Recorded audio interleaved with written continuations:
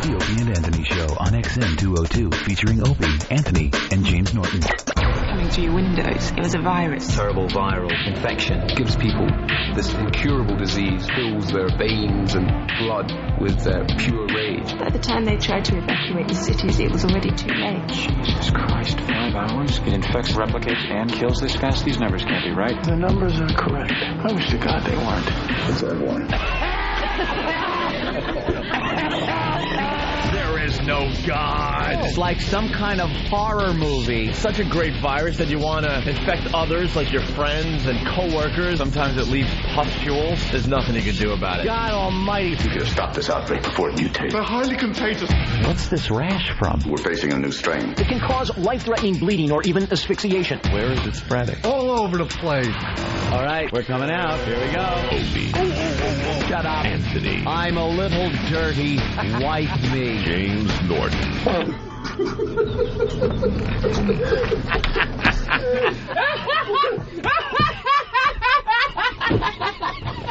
But enough of this palaver. Let's get the show on the road. It's Whip 'em Out Wednesday. It is. It's Whip 'em Out Wednesday. The Thank only goodness. bit we'll do to the end of our careers. We're always changing bits. Is that our benchmark? Well, the benchmark bit is sex in a church. Well, that's the one they'll remember. But the Whip 'em Out Wednesday thing is one of those bits where, it's. I'm trying to think of something to liken it to. Like a Hollywood guy that just you like, all right, you're 90 years old, knock it off already. Jesus. Like that, Wow. You stumped me. I know, You really I completely stumped. I'm trying to even think of like Rich Little or something, or What's Little?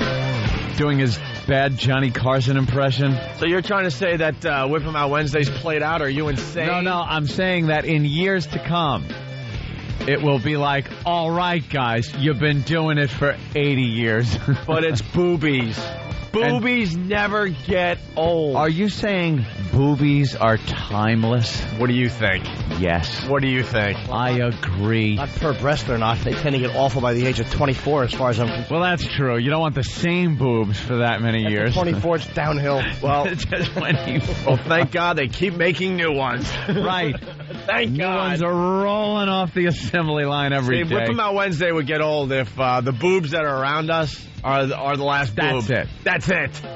Unless we could shut off gravity. Where's the gravity? Do you know I think you're right. If that was the only boobs out there were the ones that are on women right now and no new ones, we as men would figure out a way to shut off the Earth's gravity. That would be the number one top priority over anything else. Can you imagine? It's just like all of a sudden God decides every female born from this day forward can't have boobs. Can't have boobs. So then we're left with just the boobs around us. Oh My God. And then That's the only thing that'll wreck Whip 'em Out Wow. Wednesday.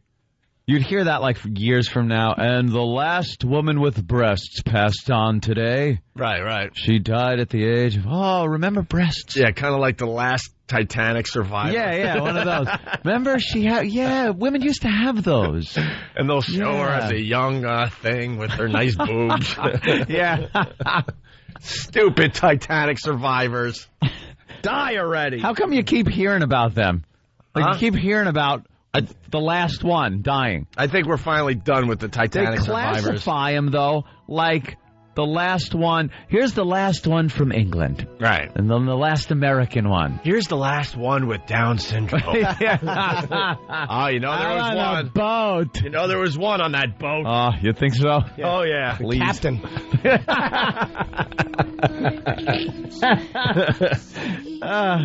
Yeah, I don't know. I don't even think there's any of them left. Anyway, it's Whip 'em Out Wednesday. It's Survivors. A waterhead in the water. I don't know if we focus a lot of time on Whip 'em Out Wednesday on our fine radio show, but it's out there. It's happening all the time. It's basically Whip 'em Out whenever. And all you need for this contest is a lousy wow bumper sticker. Yes. And you just slap it on the back of your car or your truck. And that's it. You do nothing else. You don't harass the ladies. You don't follow the ladies. You just go about your day. And And there are women out there that will flash you if they see the wow. It's as simple as that. And then you win. It's not like one of those contests where the station van has to find you driving with a sticker and pulls you over. And Peter Van Driver gets out and gives you a prize. And all you want to do is punch the guy because now you're late. Just belt him in the head because you waited there for a stupid CD instead of the grand prize because he saw you with the station sticker. Yeah, they give you a certificate so you get like $102 worth of free gas. That's right. Go away. No, this is wow. You stick it on and that's it. You don't need anybody to do anything else except a girl to see it. There's plenty of women out there. Mm-hmm. More than radio station vans. Oh, yeah. And she'll see it, pull up next to you, give a little flash. You tip your fedora in acknowledgement. And there you go. You're on your way. So it's Whip 'em Out Wednesday. I have a question. Why is it like the radio stations always use their call letters, like, this is 92.3 or whatever, Nah. How come there's... Hey, we're syndicated across America. This is 92.3 in New York. Oh, yeah. Oh, wow. That's right. It could be anywhere. Just a random It's 104.1 in Boston there. It's 94.1 in Philly. Should I keep going? What's Cleveland? Don't make me, please. Wait, isn't 94.1 in Cleveland, too? Oh. No. There's a sheet in front of me. How lazy am I? I'm just guessing. I was going to try to sound all smart and go, oh, Cleveland? It's 92.3. Of course it is. Why are there... I honestly want to know this. Why is it not 5? How come no one is like 5 FM? You just want it to be 5? Like, what is... You're so cute. But I don't understand how the numbers work. I mean... It's actually a frequency number. Oh. Yeah. An actual frequency number. There's a mathematic formula behind these numbers. Okay, so it's not like they're being random and just starting with a high. You're right, though. They should just be 1, 2, 3, 4. By the way, Kevin from Connecticut, always a wise ass. I always listen to stations up around 105, 106, 107, because they give away more cash than the stations down near 92, 93, 94.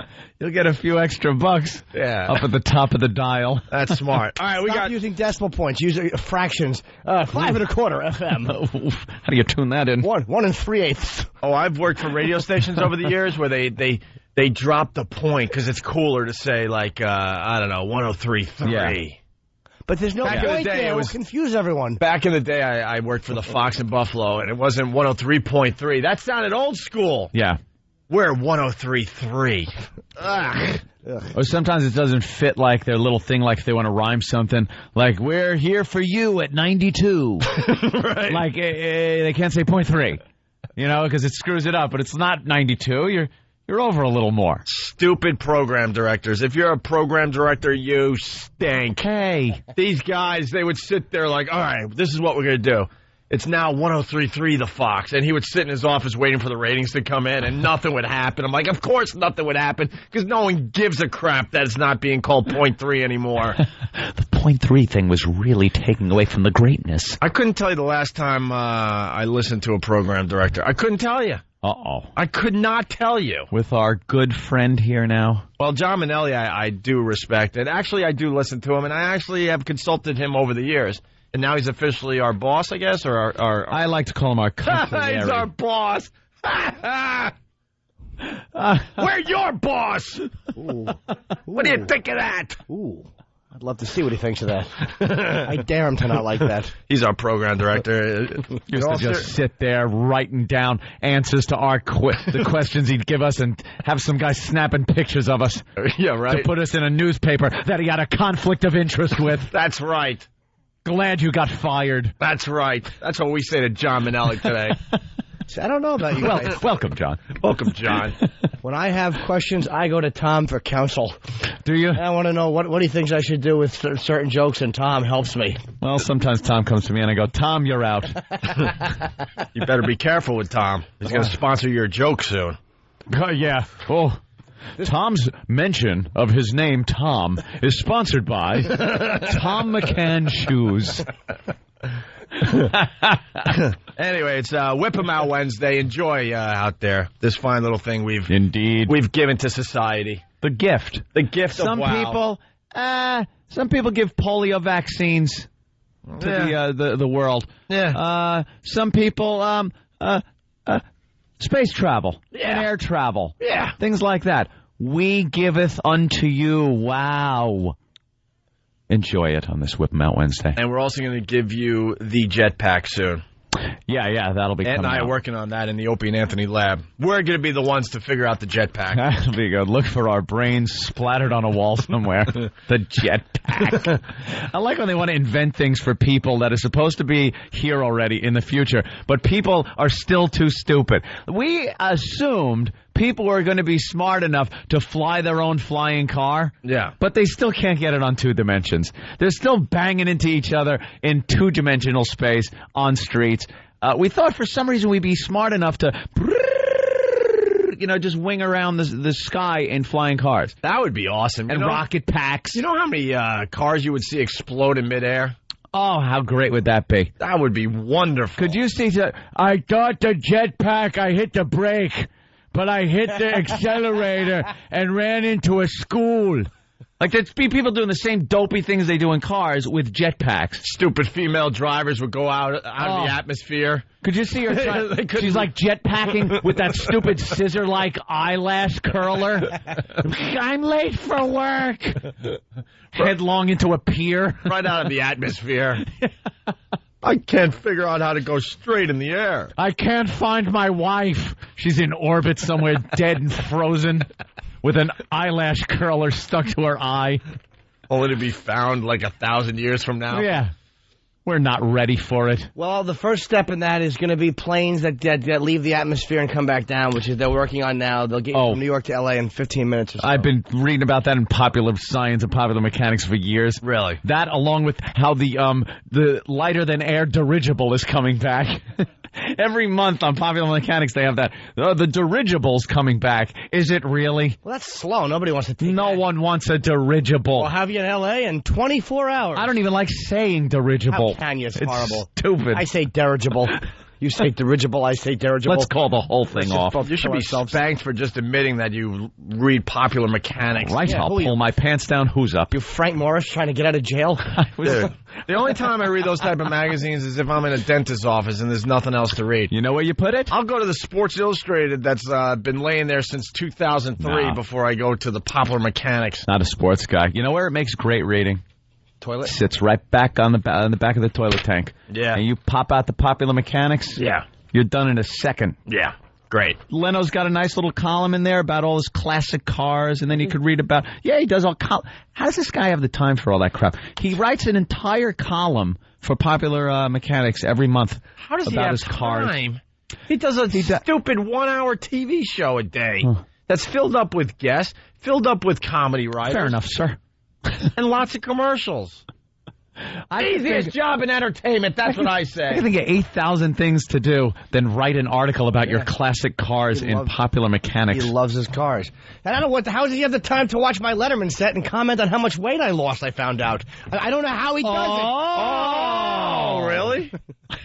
Did he call you personally? No, but the bookers are friends of mine. They said, yeah, we all watched it. And they're like, Jay watched it. And he keeps like, how did he lose the weight? Can I tell you something about Jay Leno?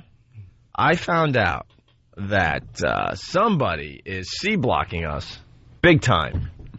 And they decide not to tell us that they're C-blocking. You want to date Jay Leno? Jay Leno has been trying to get us on his show. He's attempted 3 times. 3 times.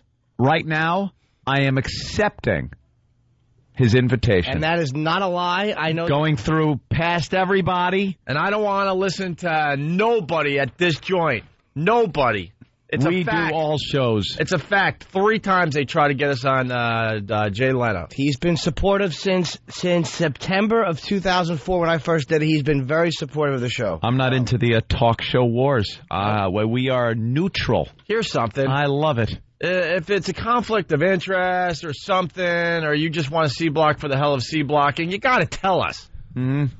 Instead of like getting those calls and just making believe you never got those calls and never telling us, because it's going to get back to us eventually. And it's not a conflict of interest at all. No. At all. To do the Tonight Show, he's got a massive audience. Yeah. And he's promoted the show to be silly to not do it. Silly.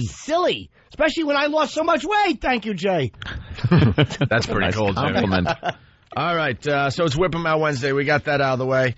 New videos, new Opie and Anthony videos. We don't go over the list every day, but there's a couple on here that are worth mentioning for a number of reasons. We got Poke the Witch, that's finally up, which is just a kind of a goofy little thing. A goofy little bit we did on the walkover the other day. But we have video of Jimmy admitting that he loves China. Oh, when you said Jimmy admitting, my heart just went, Meh. Yeah, I mean, I love China, that's fine. Oh, the girl. Yeah. Yeah. Oh, yeah, man. She was great. You were smitten yesterday. I was. There was love in your eyes. Why?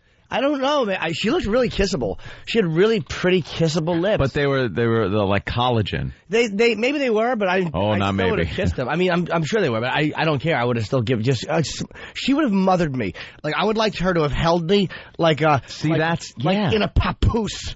I wanted her to hold me. I wanted her to hold me in a papoose and kiss me. That's the feeling I was getting. Yeah, like off of you. When you saw her when she walked in, didn't she look completely different than you remembered her looking? Oh yeah. Well, she's had a lot of plastic surgery. A lot of stuff done. If you look at images on the net of China from you got to start around when she had her first you got to start around 96, 97. When she started with the WWF, she had a massive man's jaw. She looked like Sergeant Slaughter's daughter. Yeah, she had the jaw pretty much removed and replaced. I don't know. And now you can tell the lips have been filled in. And I think she got some kind of cheek implant. Oh, yeah. She's got all sorts of stuff. She looks like the hottest tranny. Yeah. Definitely has, and I think that's might be what Jimmy. Yeah. Well, I don't know. Bell just went off of my head. Good point, Hope. Good point. She sounded like a little bit like a tranny. Like yeah. She's got that. She always had that deep voice kind of thing. There's something going on there. She's trying to put on a female voice. I would be naked, right, totally nude, and she'd be dressed like that, and she would hold me and she wouldn't kiss me like a baby. She would tussle my hair like a baby and then deep French kiss me. Yeah. You got this mothering thing. But I normally don't, though. I like small women. I don't like big women. Wow, really? Yeah. She's a big gal. Yeah, no, but she's in shape, though. But I would want her to hold me. Is that what the mothers carry their kids in those front knapsacks? I am so proud to say I haven't a clue what one of those are called. But papoose, I think, was the Indian would put it on their back. I want her to carry me, and let me amend that. Forget the papoose. The papoose is so 1790. I want her to carry me on the front thing and make out with me. I like how Indians put their kids on their back, so if they fell, the kid would be safe. But these days, you strap them to the front, so if you fall on your face, you get to crush your child. I just know if someone punches you, they hit the kid's back and not you. When was the last time you fell on your face, though? Baby Bjorn? Last night at that cancer benefit, I'd say I fell on my face. Oh, really? Well, we'll talk about that in a minute, too. Right. Anyway, so the China thing, I don't get it. Jimmy gets it. Yeah. Jimmy had that look of love in his eyes yesterday. And then we have a video of China implying that X-Pac is a gay drug addict. Yeah. That is now up on YouTube. Gay drug addict. If you throw Opie and Anthony in the search. Wife abuser or girlfriend abuser. And then I'm getting feedback yesterday, and people are like, why didn't you go with that? I don't feel like getting beat up by X-Pac. But we did kind of go with it. We asked her to elaborate on it, to say what was said that led her to believe that he's gay. I asked her if she ever did he ever request any equipment? Yeah. A belt be worn? Yeah, who's saying what? You can't just go out and accuse people of that, though. There's something called lawsuits if you just go out and go, so-and-so's gay. And there's we asked her plenty. So we asked her plenty. So we did all right with that? I think so. All right, well, the video's up on YouTube. Jimmy got a nice big hug. Did you bury your face? How could you not? She smelled really good. She gave me a very mothering, a nice hug. Her ample bosom was pressed against me. And it was you kind of leaned your head there. How could you not? You could see her dirty pillows. It was like two Paul Stanley arms. Two at once. All right, let's go to Alabama. Brian, what's up? Hey, I'm nothing much. Just driving around, buddy. Hey there, Brian. Well, why are you calling the show? Let's go. I was calling to tell you all I think y'all the greatest damn radio station in the world, and I was just wanting to know how can I get one of those stickers, buddy? You want a WOW sticker? Go to opieandanthony.com. That's the easiest way. Oh, okay. I appreciate it, buddy. Individual radio stations have their own version, but if you go to opieandanthony.com, we'll get you a WOW sticker. Thanks, mister. All right, thank you, man. All right. If you live in San Francisco, contact that station, and you can get a WOW eye covering. Jesus. What are those postage things? stamp. Oh, it's awful. They're so tiny. They do that just so they won't hear a lot of malarkey out there. Right. Hey, come on, San Francisco, commit. Step it up. The WOW stickers are a little small. I'm going to talk to one of the big Hollander bosses about that. Oh, yeah. right. Dinner tonight with the Flying Hollanders. With the boys. They fly a lot. Dave, Pennsylvania. What's up?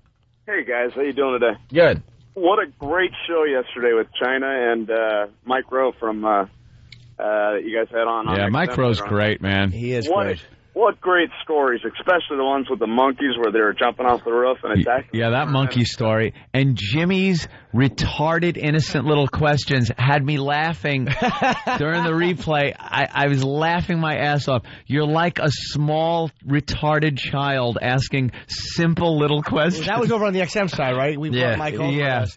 And he was telling a story about having been to South Africa with these people that live among these little teeny monkeys. And they're not the big gorilla ones. They're like these little 3-foot-tall monkeys that are just... obnoxious, nasty, biting. They're as nasty as rats. You want to make little ashtrays out of their little monkey hands. Oh, actually, they're worse than rats because they attack you. And they fly and jump. Yeah. And he was telling a story about how he got scratched when they went. He said it was really interesting story. One of his cameramen got his calf bit right to the bone by one of these monkeys. And they throw feces, and they bite you, and they're bleeding their gums. It's just, they're disgusting creatures. And they did it on Dirty Jobs, I guess, right? Yeah. It wasn't an actual dirty job, but it was like a special dirty job episode, I guess. It was during a time during Shark Week where the weather was a little inclement and they had to find something else to do that day and dropped in on this woman that has a house full of these monkeys. Kind of like, it sounds cute. Kind of like the old cat lady that has to take all the cats in. Yeah. There's one in every neighborhood in America. Well, there's a lady down there in Africa that is Monkey Lady. South Africa, her husband. And they run free in the house, right? Yes. And believe me, like we said, it's not. They're not in little coveralls wearing engineer hats, running around doing human things. They are vicious creatures with big, sharp teeth. And Mike was talking about that, and apparently I caught myself as I was going on, because I wasn't doing it on purpose, but I'm a boob. I just ask boobish questions. Like I think when he told me, like, and there's, Mike in his man's voice, and the monkey jumped on my back, he scratched me. Like, I forget what I asked him, but it was something like, well, what was it then? Was it an accident? Yeah, was it an accident that he scratched you?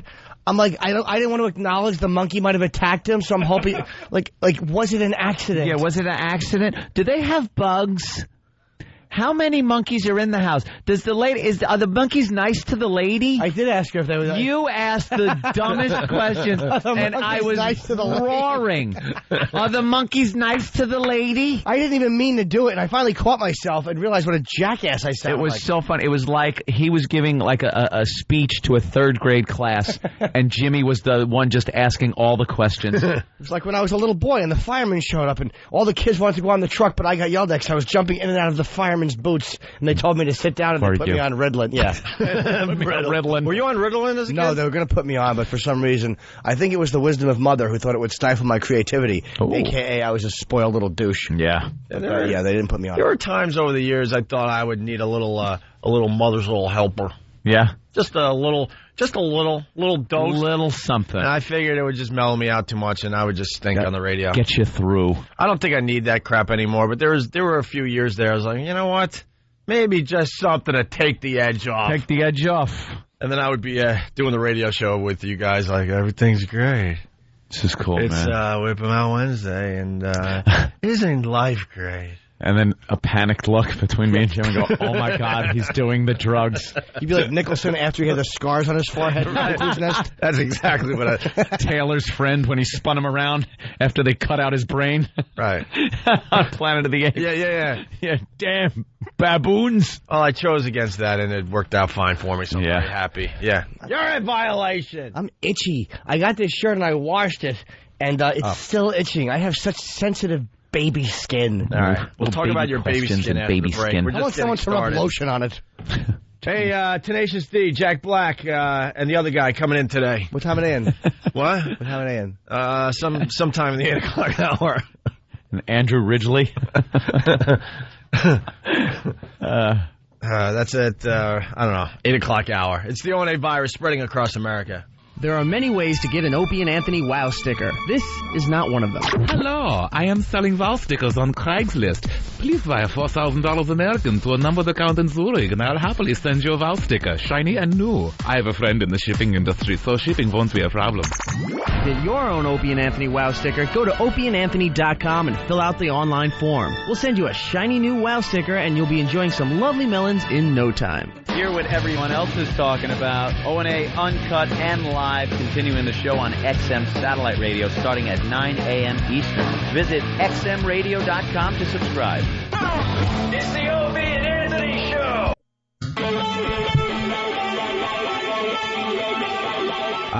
Good morning.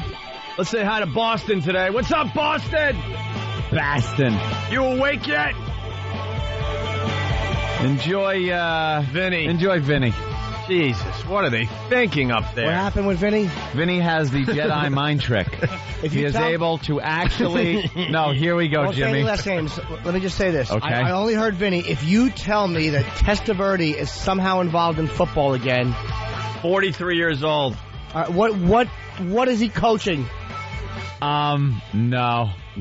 He's the backup to Tom Brady. The Patriots signed him. He's a great guy. Of course he is. Didn't we try this a couple years ago and he was old then? Yeah. He's 43 in football years. Who was pointing it out in the office? 43 in baseball years.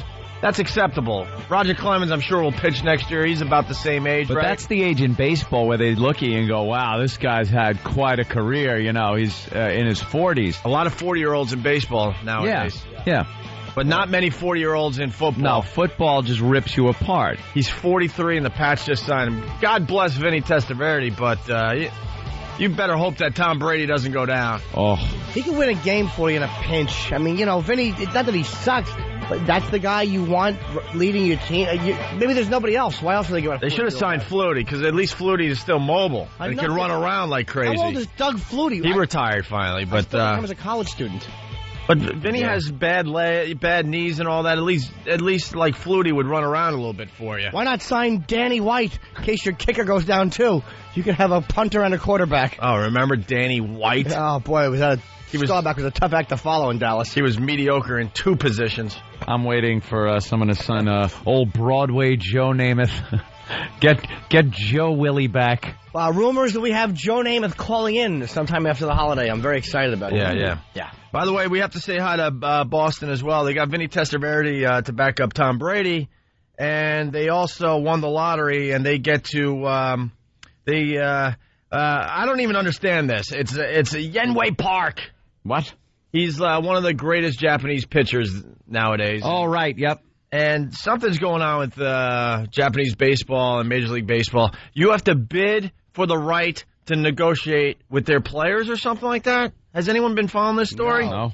So the Bo Sox, the Red Sox, $51 million they bid so they can negotiate with Yenwei Park. And I bet you the players. So they've spent $51 million already, so they can. And that's not a guarantee that he's actually going to pitch for the Red Sox. Wow. Right? Sort of. What? I don't know. Well, this has been a big baseball story. Better be refundable.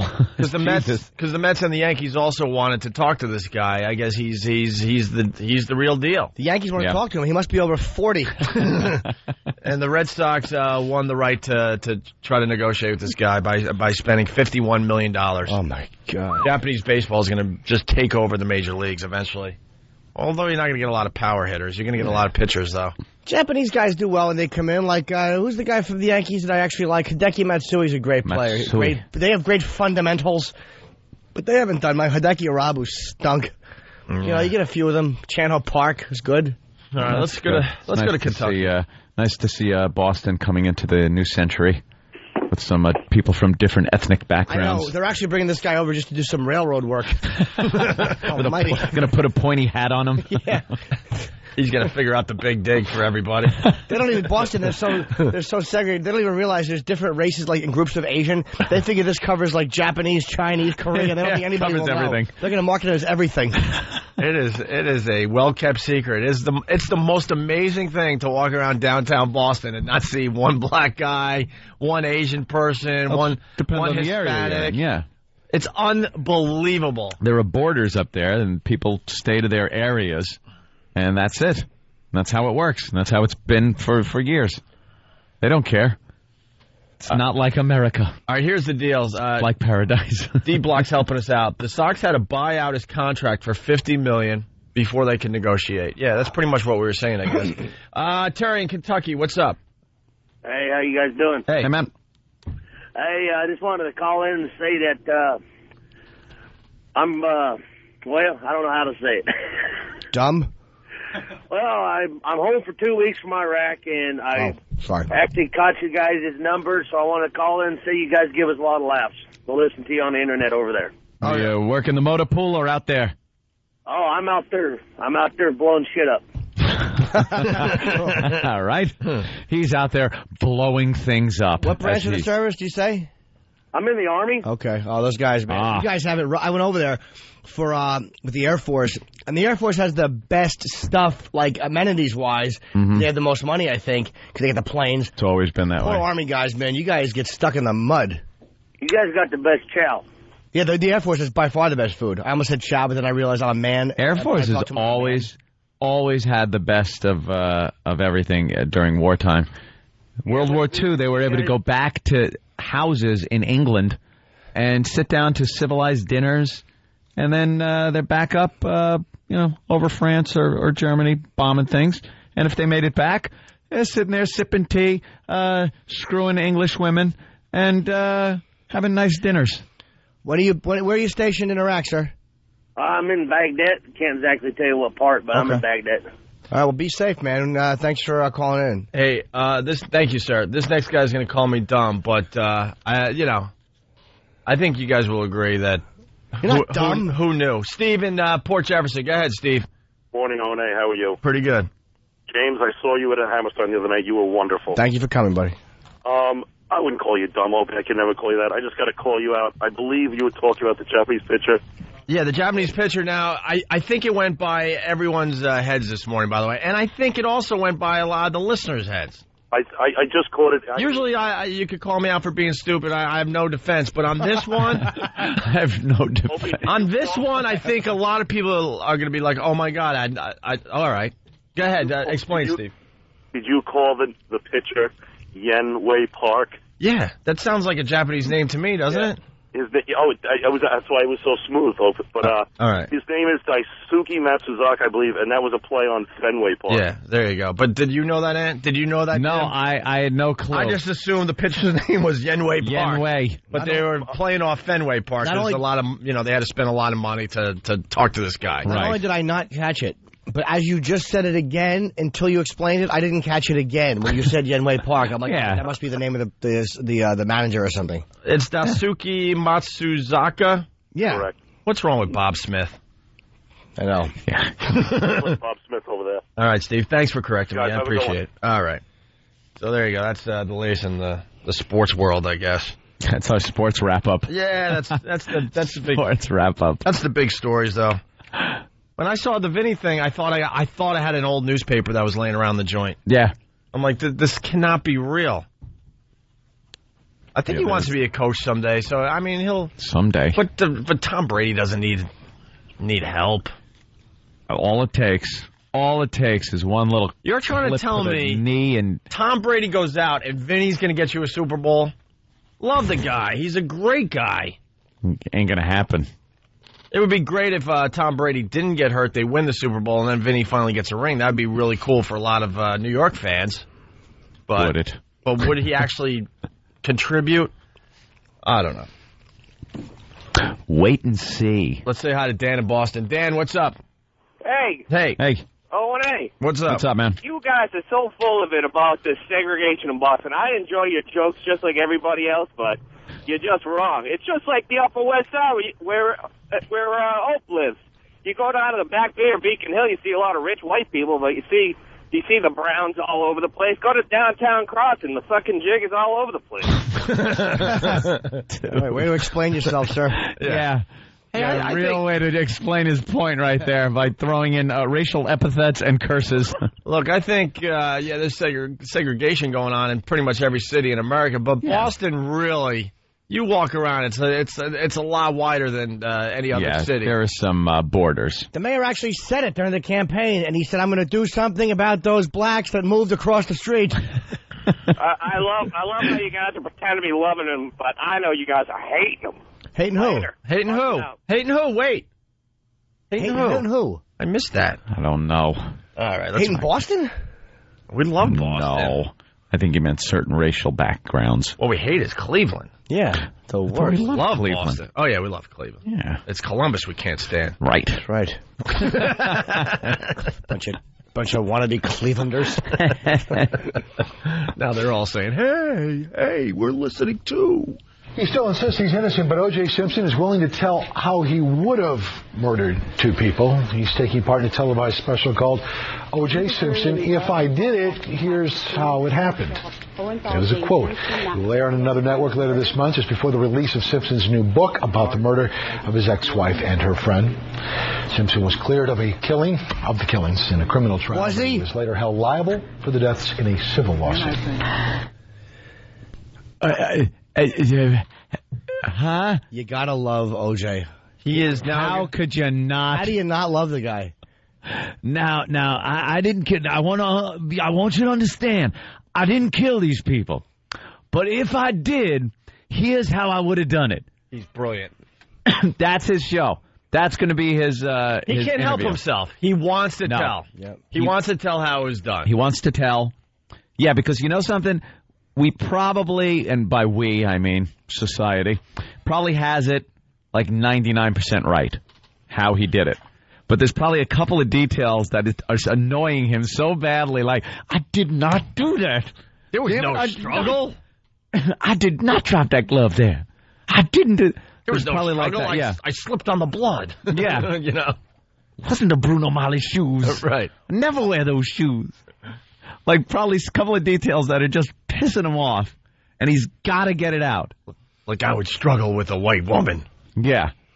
Like that was no struggle. This is OJ. He has to get it. He's got to talk about it. He's got to talk about it, and he's got to be in the public eye. The guy is a fame whore. He can't help himself. Is he broke? Is he looking? He's got to be getting money for this. He's getting his pension money that He's not broke. Goldman and Brown family can't touch.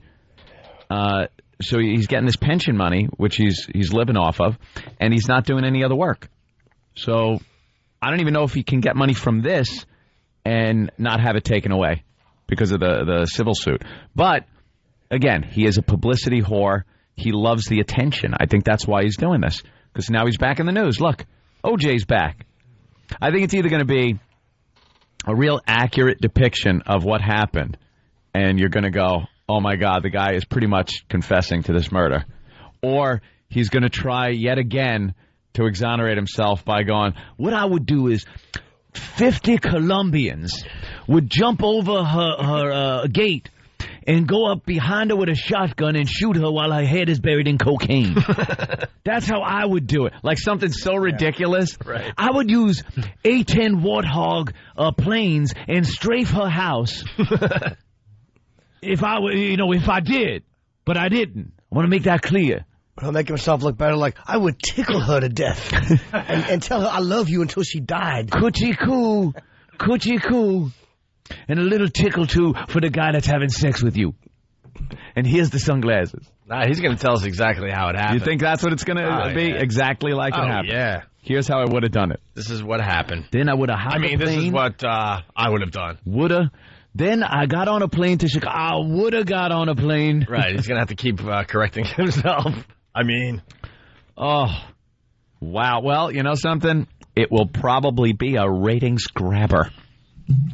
Saw the ad for it on Fox News here in New York, and the girl behind the desk, I guess they call her the anchor in the morning, the woman, should be getting the cameraman coffee. We call her the newsreader. Yeah, the newsreader. She was talking about the story Disgusted.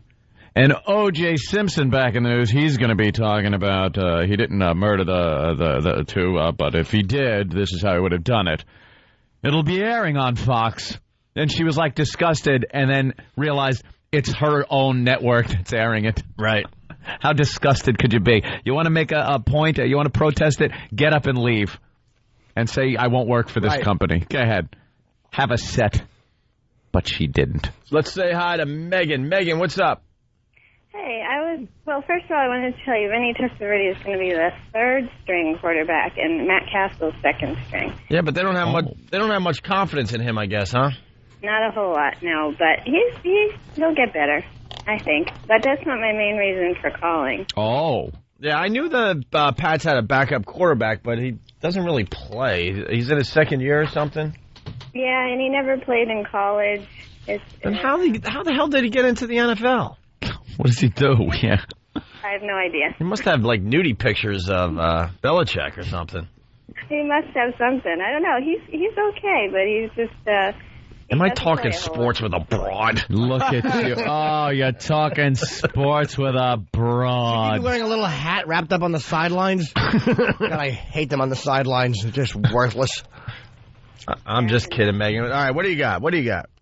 Okay, my main question is, I am a small girl, and I'm wondering, I've never wowed a guy because I don't think they're interested. But I wanted to know, are they interested in smaller girls? Absolutely. What do you mean by bees? What do you mean? The boobs are small, or your whole body small? Well, the whole body, but yeah, my boobs specifically. All right, how small? I'm like a small B. That's nice. What are you, 32B? 32, 34B? She's really an A, but she buys the B's to make herself feel a little better, right? Right, Megan? We can be honest here. I'm an A plus B minus. That's How cool. about that? You have a great GPA, but for anything else, worthless. Aren't infants born with an A plus? Isn't every woman born with A's? Absolutely. And A pluses? And then they're supposed to grow. You actually... When did you realize they weren't going to grow at all? What age? I think I was a little disappointed probably around 14 or so. Oh, a little 14? disappointed when all your little classmates started getting things to talk about, and you just stayed like you were when you were in second grade. That's gotta suck as a girl. Yeah. Look, honestly, where I'm at with small boobs, they're fine. They're fine. Fine and dandy. But there's girls out there, like, every summer they're looking in the mirror hoping and nothing is happening, and their friends are coming over and they're blossoming. And they're just right out there, too, for everyone to see. It's not like, if a guy's got... hung like an acorn, he can hide that. Yeah, hide it. You don't have to worry about it. But women, it's there, it's this. So then as you're growing, you're looking and going, oh, come on, maybe next year. What tipped you off? Like the first time a guy put his hand up your shirt, he was like, yeah, and his hand just went right through and jammed you in the eye? Or was it the subtle, he's kissing you, and his hand goes up your shirt, and you hear him go, ugh. Actually, maybe it was a sensitive guy, and he put the hand up the shirt, it came out her collar, and he just grabbed her chin and kissed her. And massaged her chin. To make it seem like it was a romantic move. No, I think A's and B's, I think they're sexy. I'm not just being nice either. I think they're very sexy. I don't care about that at all. Yeah. So show them. As long as your head's not small. It's all proportioned, right. If it's all proportioned, a petite girl, that looks great. Yeah, if you're going to be a fat broad, you got to be a flatso. You got to make sure you have the big, huge, ugly boobs. Ugly. Small all over. Hey, all over. Yeah, you're a little girl. Megan, so 14, you finally realized, no way is this going to happen for me, huh? Yeah, I had a feeling. I remember my mother told me that the most depressing thing I ever said to her was that I'll never look like Face Hill or any of those tall, pretty girls. No. Oh, boy. So I bet you starting at 14, you worked on other things, right? Better have. Did you become proficient in certain acts? Right. Oh, yeah. Of course. I haven't gotten any complaints. Well, I'm not going to be known as the girl with the nice set in high school, but I'll be known for my nickname, Hoover. Love me. So what did they do? Throw you in gymnastics?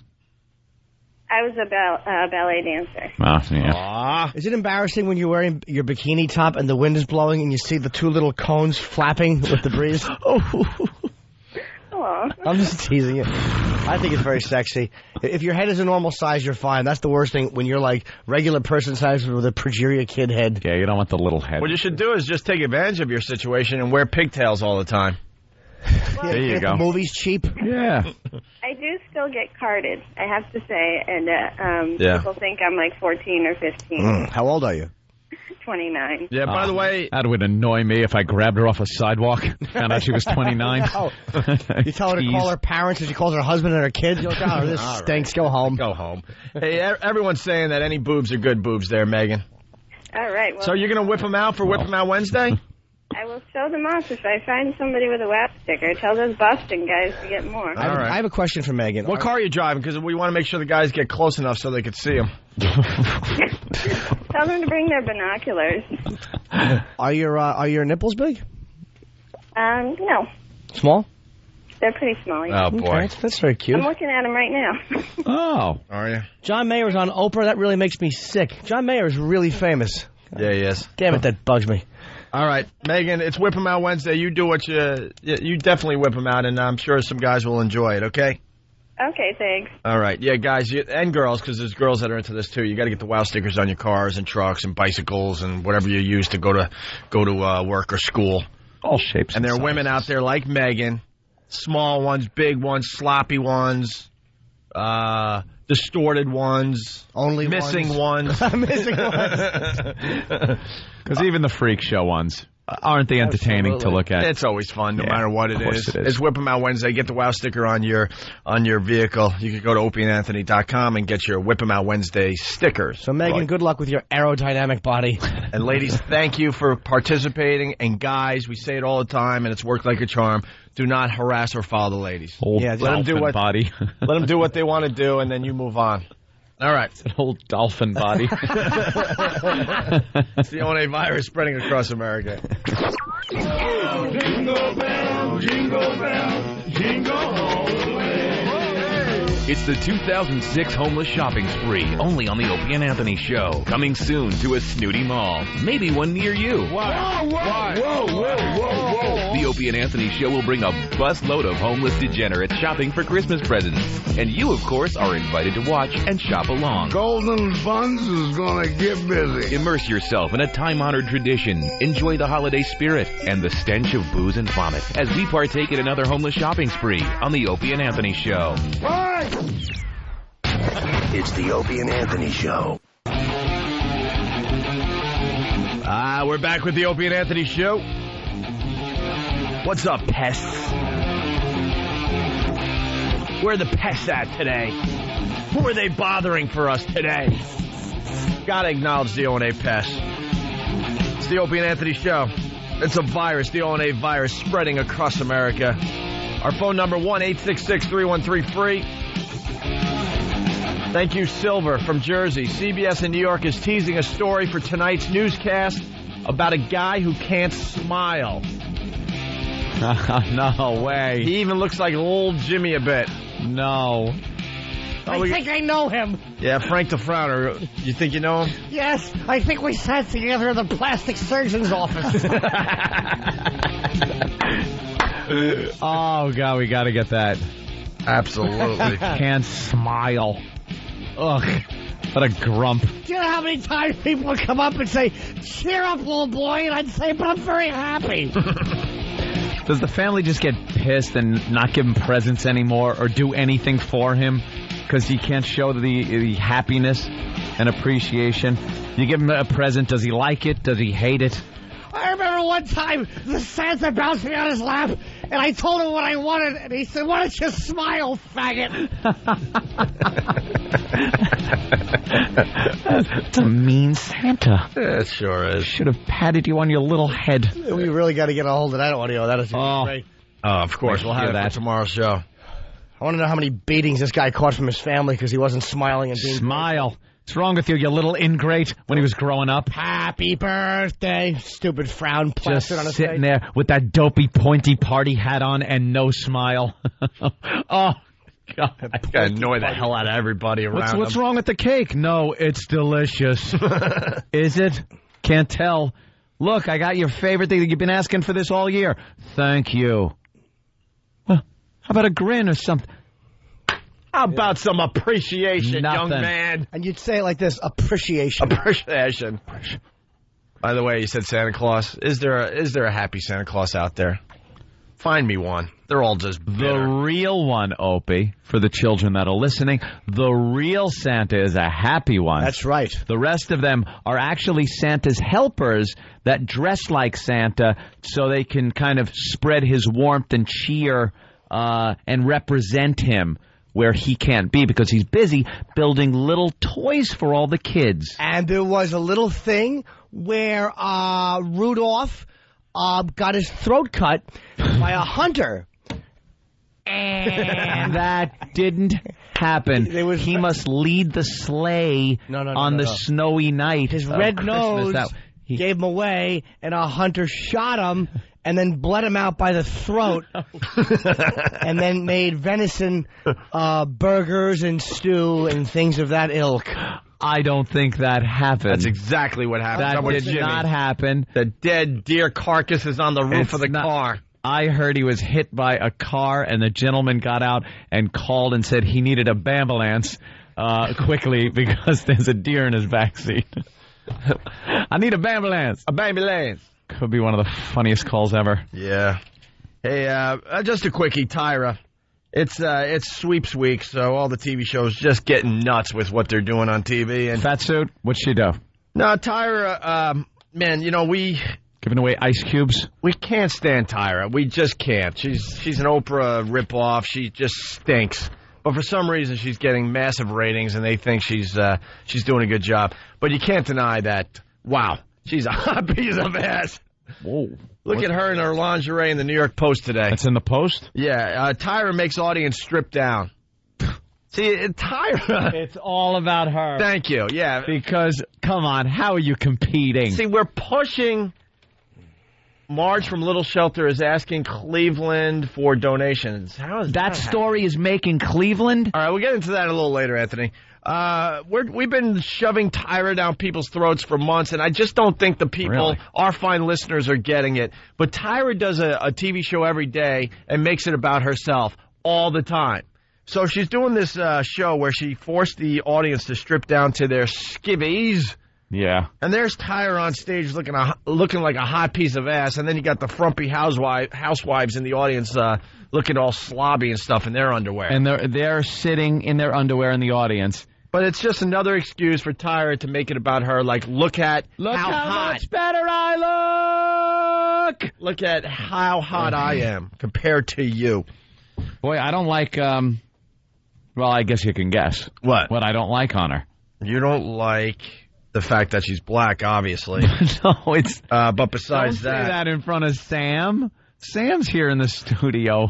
We all know you hate blacks. No, that is not true. That is not true. Right. Besides her skin tone, let's just pass on that. There's something on her body you don't like? Yeah. Look, actually, her face is looking a little funny in that picture, but I'll give her the benefit of the doubt. Wait, there's really something you don't like? Yeah. Her feet? Yep. What's wrong with her feet? They're size 100. Look at the size of those feet. And they're real, like, skinny and big. Like skinny, big feet. They're narrow. God. Look at her shoes. They're like... You know what, though? If Lewis and Clark paddled those shoes. You know what? Nothing? Little history joke? People have no culture. I'm not paying attention, as one of us never does. What the hell was the Lewis and Clark thing? I missed it. I'm not saying it again. You don't want to know. Yeah, listen to the replay. I will not repeat that, Jimmy. I heard. You are not getting me. I heard it. I just really wanted to hear him do it again. Of course you did. We're on to you. Did you see when I had to repeat the joke earlier? That you actually liked, yeah, but that was fun. And I repeated it with half the confidence I had when I first said it. You get me in such a tizzy. There's nothing better than when a joke bombs if you can get somebody to plow through it again with a newfound confidence. It really is funny. Because what happens is you've just driven into a wall and you're getting someone to back up their beaten up car and then slam on the gas again. Right into the wall again. So, really fast, first of all, for the women out there, when Anthony or any guy says, what I don't like about this picture or whatever, and we have to go all the way down to the feet. Yeah. You're in a good position. I'm nitpicking, You're nitpicking because it was so obvious. I quickly worked. I went from head to toe, and it was so obvious there was nothing else wrong with Tyra. Yeah. Unless she talks, then that's the big problem. Her head is a bit ovalish, though. She has a very big forehead. She has definitely a head. It looks like an almond. She has an almond-shaped skull. You know what I would like to do? I would like to chop off her head and her feet. Yeah. And then what's left with, I will take and ravage. She's got fantastic natural big boobies. She's lovely. You know what? Are they au natural? I'm obsessed with her. I take a peek at her show every chance I could get, and she's looking more and more like RuPaul every day, though. She's got a little RuPaul. Is it the... Oh, yeah, Jimmy. Sorry to turn you on 2 days in a row. China yesterday, and now a RuPaul mention. Jesus. Is it her head? That big head? No, it's just how she's wearing her hair and her makeup. It's kind of like how RuPaul used to do it. Mm. You know, she's looking kind of RuPaul-ish. Sexy. But anyway, this is what Tyra's doing, and we don't have to spend a lot of time on this, but there was just one comment in the post, and we got to talk about it for a second here. Tyra makes audience strip down. Always wear... This is what I have a problem with, okay? Mm-hmm. Tyra makes audience strip down. Always wear clean underwear because you never know when Tyra Banks will ask you to strip down to your skivvies. Yeah, well, you always heard the old always wear clean underwear. So if you get into an accident, thank you, and they have to take your pants off, you're not embarrassed in the hospital. And no one ever challenges this. Who the F wears dirty underwear? Ever? Andrew. Yeah, all right. Tippy homeless guy. Okay. You mean Big Excluding A? Big A? Yes. But they talk about this like it's an option when you wake up. Like, clean underwear, or should I wear the dirty pair that's been dirty underwear hanging out in the hamper for the last week? Mm-hmm. Who wears dirty underwear? Not me. And if you're an EMT, do you really give a crap if someone's not wearing? I'm sure they do. Clean underwear? You would love to think that those guys are saintly, that people in hospitals are saints and don't look at people differently if their clothing is a little dirty or something, but they don't want to deal with stink people. Yeah. They don't want to remember, I just talked about my yearly medical exam that I had. Yeah. I had a full physical. Went to the doctor, but I had to leave here and rush home to shower first and change my clothes before I went to the doctor because I didn't want to be stinky guy at the checkup where he's got to check your prostate. And you know what? I hadn't showered. You wanted to look hot for your doctor. Absolutely. No, thank you, Jimmy. Thank you. He's an older gentleman. Look, I put on your snug BVDs. You know what? You know what I give my doctor when I know he's got to check my prostate? What? And do the little finger test? What? I go to the gym for an hour. Oh. How you like them apples? Just work Treadmill out hard. for an hour. Treadmill. That's right. I have a smoothie, and then I go home. I start, but I don't finish. I'm like, you know what? Let him deal with it. That's right. That's my attitude. If he's going to do what he's doing to me, he's going to get a little special treat. Let Dr. Busybody deal with it. An halfway hour through, you let it slam shut like the Enterprise elevator doors. Snap it off. I eat grapes. I eat grapes and whole milk. Yeah. For an hour before I work out. Mm-hmm. That gets the gases going. Treadmill for an hour. Full tracksuit in the sauna for an hour. How you like them apples? Sauna. That's right. And then I go to the doctor. Do you actually think your doctor would give you an adequate examination? I don't care. He would just hold his nose, come over for a second, feel your glands under your neck and go, okay, you're good. You leave.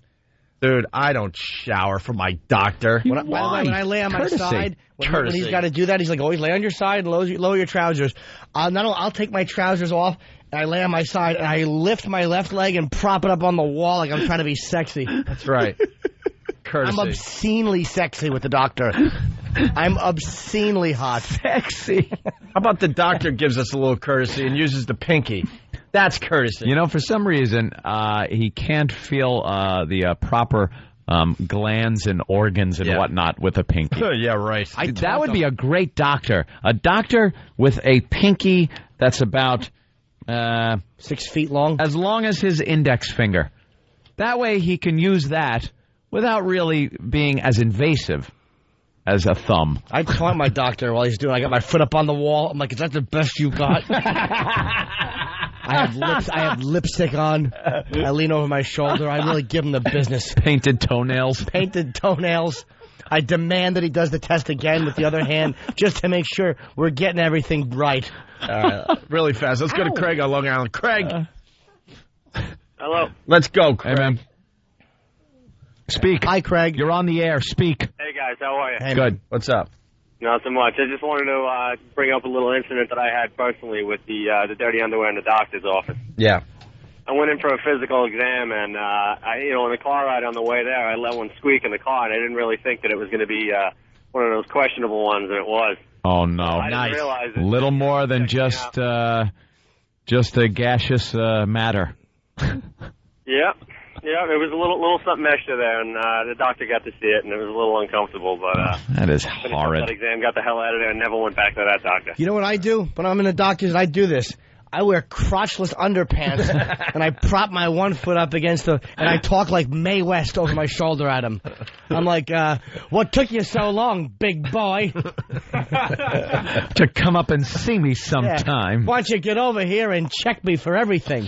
I wink at him. I give him an over-the-top wink, a little stinky wink. That must be an uncomfortable situation in your doctor's office. But I make funny noises, like when he checks, like I'll ask him to rub and check me for breast cancer, and he'll go, but that's not what we do. And I'll just say, just check me. And when he's rubbing my chest, I go,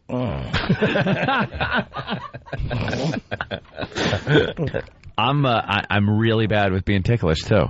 Like, I can't deal with being touched in certain places. Please tell me you're giggling. Dude, at the I was giggling like an idiot when he's touching me, like in places only your doctor or your girlfriend is supposed to touch you. And I was giggling. What a dork. Well, I really am an ass. And I was giggling. You certainly were, but it wasn't because you were ticklish. It was because somewhere in the dark recesses you remember when it wasn't a doctor who was doing it. You remember, for some reason, when the doctor's doing it, you smell paint thinner, and then you have visions of being inside a van, and then you're just back to being Anthony eating cotton candy. No. I'll be honest with you. There are certain areas around the groin area, like that the doctor checks because there's glands there, like where your leg meets your torso, yes. in the fold area where your leg bends, that they have to feel. He takes two fingers and kind of presses and feels around. That I cannot handle. I was just like an idiot. I'm a grown man, and I'm giggling because I'm being touched. Were you giggling because you were embarrassed at the physical reaction that was obvious to everyone in the room? There was no physical reaction. Ha ha ha! Except flap. Why? Also, the doctor goes, "Oh, what do we got here?" Oh, he did not. I'm just very ticklish when I'm touched there. That spot in me is completely ticklish. Anthony showers before he goes to the doctor. Like 3 days in advance, I made sure I was like clean as a whistle, so no chafing would develop anywhere. Using the baby wipe things. Ew, why? What is he? Because I don't want gloves or like little sandpaper hand coverings. I don't want to be like the guy next time you come in. It's like, oh, here comes dirty guy, because they talk around the office, all of it, chatty Cathy, the nurses and the receptionist and everything. Oh, here comes that stinky guy, or the guy that the doctor doesn't like singing because of that. And I think you get better. Psychopath. I think you get better personal attention from a doctor.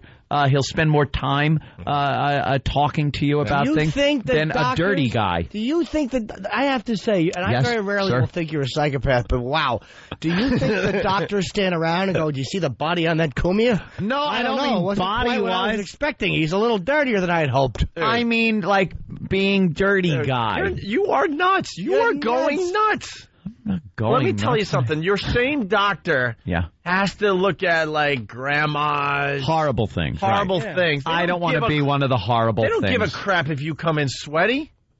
They get their job done. I think it's a courtesy. And you're not going to get special attention. I don't mean special attention. I just mean he'll be willing to do a more thorough job and talk to you more. Doctors know like that if you got it or if you don't. He went to medical school. Dude. He's not expecting. They're to be bored. So you should say I should just go in there dirty. Dude, you know what you should do next time? I'm going to do this if I had the guts.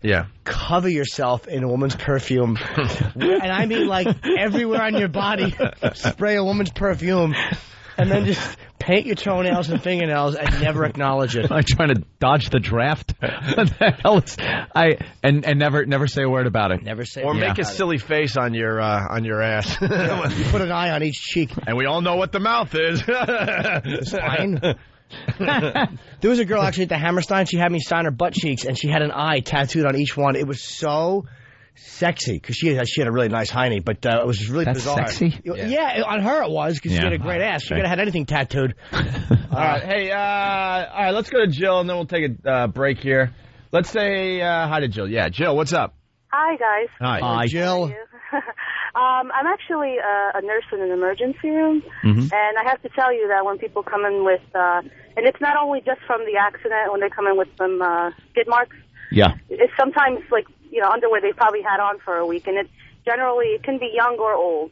And we do notice, and it's disgusting, and we have to take them off. Yeah, but you still do notice. It's disgusting. Now, let me tell you something. Now, I know you're not going to neglect somebody because they have skid marks and stuff, but aren't you a little more courteous to somebody that is kind of more well kempt than somebody that's coming in with skid marks? And unfortunately, we have to give more attention to somebody who's, filthy, sweaty, and all over, So they're wrecking it for clean people. Absolutely. Reverse, All right, thank you, Jill. So you're getting a chintzy examination. The doctor's not even looking at your blood work. He's like, he takes care of himself. He's fine. Great. Anthony wants to be noticed. He wants the noticed. doctors talking about him around the office and go, that guy smelled terrific. I don't want to be dirty. No chafing? You're kidding me. I don't want to be dirty guy or dirty hiney guy or stinky. Dude, go in there with a swamp ass, man. No, you'll get the same attention. Yeah, you will. Absolutely. Yeah, you will. I cannot believe you two. Oh, I can't. Why? I can't get enough of it. Then it's just business. Because I wonder about my doctor. It is I have business. to find a new doctor because every time I go in there with a little scratchy throat, I'm bending over for the guy. So something's going on with my doctor. Scratchy throat. And that's where it's not go through. And that's where I came up with the swamp ass theory. It's a scratchy throat after the exam. I'm going in there very, very filthy. So we get right down to business and see why I have a scratchy throat. Yeah. Yeah. I'm teasing my doctor. It's obvious. Cynthia, what's up? Your blonde hair, your blue eyes, your mouth opens. He just has to see more. Cynthia. Yes. Hey. I also agree. I mean, we go and we see female doctors all the time. Yeah. And, like you're the same thing. You want to not stink when her face is down there or his face is down there. Right. And so if you do clean it up and they get down there, they kind of like hang and stay. They're getting the tools. Their face is like right there, and you're like, okay, how long are you going to stay down there? Yeah, you're giving the doctor an opportunity to hang out down there a little too long, Anthony. Yeah. No, Because you never know the sexual orientation of your doctor. Did you ever just feel this? A little breath? No, I didn't. I'll bet you that's what happened. Anthony, it got really quiet during an exam, and Anthony heard. I did not. Why can't I be courteous to my doctor? Being courteous is one thing, but you're actually That's going. why, because they hang down there too long. They do hang down there, man. Why don't you tell it? Yeah, no, we know that they hang down there. Down there too long. Is she from Philly or Baltimore? I like Cynthia. Where are you from? I like her too. I'm from Jersey. South Jersey, right? Yep. Oh, wait, I got another one for you, too. It's like... No, you don't. Taser. Well, her underwear a little stained. All right, we got to take a break. We got Tenacious D coming in.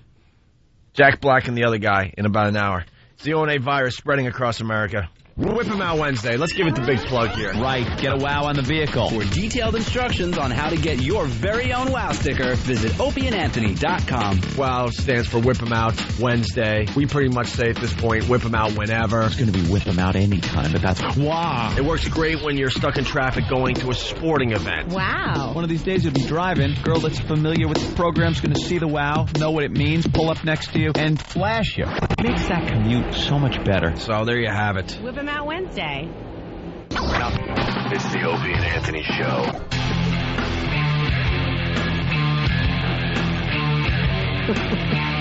We're back with the Opie and Anthony Show. Yeah, we are. The O&A virus spreading across America. We're going to discuss that on XM. Don't forget that. No problem. Don't forget Monster Rain. I don't forget that. All right, no problem. Yeah, we'll get into that. It's Whip 'em Out Wednesday. Let's not forget about that. Get your WOW stickers by going to opieandanthony.com. You throw the WOW on the back of your car. There are ladies. We've talked to one so far today, and there's others out there that are more than willing to flash if they see the WOW stickers on the cars. And all we ask the guys, and they've been cool over the years, you just don't harass the ladies. Just don't do anything. Just enjoy it. Just look and enjoy. And move on. The ladies don't want anything. They just want to show you real fast, and that's it. They're being good eggs, not looking for sex. That's right. Let's say hi to Scott in Cleveland. Scott, what's up? Good morning, boys. Good morning, Scott. Oh, I just want to tell you, I picked up the FHM with your article inside. Yeah. It was delightful. Especially enjoyed the picture of little Jimmy Norton as he waited with anticipation for the slices of turkey that you two had prepared. Didn't I look like a little boy waiting for my parents to hand me a piece of turkey? I love that one picture of us three. Yeah, I do too. Yeah, I really do. It's me stabbing the turkey. Anthony's like, I guess you're holding the turkey. Yes, I'm presenting the turkey. Or you got the fork. I don't know. And then Jimmy is there in anticipation of a slice of juicy turkey with his bib on and his plate all the way up to his eyes open chin. wide. I'm in the middle just for more goodies, like the leech that I am. Like just a back-breaking leech. They did a really good job. It's the latest issue of FHM magazine, the December issue. Howie had to, make fun of it because he has to make fun of whatever we do. Yeah, it's the no honesty whatsoever there. But whatever. We're proud of the article. We're proud of the pictures, and you can check it out for yourself. The December issue of FHM. Thanks, Scott. No problem, guys. Bye, sweet potato. All right, we got the news tease. We were just talking about this. The kid that can't smile. They can do it on the news tonight.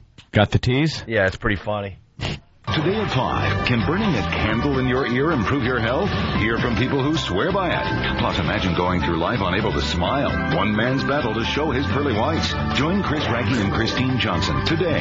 CBS 2 News starting at 5. Wouldn't it be funny if he admitted, there's something wrong with me because I frown all the time until I read about things like drunk driving deaths and murders, and then I smile. He's a despicable human being. He has a medical condition called he's a creep. I can't wait to see that tonight, later on. All right. Yeah, get the details. Yeah. Just cut his lips off. There's his pearly whites. Now you're smiling all the time, stupid. We got to go back to Cleveland. Jeremy in Cleveland. What's up? Hey, good morning, boys. Hey, I just wanted to let you know that Marge from your little shelter there is trying to get donations from here, too. She's featured on the website here, newsnet5.com. Yeah, Marge from the Little Shelter. She calls here occasionally. The Little Shelter's a place that takes in dogs and kitties and stuff, and they don't kill them, allegedly. What about those cleft palate dogs that were born? Yeah, I was getting to that, you dumbass. Jesus, let me set up who Marge is. Jeremy knows who Marge is, so he assumes everybody does. Well, I'm right in the middle of explaining who Marge is, and he just starts telling the story. Right.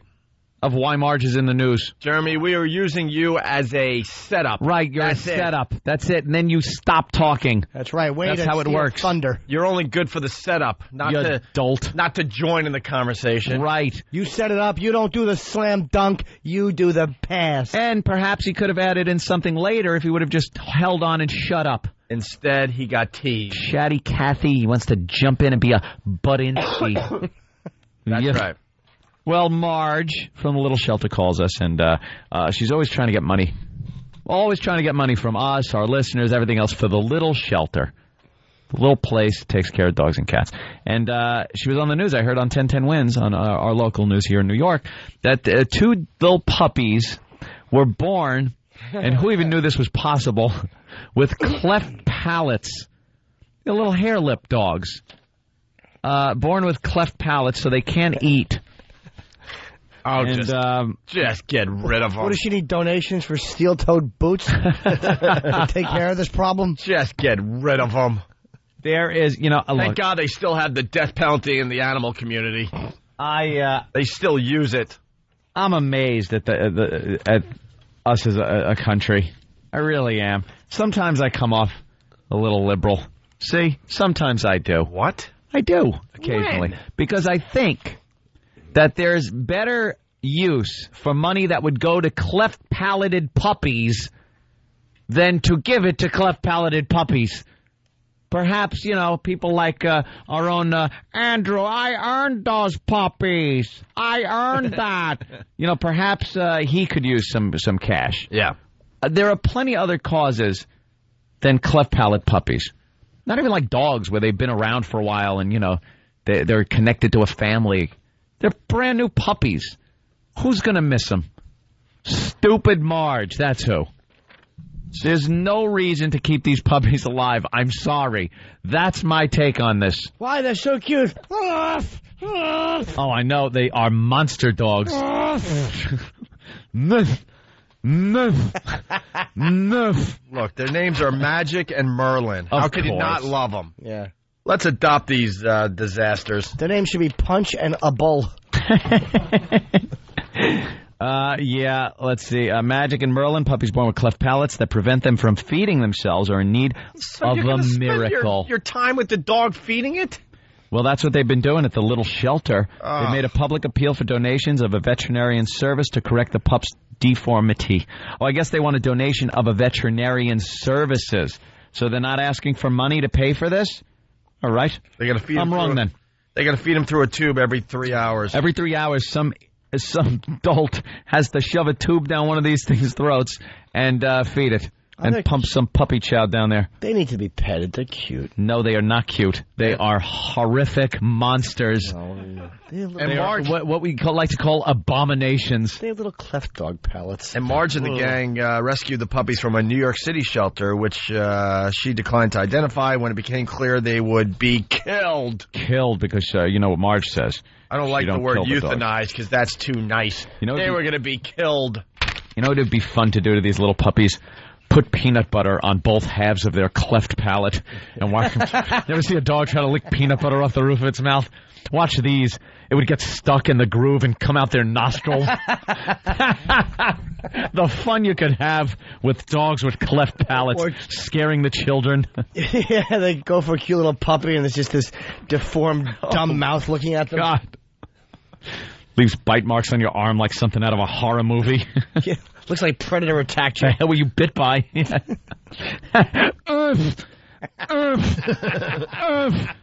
Come here, puppy. Oh, is that your dog? He's so. God.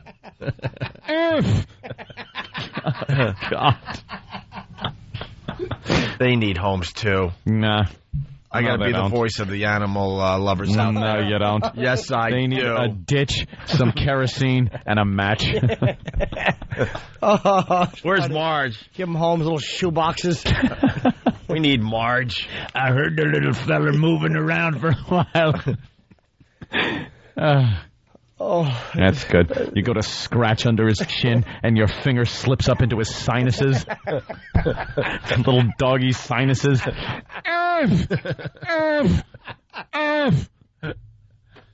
It's a horrific story. Oh, boy. Canada. I almost said Canada. Canada Chris. Canada Chris has to be an implant from the States because he can't be this funny. He just can't. Funny people don't come from Canada. Ooh. He's from Halifax. Fed by a tube every 3 hours. The pup should be named Christopher and Reeves. That's horrible. Make fun of your own Canadian celebrities that are dead. Oh, yeah. Yeah. Not ours. Yeah. Busted. So I was driving in this morning and I heard Marge making an appeal on the news. We love Marge. Do we have the audio? Jimmy's just looking at Jimmy. Finger slips into his... Oh, just you pull out some, I don't know what, goopy mucus membrane. That's adorable. And they can fix this? Yeah, I guess the vet can, sure. Yeah. Mm-hmm. Wonderful. Yeah. Why hasn't Marge called? Because she's getting publicity everywhere else?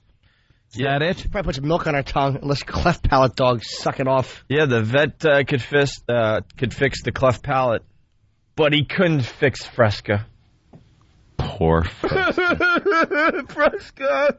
Opie's little doggy Fresca. You had a dog named Fresca? Not an awful name for a dog, by the way. Yeah. We named our dogs after sodas. What's wrong with that? Nothing if it's Coke or Pepsi. Yeah. I had a Sprite. I had a Fresca. I had a Pepsi. Come here, RC Cola. I had Ew.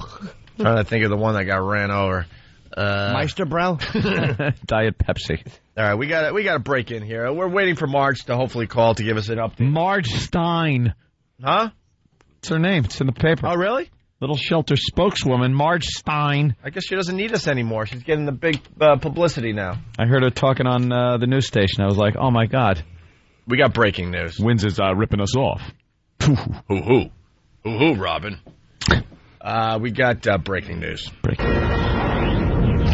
This is a Fox News alert on this Wednesday morning. A 6.5-foot tsunami wave is expected to be hitting the northern and eastern coast of Japan, if not now, very shortly. It comes after a 7.8 magnitude earthquake hit earlier this morning.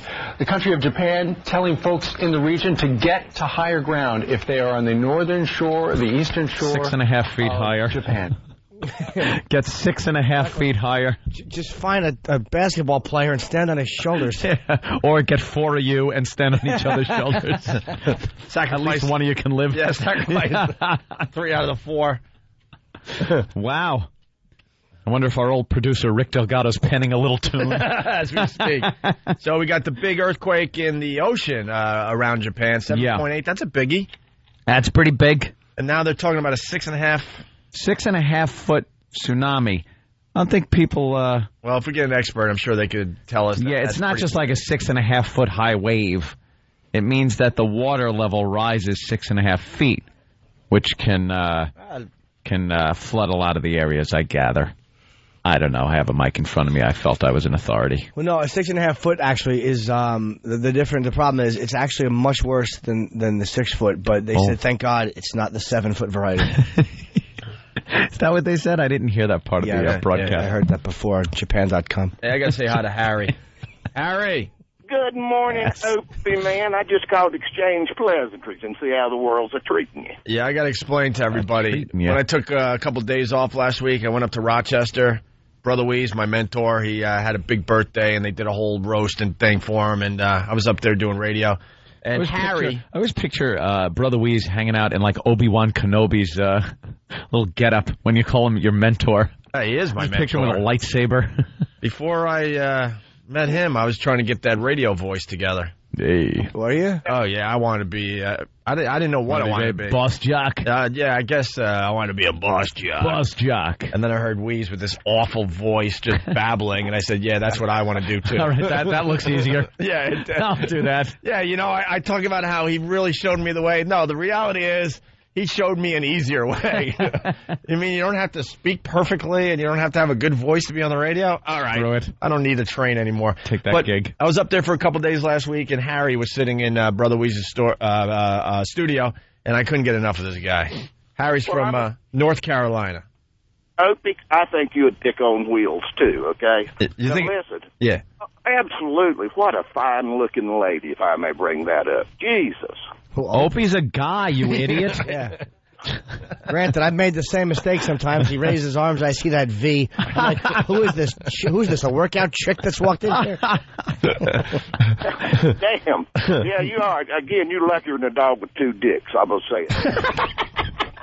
Jesus. That's absolute truth. Yeah, I palled around with Harry for a little while because I can't get enough of this guy. The zone. What does Harry do for a living? Yeah, what do you do, Harry? Oh, I own a little business here in North Carolina.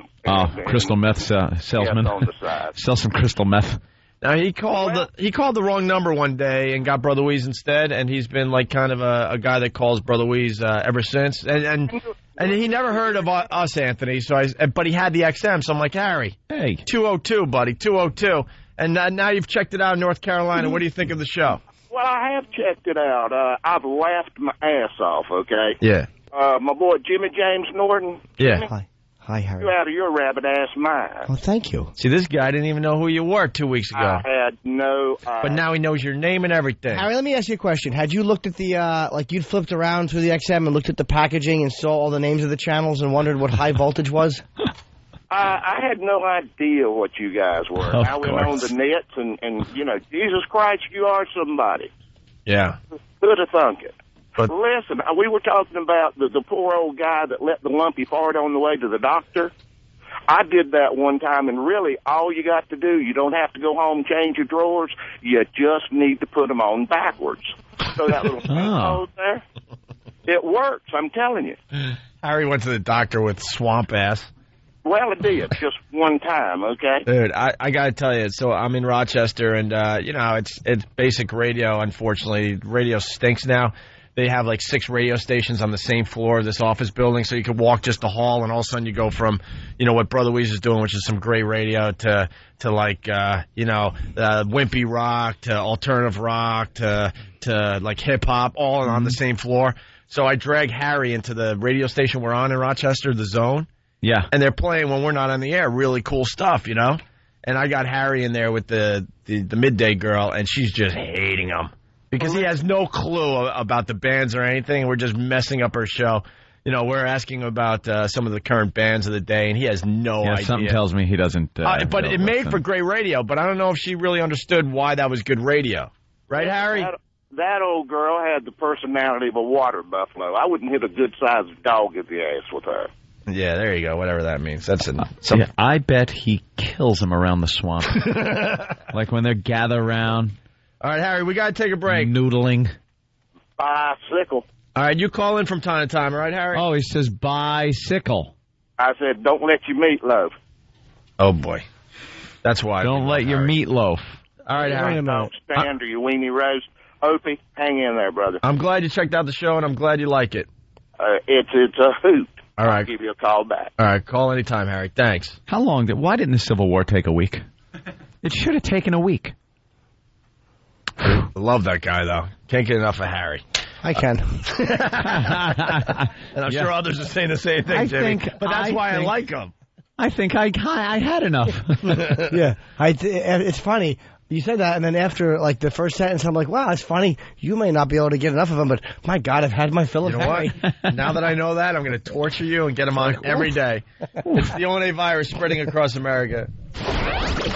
Opie, Anthony, Jim Norton, and the comedians of the Opie and Anthony Show are appearing in a special holiday edition of FHM, on sale now. E-Rock's creepy photos from the FHM shooter, now online at opieandanthony.com.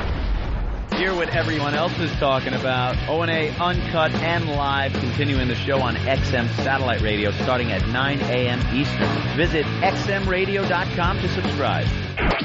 It's the Opie and Anthony Show.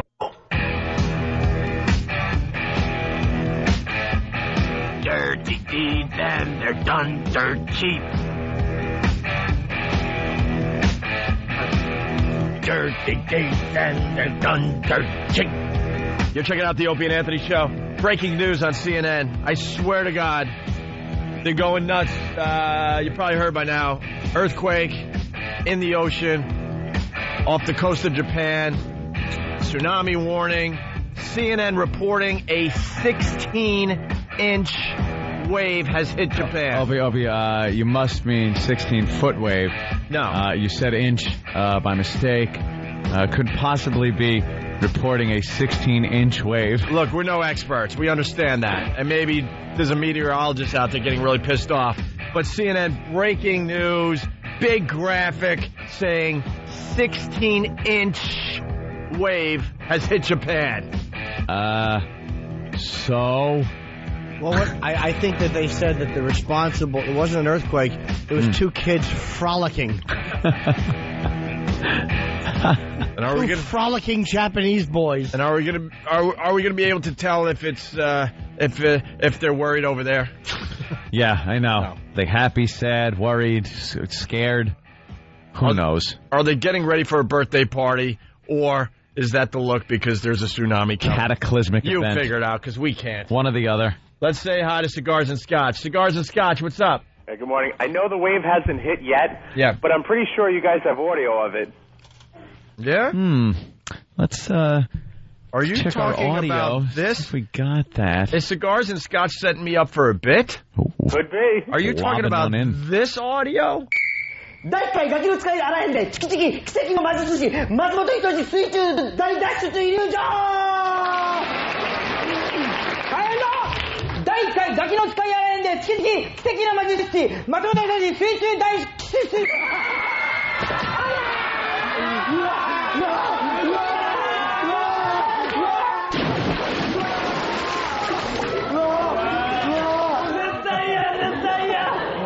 はい乗って続いてのタイトルこちらはい見てはい行きましょう皆さんもよい第1回ガキの使いやらへんでチキチキ5分芸人救済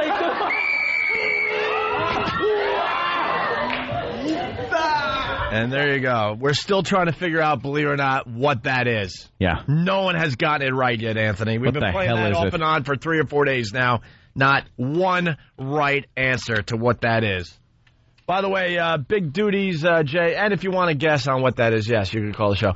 Big Duties Jay from Jersey. Doing it in my voice here, but he wrote it. He says, stupid Japan, even their tsunamis are short. They're reporting 16-inch tall wave has hit Japan. 16-inch. Wow. I don't know what that means. Like is nothing. It means nothing. It really doesn't sound that devastating. Look, man, they took on Godzilla and won. I think they can handle a 16-inch wave. If your town is wiped out by a wave that's 1.5 feet high, maybe your town didn't need to be there. Yeah. Maybe Darwin was right. There's no, maybe they should get people on to explain why a 16-inch wave would be devastating. Just like rain. It can rain that much. Well, their houses are made out of balsa wood, so. Well, we know that. Actually, rolling papers and sticks. Yeah. You got those paper walls. Yeah. Well, they say this is going to be devastating to Japan's worm community. And also, lawn jockeys are being swept away. I mean, it's really going to be tragic. Does sound devastating. The daffodil industry might not survive. The daffodils will not come back. Yeah, a lot of concern out there. Let's go to Bob in Brooklyn. He makes a very, very good point here, or he's got a good question. Yes, Bob? I just want to know if this damn thing is going to stop me from getting my PS3. At least your priorities are straight. Bravo to Bob. All right, we got a quickie, but someone... You drink tsunami water. Well, people don't realize that what's going to really happen is that there's going to be a lot of bonsai trees that drown in this disaster. Right. The little Japanese trees.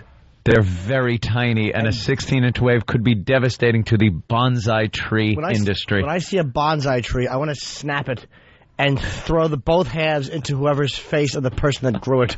Oh. Snap it and throw it in their face. But they spent a lot of time shaping that, Jimmy. I thought you wanted to throw it down in a ditch so Mr. Miyagi and Daniel-san would have to go down and get it and mend it. No, I would only throw one half in the ditch, and the other half I would back over. So even if they get the good half in the ditch, they have a half a bonsai tree and nothing to match it with. Why don't you morph that with a cleft palate puppy? See what you get, scumbag. Yeah, we can't get Marge on the phone. Stupid Marge is all busy today. Can you believe that? Marge is too busy for our show today. Yeah, she's becoming a big star. Yeah. Isn't a bonsai tree broccoli? Isn't it the same That's thing? our version. Is it? Yeah. Hey, a quickie, but someone remind me, we got to get this over to XM Uncensored, okay? Mm-hmm. I watched a new documentary that's, a tsunami update? Oh, man. Oh, an update. All right, hold on. Thank you. Oh, no. Hold on. No, there's a new documentary coming out on the word, the F word. Can't say it over here. Mm-hmm. I understand that. Which is pretty interesting. I enjoyed it, but yes, Jim. With there's a new tsunami update. They're saying now that the problem is going to be that welcome mats are being taken away from homes and winding up in different places. Wow. Yeah, and there was a potted plant has been knocked over. I don't know. Let's just hope that people are okay. A woman was spotted standing on a kitchen chair to avoid the wave. You know, I want to start a charity. Yeah. For to raise money for people that lost linoleum floors. Linoleum? In this, yes. How about the paper walls? Well, they use linoleum. Or grass mat. What do they use on their floors? We don't know crap about We Japan. have no... And they're Japan, taking over the world. It's a mysterious country to us. Stupid Asians. They're everywhere Well, now. you know who's going to win the presidential election here? Huh. Barack! Hey, that's my bit. What? No, it's not. Yeah, it is. Oh. Stop. Giuliani ain't winning it. Tell you right now. You don't think so? Not a chance. No? I think he is. The whole Republican Party will fall apart. Why? You watch. I think he might do well. Here's the tsunami update. Lucy Noland is joining us now with breaking news that we've been following here all morning long. Good morning again, Lucy. Good morning, Ron. Good morning, Jody. The Japanese government's now calling a special meeting about the tsunami danger at the Prime Minister's residence. It's the breaking news we've been talking about this morning. Residents along Japan's Pacific coast heading to higher ground. A very wide area affected, stretching down past Tokyo. An 8.1 quake hit near the northern islands of the country, prompting the warning. The latest information, a wave of about 16 inches has hit the northernmost island of Hokkaido. The initial warning, a wave as large as 6.5 feet, could strike the Japan's coastal areas. A tsunami advisory also issued for Hawaii now, where the Pacific Tsunami Warning Center says there is no threat of a destructive wave. Of course, we'll stay on top of this, give you the very latest as it continues this morning. There you go. A 16-inch wave that now has to head to Hawaii? What are they worried about? A little extra beach break or build those sandcastles 5 feet back? God, what asses they are. They just want it to be a 16-foot wave. They want a huge wave. And that's why CNN is reporting it. I know why they're reporting it, because as a viewer, you might quickly go 16. You would just assume it has to be 16 feet. Right. They wouldn't be interrupting regular programs to tell us about a 16-inch wave. That's why they do it. Hold on, this just in. Ankles were sullied.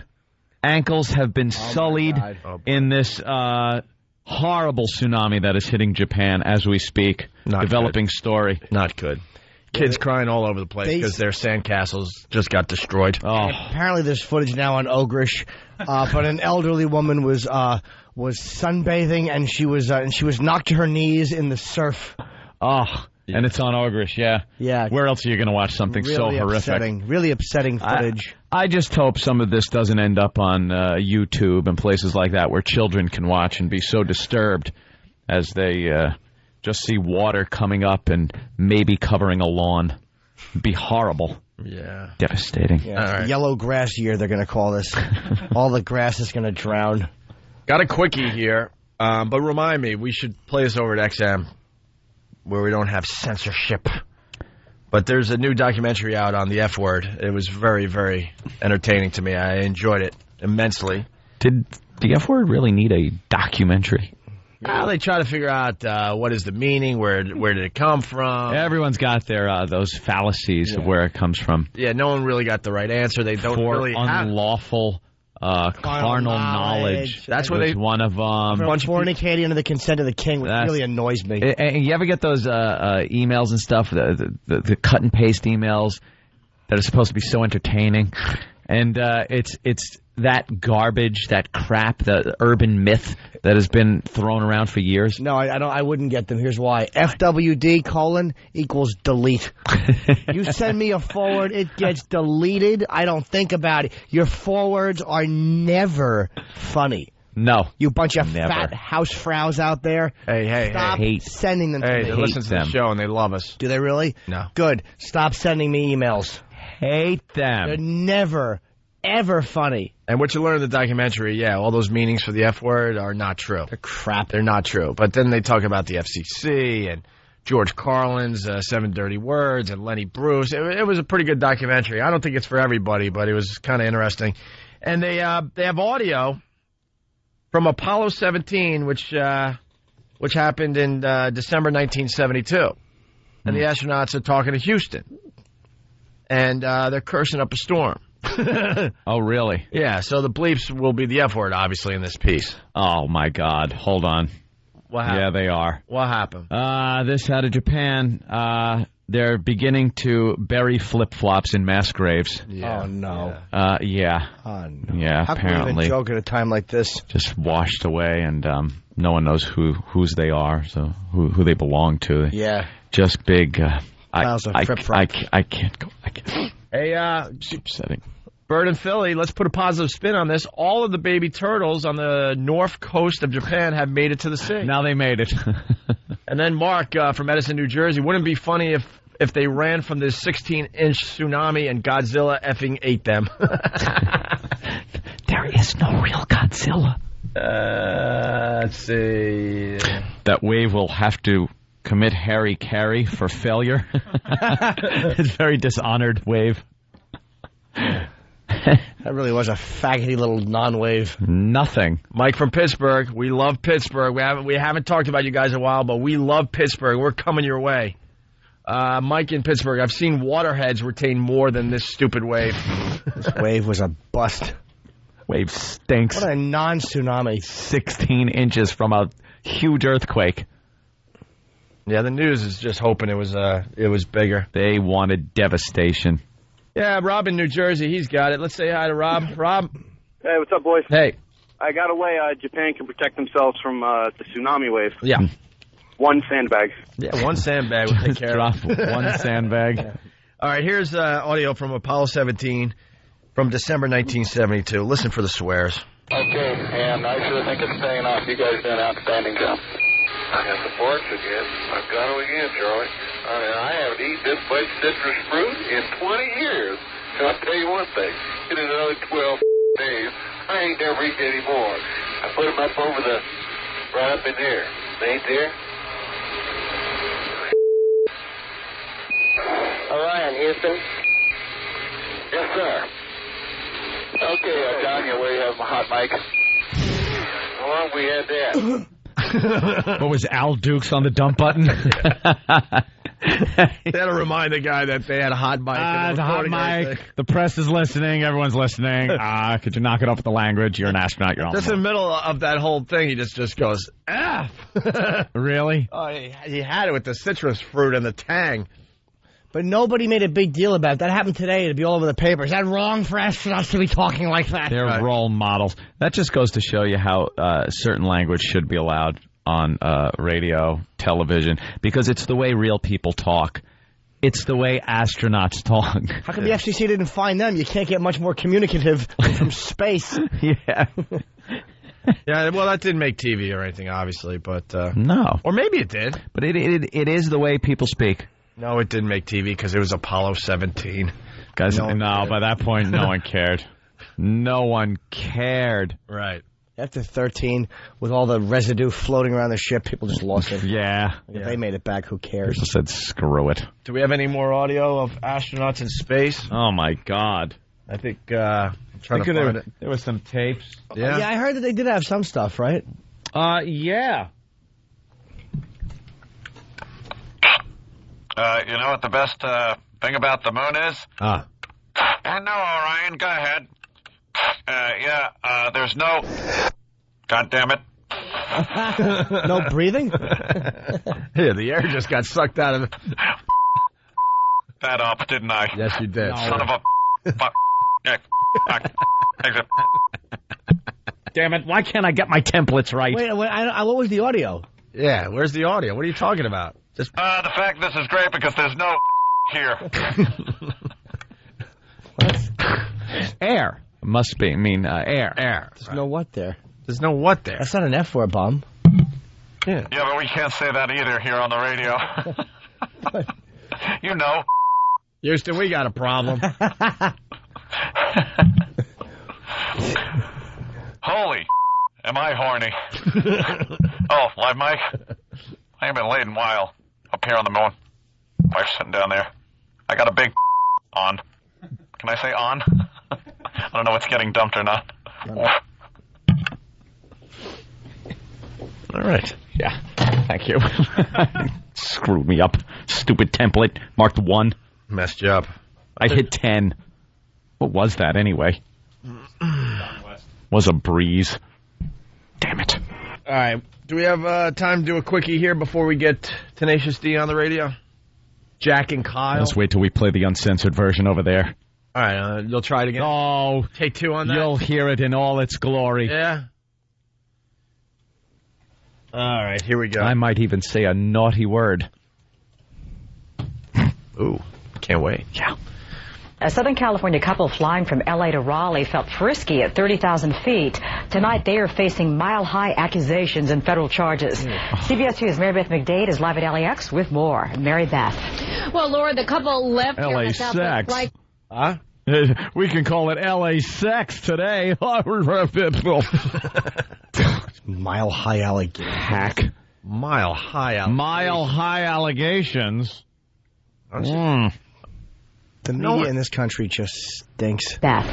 Well, Laura, the couple left here on a Southwest flight to North Carolina where they were greeted by the police. The alleged who had a bone to pick with the couple. Get it? Were greeted by the police. The alleged reason being their mid-air public display of affection reached disturbing heights. Oh, my God. How many wordplay things is the news doing? Enough puns. Oh, my God. This story's really crashing and burning. Stupid whore. Have some dignity in your job. Diggity? Yeah, have some dignity. That's kind of like dignity, but for cleft-palate humans. She had my fat mouth smashed. The nerve of me to try to make a point as I flub. The couple was in plain sight. And he came out, you realize he earned his red wings. I started the story over. I want to see how many puns are used in this fine story. Awful. Stinks. Yeah, why don't you ring the ding when you hear a pun there, Anthony? Good pun. A Southern California couple flying from L.A. to Raleigh felt frisky at 30,000 feet. Tonight, they are facing mile-high accusations and federal charges. That's one, mile-high. CBS 2's Mary Beth McDade is live at LAX with more. Mary Beth.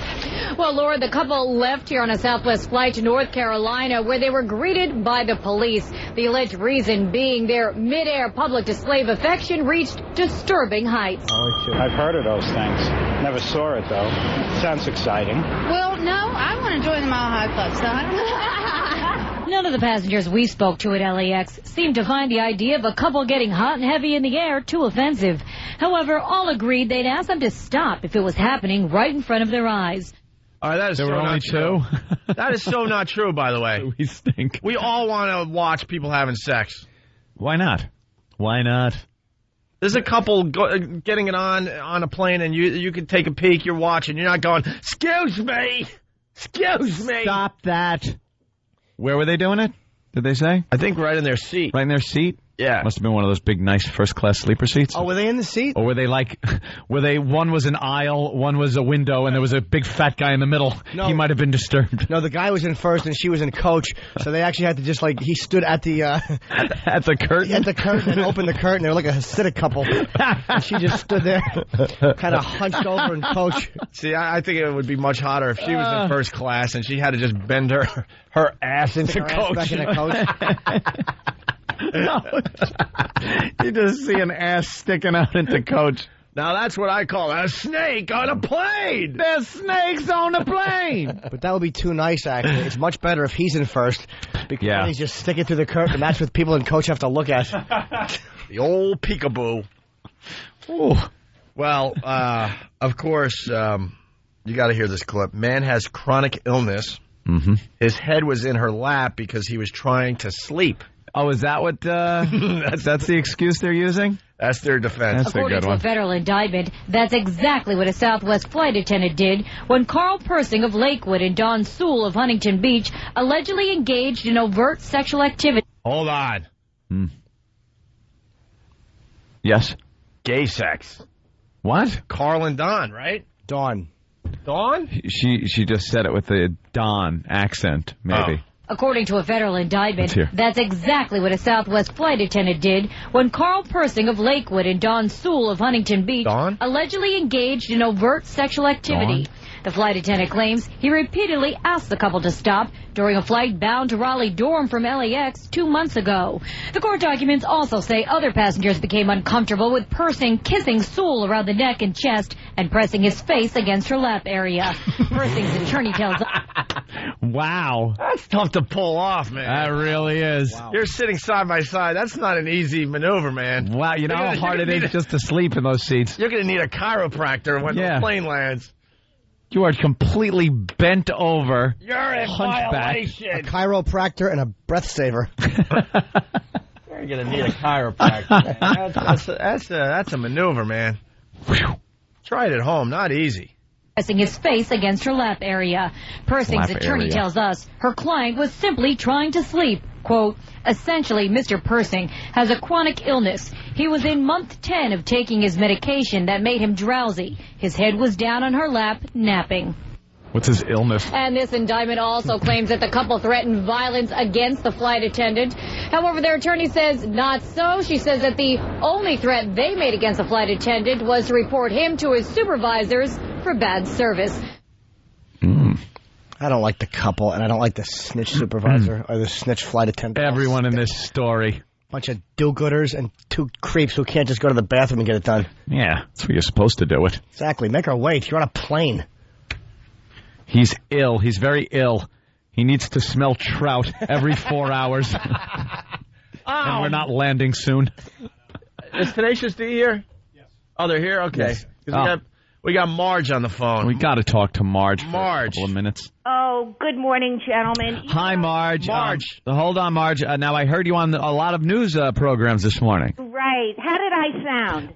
You're like a professional. I heard you on 1010 Wins here in New York City, and what you're doing is trying to make people aware that you have a couple of puppies that should be stomped to death, right? Oh, please, I beg of you. To stomp the puppies to death. This is a really serious situation. We're looking for a doctor that will operate on these two little puppies. They have cleft palate, so can a gynecologist work? It kind of looks like that without the teeth. Yeah. Marge, you're going against nature. Not all the baby turtles are supposed to make it to the ocean. Not all dogs are supposed to survive. But you know what?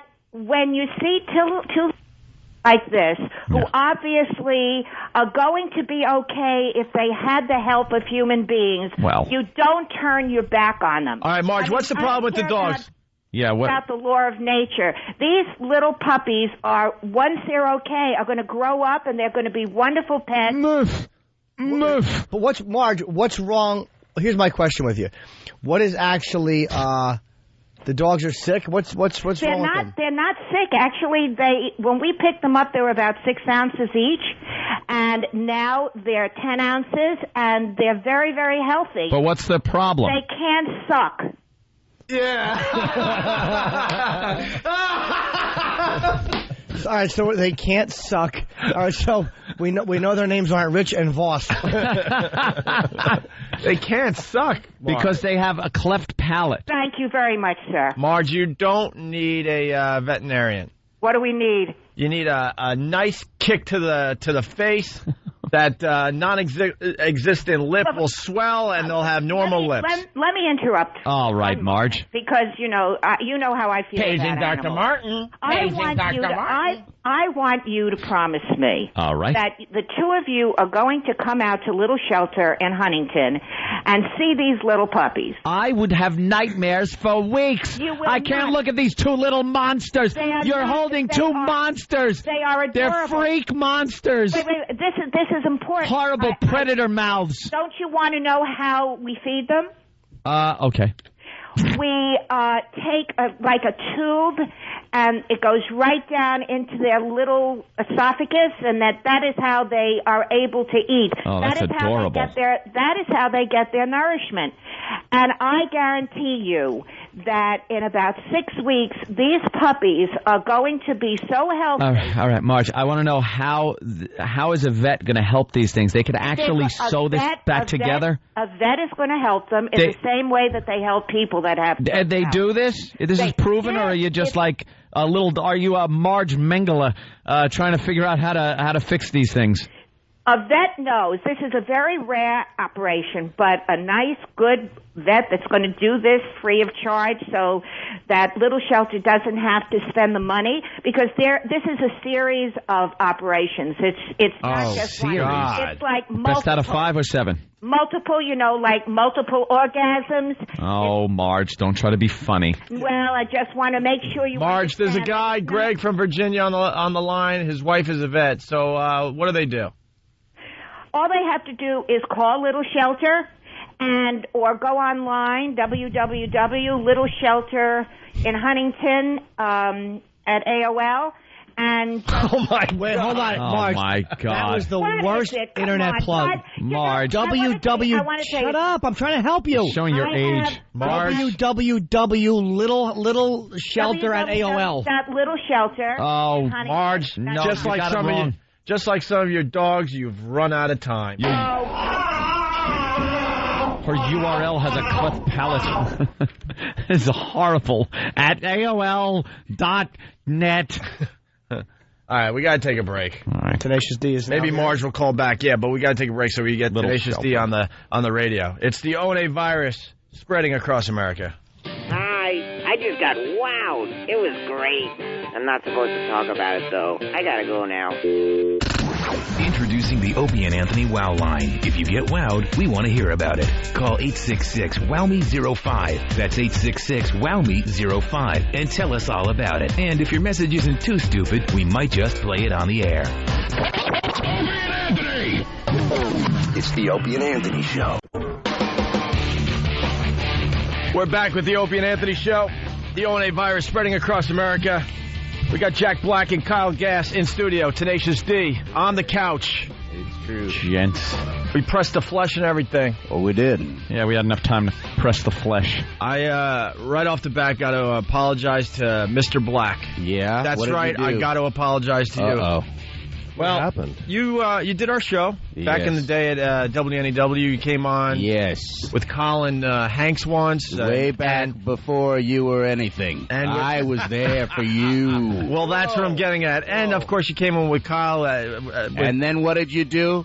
I said many times in the show, as you got bigger and bigger and bigger, I'm like, we're never going to see Jack Black again. Aha! I said it. I said, we get the guys on the way up.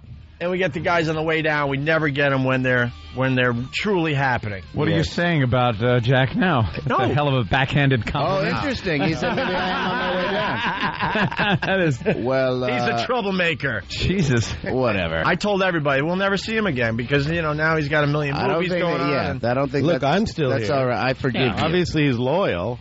That is true. You know, a lot of guys, when you're in a blockbuster motion pictures, they kind of leave the other guys to the side. It only took me to get one lousy radio gig at a crappy station in Massachusetts to ditch my entire band. I ditched them in a second to make less money than I was making in construction for a chance that I might be able to do some radio in Worcester, Mass. And I ditched my whole band for it. And you, King Kong, and he's still loyal. Hey, he's in movies too. Kyle's in movies. I work for a day. Is that what it is? You were the gym teacher in that movie. The new guy? In that movie. Yeah, whatever that one was. You, man. Come on.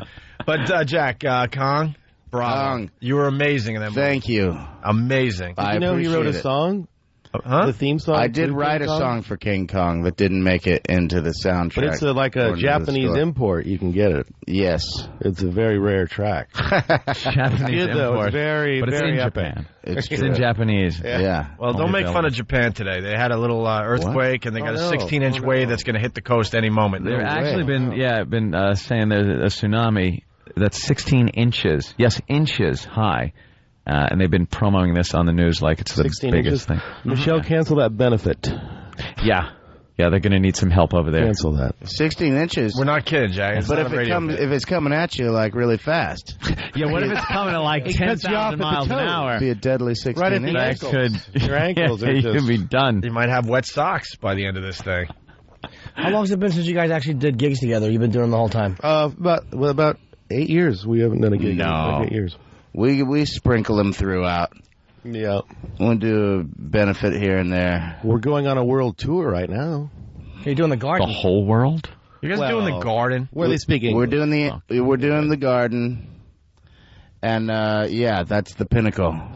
If you can make it there, you can make it anywhere. Go on. That's what Frank said. Go on. If you can make it at MSG, you can make it for you and me. Now, you would think, you're an actor, of course. movies. Why continue with the music? Is it something that you just really... Why don't you just give up? Oh, boy. Why don't you give up? I'm not saying that. know. I'm saying a lot of people just kind of dedicate themselves to one thing. I don't know how successful your band was before you went to radio. Not very. But I'm sensing you never felt the roar of the crowd. Well, because when the not like crowd Madison is Square really, Garden. when they're ravenous, and they're screaming, you can feel the vibration down to your core. Your nuggets are just. What can you feel? That makes sense. You feel alive in a way that you don't. Just doing in front of a camera, exactly. The sterile environment of the camera. It's pretty exciting making movies. I would think it would be, but not at the time. At the time, it's actually kind of silly. No, it's just comparatively, it's kind of boring. You got to wait a year to see if it gets the response you want it to get. Whereas a live performance, why don't you just do the performance at the Garden and then just put a big green screen up? And then later, in post, they could drop in the people. Yeah. And you don't even have to worry about selling tickets or anything. He wants to feel the crowd, is what he's telling you. Yeah. No, you get addicted Can't you use the adrenaline. I love high. that there's that Lucas sound or something. You could shake the place around. I'm just saying everything could be done in post. It's true. Remember those fake extras we had? It's nothing special, though. All the actors want to rock. and all that is true. All the rockers want to act. So you get to do it. All the sinners, saints.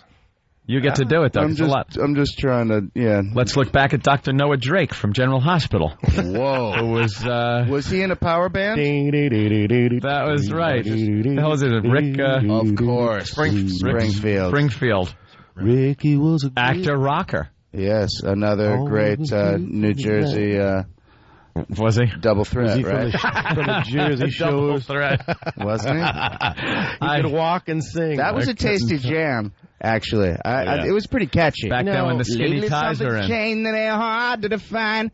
And that was kind of a sad behind the music when you saw him like 20 years later doing like his acoustic version of the only song you've ever heard him play. You know, we never will have that problem since we started acoustic. They did that with the Jenny guy, 867-5309. They showed him playing it acoustically. Tommy Two-Tone. Tommy Two-Tone, right. It's always kind of sad. Yeah. You know who else did it? Was the dude with the stroke. What was that? Stroke! Billy Squire. Let's call that phone number and see what happens. Yeah, hey, that's a cool radio bit. I know. Wow. I never thought of that one. Call 867-5309. Oh, wow. Was that just the thing? You couldn't turn... Radio said, bloop, bloop, bloop. Hello, we're going to be calling Jenny up to 867-5309. All right, we get it. Some Jenny, is Jenny there? Then they get the plumber guy. And it's a laugh for everybody. And the interesting thing was, you guys are innovators. That was actually her number. I saw a documentary, and that was actually her number. I swear to God. I swear to God. Radio stinks. It really does stink. Yeah, we kind of hate it at this point. Yeah, really? I would love the rumble of the crowd, like you're saying. You're looking like the grease paint. It's never too late. Yeah, maybe get the whole band back together. Look at Kyle. I could do that. So what's you can start at any time. So the Tenacious D movie?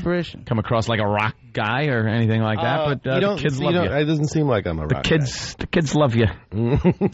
What did you play in your band? I was the lead vocalist in the band. It was it punk rock? Yeah, it was kind of. We were mostly compared to some type of Chili Peppers meets like Bee Gees. Man, I was trying to place it. I wouldn't pay to have the demo tape right now. Believe me, I got it. I got that. They've ragged me about it. After the break. Pounded me. Wait, do we have a copy of that? I laying have no around? idea. I did a love song to Marsha Brady. Nice. That was one of my little for us? You really had a thing for Marsha when you were a kid. Who didn't? Yeah. Growing up. Here's the weird thing, though. I had the wet dream about the Jan. The middle. Jan? Eve Plum. Eve Plum went through about 3 episodes where she was acceptable. Before she was too young, and then she got really goofy. Yeah. But 3 episodes, and I believe it was with the Pursuit. Susan Olsen, too, but it was the first 3. She was in a Pilates stage. I agree that Marsha was the hottest one, but for some reason Jan was the one that popped up in my dream for my first wet dream. What about the movie? Wow, Really? And What I about think the it's movie because Marsha? in my subconscious, I thought I had a better chance of getting Better with her. shot. It was more reality based. You weren't the football guy. You we weren't were getting Marsha. on we were in the Brady Bunch living room on the couch. Really? And the rest of the Bradys were out. I don't know where they were, and it was just me and Jan. Wow. It's pretty great. I had a dream Alice like that. It was peeking around the corner. me and Robert Reed. That was no dream. And then we met. Remember when we did Aren't you a Mad TV TV? Then me and Kyle, we did Mad TV. Yeah. That TV show, and she was there. Eve Plum was there, and I was like, this is awkward. But I want to tell you. Mm-hmm. You were my first wet dream. Yeah. Oh, man. Didn't you make the slutty movie? That awkward? That's She was flattered. But she made Dawn Portrait of a Teenage Runaway. She made the slutty movies after the Brady Bunch, the after-school special. She tried to break out of that character, and it worked for about a week. Wow. And then that was it. But now you see her on little reunion shows and stuff. But yeah, it was Marsha for me. It was, of course, right age, you know. What's up with the movie Tenacious D? The movie. Did we make a movie? I don't know. Was it a concert? Have you not seen it? What is it? I have not seen it. You didn't get your copy? I thought that industry moguls as yourselves would have got an advanced cut. Somebody fumbled the ball. Yeah. If I would apologize. if they didn't get a DVD screener. Team D apologizes. There should be the screener. It's coming time for the Oscar DVD screeners. Get them out there before the Oscar for your consideration, we're going for best lighting design. Oh, and I'll watch for that. And costume title sequence for sure. The best title costumes sequence for a period piece. We'll go up and. But I'm saying accept those. if it's hard out there for a pimp can win, then why can't the D get one in there? Yeah. Why not? Dude, I Totally Miss You. I think would be. What is a the good movie? Oscar. Is it a concert film or is it a lead up to? No. It's not a concert film. This is the real story, the biopic of Tenacious D, of how we became the greatest band on earth. And it's kind of like, I like to say it's Road Warrior meets Lord of the Rings meets Beavis and Butthead. Wizard of Oz. With a casual nod to somebody else. Bridges of Madison County. Just fried green tomatoes. Yeah, here's the thing. We have the single most stoniest scene. Yeah. It has been said. Stoniest. Stoniest. Which is a new category in the Oscars. There's a stony scene in there that's stoniest scene. Not since Altered States. Did you see that? Whoa, dude! When what's his name turned into ashes and blew away. Yeah. That's stony. Yeah. What's the movie with I'm gonna suck your brain dry? I'm gonna suck your brains dry. I'm gonna suck your brain dry. Scanners. Okay, Scanners was the head exploding. Yeah. That was we stole from Scanners. That wasn't we have a Stony. scene from Scanners in our film. We do have a sequence. Direct if you watched it stoned, it was petrifying. Yeah. the exploding head. Yeah, but Grey Lady Down was petrifying to you. Grey Lady Down made me stop smoking pot. The weird thing was Black Hawk Down made me start. Did it? Yeah. We have better special effects than Scanners, believe it or not. Wow. Thank you, Fly. Grey Lady Down, that's the last time, Ann stopped smoking pot after. Charlton Heston submarine movie with David Carradine in the rescue sub. They go down, and it was very perilous.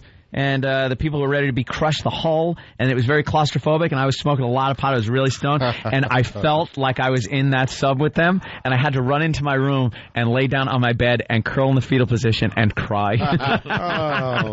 Queer. It was last week. Yeah. Yeah, that was really like the last time I really seriously smoked weed. That's when you got to downgrade to a not as powerful.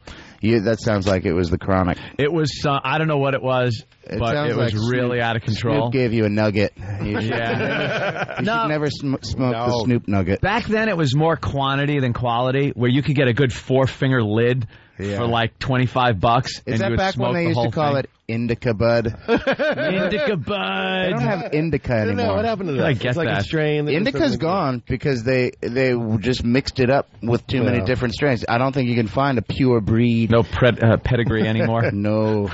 You can't find a pure one.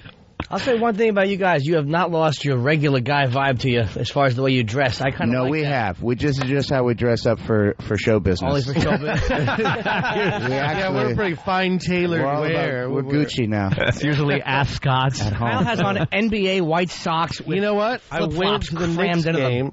And the equipment guy was a fan, and he gave me. And I was out of socks. But you're wearing like flip-flops. It was serendipitous. You're wearing flip-flops with socks, though, and it looks like my feet gotta breathe, bro. But where it goes between your toes looks like a slingshot being pulled back. Like that looks painful. And people have given him the socks that have the toe groove in there, you know, and he doesn't want them. Asian lady socks is what they are, because they have to wear those at like sushi and nail places. That is the outfit of every American who's ever been arrested in Thailand. But it's true. You were freaking out. You were going, God, I got to get some socks. What a drag. I don't have any socks. I know, it's true. And then that's what it is to be in show business. Yeah. Some dude just gives you people, some guys who don't need it. Get it. Really. It's not right. Mm-hmm. What's the new CD about? The Pick of Destiny. It's a soundtrack recording the company, the motion picture, by the same title. It's part of our triple threat burrito. Triple threat, huh? Yeah. The 3-pronged attack. Dancing with the Stars, movie, CD. Yeah, exactly. See? TV I want to go on Biggest Loser. I love Biggest Loser. Come on, I want to go on. Carolyn Ray gains weight every week as the host, as everyone else is losing weight. Dude, I think if you had the cameras, though, you'd have to lose it. I'd have to be like... Yeah. You think so? To be buff guy, you'd have to? It's hilarious. Why do you want to lose? These fatties are like working their asses off. I really feel like I could keel at any moment. Like, oh, yeah. Is that it? Dude, he was so young. Health he was reasons. one of those guys. Do you know why You're more Celebrity Fit Club. Because when I'm on like a scale, I was offered that actually, but and I feel and I'm like, okay, let me just see how it feels. And I push on the counter in front of me, and then I get down to like 160. Oh, right. You take the weight off of you. This is how it would feel walking around. I would be like an elf. Oh, you actually feel around. how your feet would feel carrying that amount of weight. Wow. Yeah, if you were the weight you wanted to be. I could run nonstop. You've gone up and down through the years. We've watched. Yes. We've seen some movies. Creepy. Well, Mars Attacks. You were a bigger guy in Mars Attacks. I don't know, dude. I'm on the middle of an upswing right now. Are you?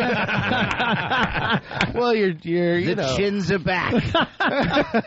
This summer, Jack Black's chins. Now there's a new word in fear. That must have been great getting the call, though, to do Kong. Because that's one of those, what they call blockbusters. Yeah. Was it really, though? Oh, stop it now. No, wait a minute. Stay all right. with me here. All right, let's It's not like the Titanic. It wasn't it wasn't Star Wars. I mean, it's big, but look at him keeping you. I think they were hoping for... I don't know. Wow. Nothing could have been better for Kyle. Only the closest of friends could ever give a guy crap like that. Whenever I don't succeed to the maximum potential, Kyle's there. It wasn't a success. The good friend that he is. How much did Elf make? How happy were you? Mojo? How happy were you? Can we get some Mojo? Can we just go Elf versus... Oh, what a Elf versus Tom. Oh, I mean, if you want to slow it down... Kyle, I should clarify. Kyle was in Elf. That's what. Oh, was I? I just in case nobody knew. Probably. But it wasn't as big a hit as they had anticipated. Well, coming off of Lord of the Rings, the Lord of the Rings trilogy, there's a lot of hype and everything. So I think if he was just Peter Jackson from the old horror movies he used to make, and then he made King Kong, it would have been like the hugest movie ever. It would have been huge. That was like China's G&P. I loved the hell out of King Kong. I did too. That was great. People got nervous it was 3 hours long. These dummies that went their hour and 45 minutes. Oh, screw them. Well, to answer your question, when I got the call, I was pretty stoked. And Kyle was pretty jealous. Yeah. You know what? Though, let me just ask you this, though. So much for Tenacious D. Let me ask you He's honestly, thinking, though. Oh, this is, Was it beauty that killed the beast? What an ass you are to your pal. I'm just asking. Please punch him. It was booty killed the beast. All right. But, damn. So I recommend, though, New Zealand. Yeah. That is a sweet place to vacation. Yeah. I lived there for 6 months. It took forever to make that movie. Yeah, that's one thing about Warriors? Peter Jackson. Great New Zealand film. How great is that? Great movie. About true marriage. But if you go down south to the South Island, I just picture it all looking It's kind of like a combination. You know what it's like? It's like Hawaii meets the Colorado Rockies. It's colder, though. It's crazy. Meets Beavis and Butthead. That's the surprise. It's like I'm talking about my own movie. Yeah.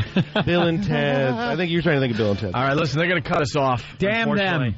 You gotta get the big plug through the CD. Yeah. It's called Tenacious D, The Pick of Destiny. It's available. It's the soundtrack from the you go buy that from the film. And when is the film coming out? November 22nd. November 22nd. And you guys, when are you guys doing Madison Square Garden? December 1st. Deck 1. Check it out. Hey, where do they get the Tenacious D tour dates? TenaciousD.com. There you go. And Tenacious is TENACIOUSD. We use all the vowels. We kick off the tour on the 17th at the Gibson Amphitheater in Los Angeles. You should come. Playing the Enormo Dome. It's gonna be the best. It's gonna be the best concert since Pink Floyd The Wall. What? That's how much money was spent on the show. Flying Pigs. We recreate the landscape of hell. Very cool. Gotta say it. Thank you, gentlemen. Thank you guys so much. Tenacious D, everyone. Thanks for coming. If you're not going to join us over at XM, have a great day.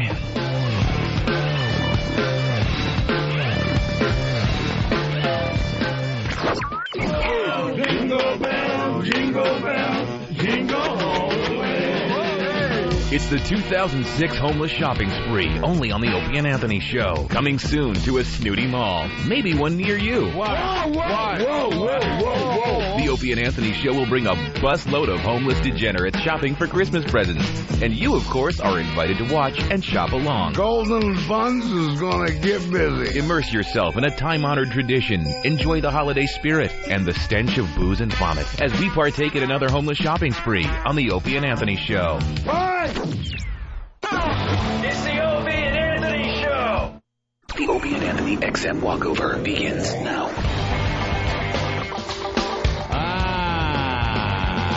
Mic check. Check 1, 2. Let's walk. Anthony, I can't hear you. Yes, you can. Stop. Don't tease. Look at this awful mustache. Oh, my goodness. We don't like your mustache, sir. Excuse me, sir. There you go. Who did this? You know who he looked like? He looked like Morris Day in 1988. He was an Indian guy, and he had a Morris Day mustache. The guy should be doing the bird in front of an oncoming vehicle. All right, I got one. Ready? All right. You got to wear a paper hat to go to work. I can't look at her. Oh, no. I can't look at her. Don't look at her. I'm sorry, miss. Drop something. Yeah, good show. Wow. Wow. Hi, sir. It was awful. Oh, is that awful? It's awful because she has to. And she was right there. It wasn't like he did it with her across the street or behind a glass wall. I don't hide with my comments for the most part. Was horrible. How close was I? That wasn't a comment. That was an assault. Look at this Frenchman. Ha ha. You got to wear a paper hat to go to work. Oof. And it was just the blatant truth. Yeah, that was thrown right into her face. Luke and Laura! Look, they got mad! Fucking who gives a shit? Laura's a fat pig now. I saw she? like the coming attractions for that. Jeannie on Francis. the insider. And Luke has hair like Colin Quinn if it was gray. Fuck both of them. Luke and Laura can die. Well, let me tell you what's going on with Luke and Laura. Oh, Luke good. Looks like he should be on a Dateline special. No, I'm not even Walking kidding. into a house for some. He looks awful, and Laura gained a few LBs over the years. Fat fuck. I hate the way people love their wedding. Remember Luke and Laura got married? No, I don't. Hey, fatty. Oh, boy. Oh, boy. And then Thea turns around. Wow, she's a tall African woman. Wow. An awful ass. Jesus. What did your name? Marathon runner? What did your name used to be before you became a woman? Hey, fatty. So anyway, Tenacious D, they were great on the show today, blah, blah, blah. Did she turn around? No. Yeah, she knows she knows you're talking to her. Oh, grow your hair in. Let's go. It's so manageable this way. Let's go this way. She is a mousy little broad. Yeah, yell it now, smart guy. Yell what? What happened? That woman in the fur coat. Is that a fur coat or is that just her pelt? Wait, what do you want me to do? I'll do it. She isn't? Nah, she's not that fat. She got a big coat on. What can I say? Ooh, sassy. Her smart. Just make snide comments where everyone can hear. Yeah. This is usually stuff mumbled under people's breaths. The people aren't actually supposed to hear it. We have security. Guy. What a mess. Man boob alert. Hello, Mr. Colbert.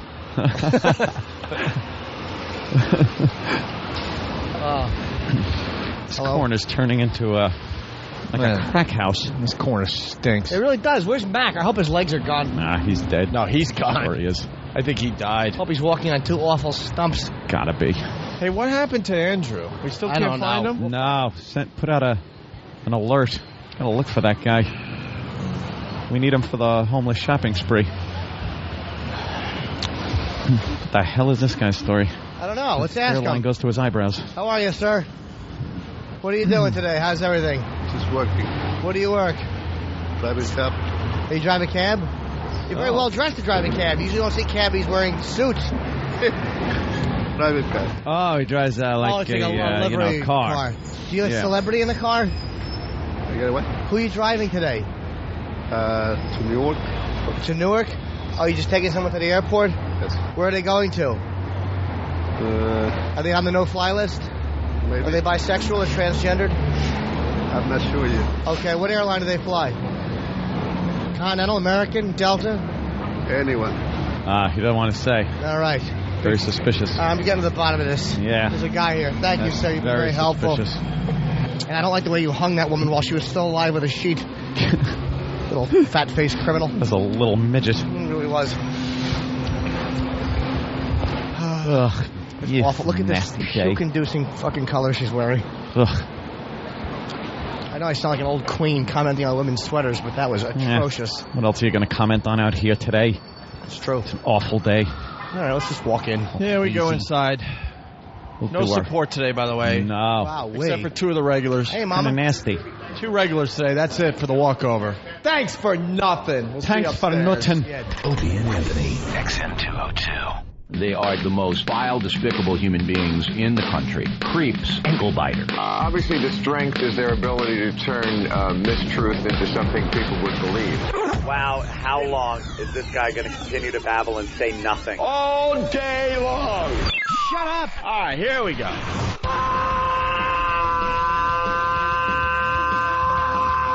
Welcome to the Opie and Anthony Show. It's worse than I imagined. That's terrible. I'm sorry. We are a bunch of dopes. I think we're lewd. And we're probably pushing 20 arrests because of this radio show. Out of touch cornballs. 3 retards. We have the effect of Tylenol PM.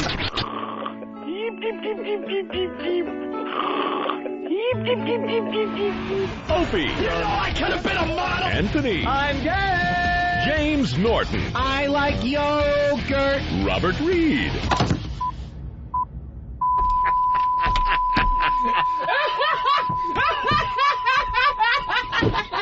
But enough of this palaver.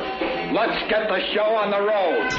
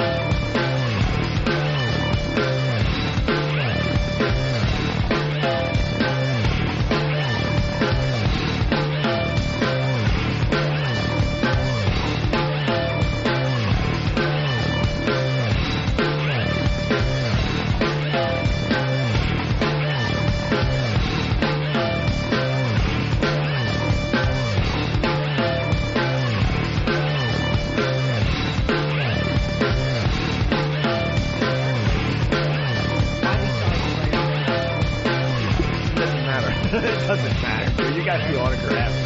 You got the one that matters. Actually, I had a black marker for him. I was obsessing about that the whole interview. Like, look, that's how I was going to that will actually. It's fine, Jimmy. You got Tenacious D to sign your picture that you took with them back in the day when we were at NEW. And I'm such an obsessive idiot. Jack Black is wearing black in it, and Kyle's wearing silver, so I had two different markers. And I'm such an OCD freak that I had them sign it beforehand just in case Ope self-destructed the interview, because it could have gotten ugly.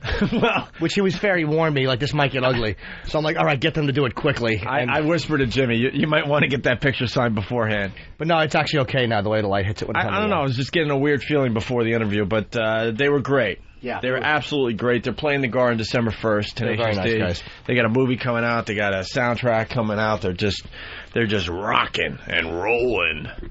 Were you uncomfortable with the paper hat thing? It was cringy, but it was really funny. I mean, so it was uncomfortable, but it was worth it. It was like I didn't mind being. I didn't mind. Turned right around. What did she not? What did she do after that? Because then I don't know. Reevaluated her life. She was humiliated on the radio while we skipped away.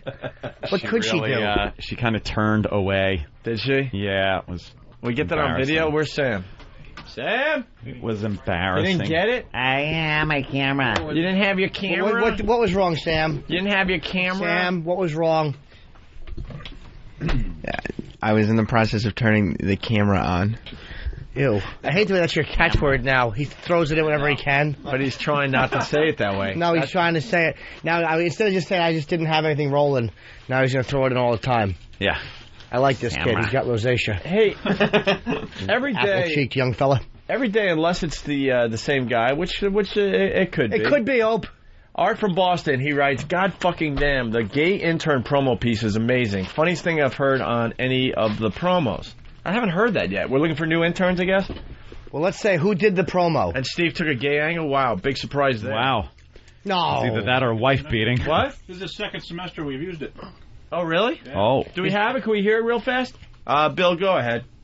Being an intern for the Opie and Anthony radio show can be a worthwhile experience if you follow these simple guidelines. First, you must adhere to the company dress code. You could wear either garters or thong panties. When working in close quarters with others for extended periods of time, personal hygiene is also very important. You will shave every third day, which includes legs and pubic area, navel to anus. Conduct in studio and on air is also of critical importance. You will be naked within 20 minutes and then sleep naked unless otherwise instructed. On occasion, interns will need to cater to very specific needs of the radio show hosts. You will perform any and all sexual acts, including anal penetration and or ingestion of cum when told to. Interns looking for additional credit are encouraged to go the extra mile. Sex acts can include, but are not limited to, stripping, hand jobs, fingering, masturbation, dildoing, vibrators, and object insertion.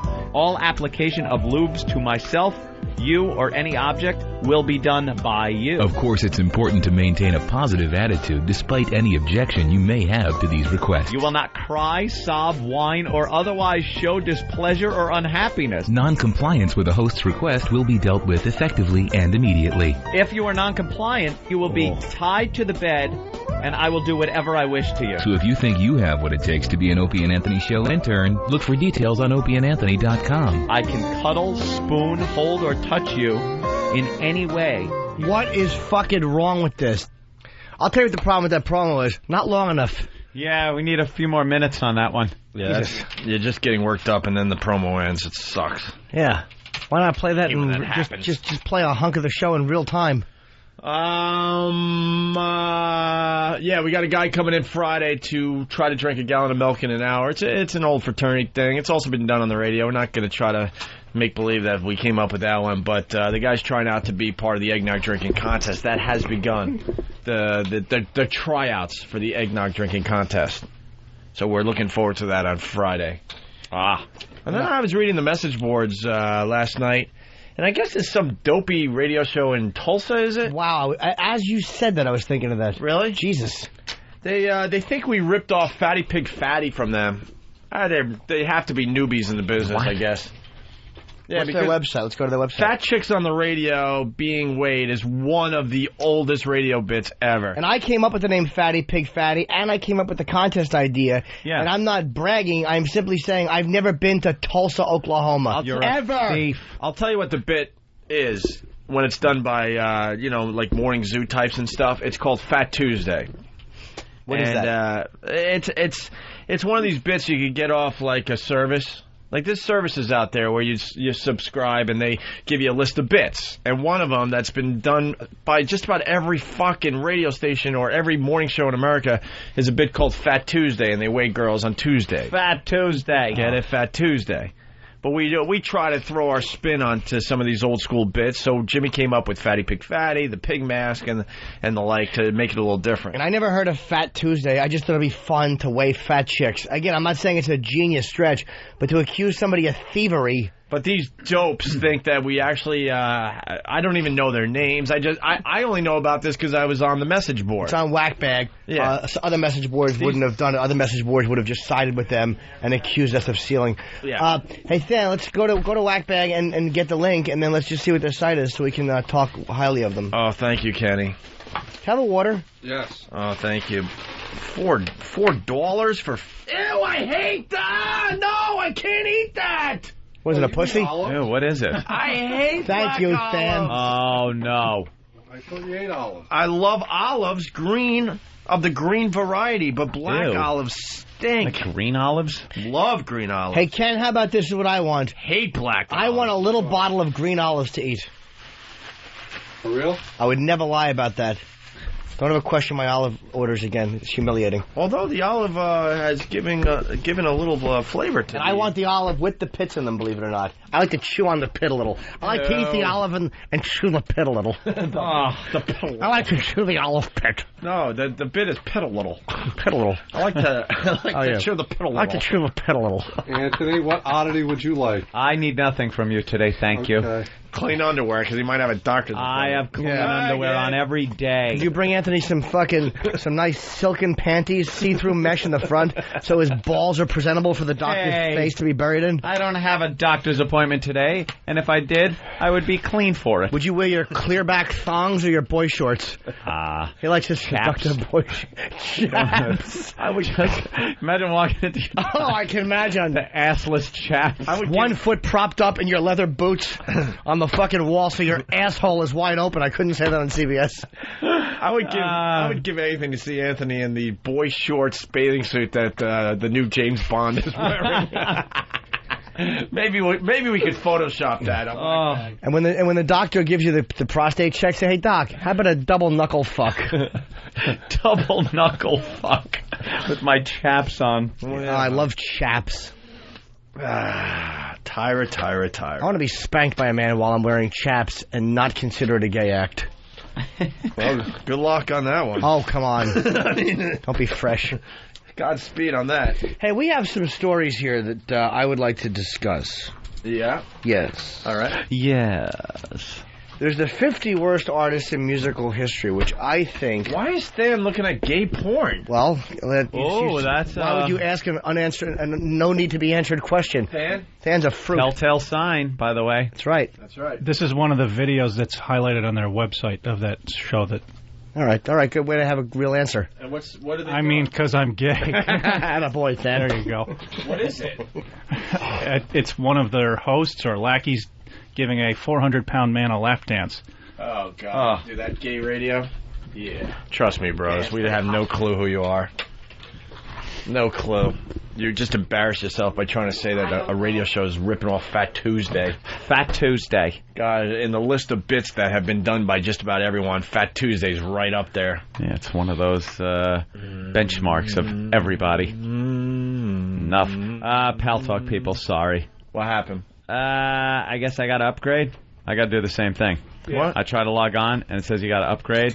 And XM's computers, as you know, don't allow you to do anything if you're not an administrator. Right. So why don't we get Mars in here right now and do that? Can't. Why don't we? Right. Why don't we? Where's Mars? Cameras are a wasting. All right. Can I request that we go to a break?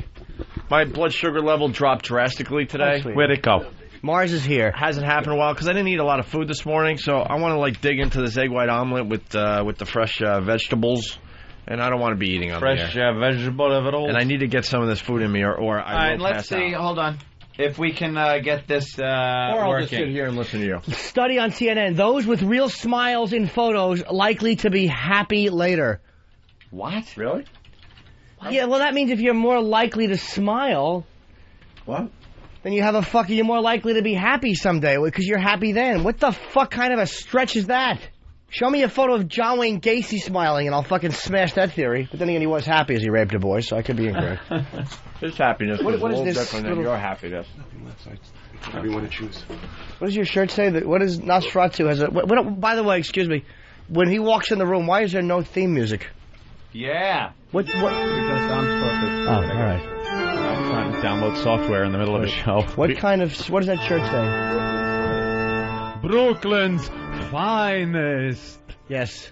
It's a shirt. It says Brooklyn's finest in script, but it's got like the little sparkles. Sparkles like it's 1980. It's like a fat girl sweatshirt at Seaside Heights. Right. You should be wearing that with another fat girl where it says best friend with the number 4 life. It sickens me. It's so inconvenient to have him as an intern. He has to be invited in everywhere. Like every time he comes in the studio, he's got to be invited in. He can't just come in. He brought a bit. Oh, he's a good boy. What's the bit? Are you sure he didn't just bit somebody or fight somebody? Yeah. Something like that? Yeah. Please, give yourself a bat crash. I know. Ooh. Well, they're showing MTV. Why are the headphones floating? Oh, I was looking in the mirror. All right, sorry. Go ahead. This bit on MTV where the parents sit down with the boyfriend or girlfriend and actually watch their significant other their child go on a date. And then they sit there and basically communicate. And some of the things that are said are ridiculous. Like, I can never imagine saying that to a parent growing up, what they say to each other. So, thought maybe it'd be something interesting.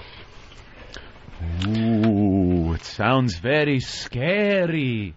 Hold on. Actually, it didn't, but... Pat? Yeah.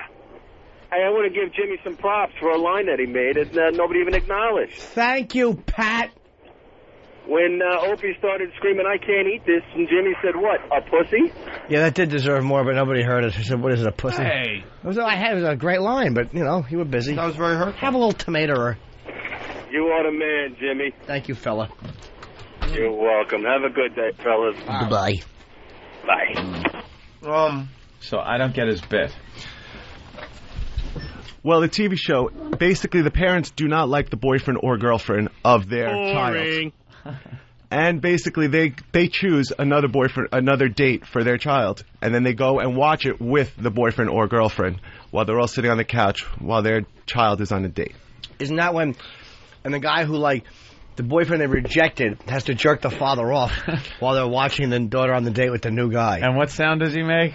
Well, when the father's about to come, because as the boyfriend jerks him off, the father's looking straight ahead watching his daughter, and he's about to come, he puts his face in the neck of the ex-boyfriend, and he goes, Oh,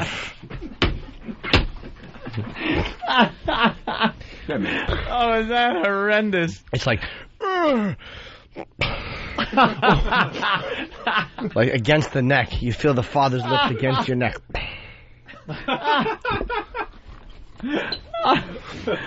Oh, is that bad?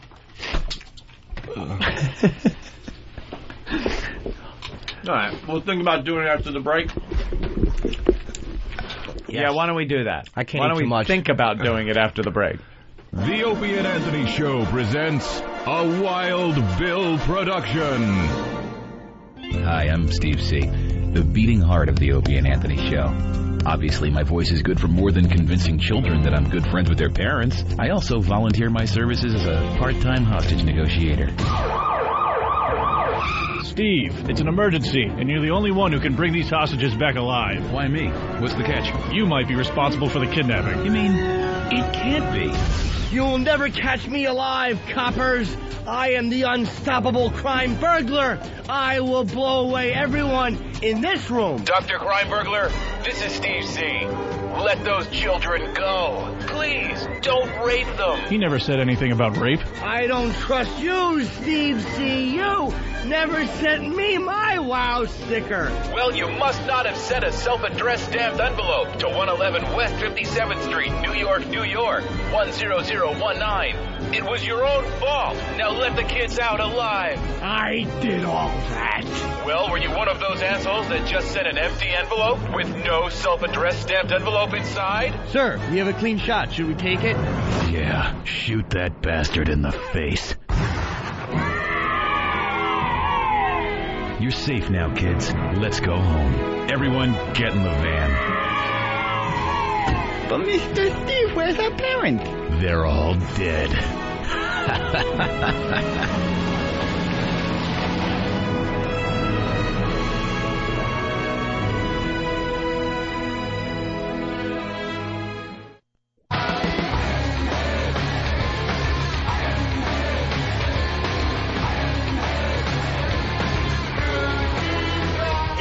Opie and Anthony Show, the virus that spreads from town to town across the U.S. of A.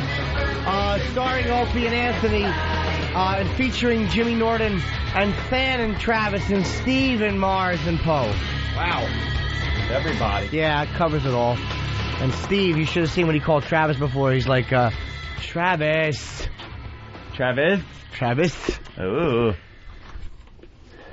Nothing. Oh, we weren't calling you. We were just talking about how Steve called you before. Travis. Travis has he has the beard of an abortion clinic bomber who's been on the run for 6 months. It's the fullest beard ever. It's just awful and unkempt, and hairs are all every which away. Travis is a bag of shit. Nosferatu basically watched TV and brought it in as a bit for us today. I hear Sam's little titter. Who are they laughing at, by the way? They enjoyed a big laugh out there. Sam Price is something cute. Nosferatu, it's called parental control. Basically, the parents don't like the person their daughter or son is dating, so MTV gets them another date or another boyfriend or girlfriend. They go out on a date, and the parents watch it in front of their kid's boyfriend or girlfriend. And it's what? With the boyfriend or girlfriend of their child. And a lot of it. That. Yeah, why are you yelling at Opie? Thank God your internship's almost scripted. Over. I've seen the show. Scripted up the ass. Edited like fucking crazy. He's no Sam. And it's not done in any kind of real-time thing that they're trying to show, like time frame. See how lucky you are, Sam? Yeah. Sorry, Anthony. No, it's another one of these shows that try to come off like a real reality type show, and it's fake reality. Scam. Yeah, fake reality. All right, let's take a listen, though. Parental control. Hi, I'm Casey. I'm 19. My boyfriend's name is Chris. He's really hot. He has a gorgeous smile, and he always makes me laugh. I've never seen anyone as controlling as Chris. I'm sorry. My daughter can't even hang out with her girlfriends because Chris is so jealous. Bad influence, bitch. Chris has quite a temper. We've had more drama with Chris in 8 months than our 30 years of marriage. If I catch you wearing any of them, you're done. I want a guy who'll treat Casey like a prize, not a possession. And I want someone that can return a smile to my daughter's face. When you go on these dates, I want you looking at the ground. Are you kidding me? Does it look like I'm kidding you? Oh, does it look like I'm kidding you? How phony is that? It's so scripted and you just fake. Oh, you could tell when the mother was talking, she was reading something. I want you looking at the ground. Shut up. No one talks that way. No. How about some realistic talk? You know, my daughter doesn't smile anymore because every time he comes over, he grabs her by the throat and gives her mouth a good fuck. He fucks my daughter's mouth like he's crying to the camera. I don't want him to fuck my baby's mouth. And the mother, whenever Chris comes over and my daughter's on the toilet shitting, he sneaks up behind me and presses his cock against my backside and says, "How about a little ride up the shitter?" He fucks my daughter's mouth and humps my wife's backside. I'm powerless over Chris. And he's got to watch it. And he has to watch it. Little suggestion for the boys in the booth. How about we change the pad data? It still says intern promo. We did that a half hour ago. Oh, my God. Who is... Oh, Jesus. Hello, Bill. Hello, Bill. This is my beautiful daughter, Casey. Hi, Casey. I love playing guitar. I love sports. I love activities. All my friends would say I'm the funniest out of our group. And this is loser boyfriend, Chris. Hey, how's it going? How's it going, douchebag? Pretty good, tough guy. Right. Yeah, remember that too. What's he trying to do? Bite off my style? Stupid bastard.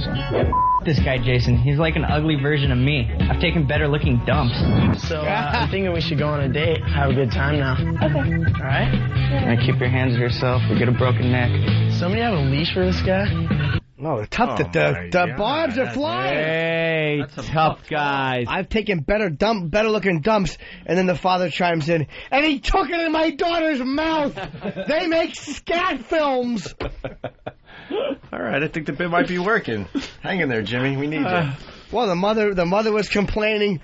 Whenever my daughter's in the shower, he sneaks up behind me and grabs my mastectomy scar.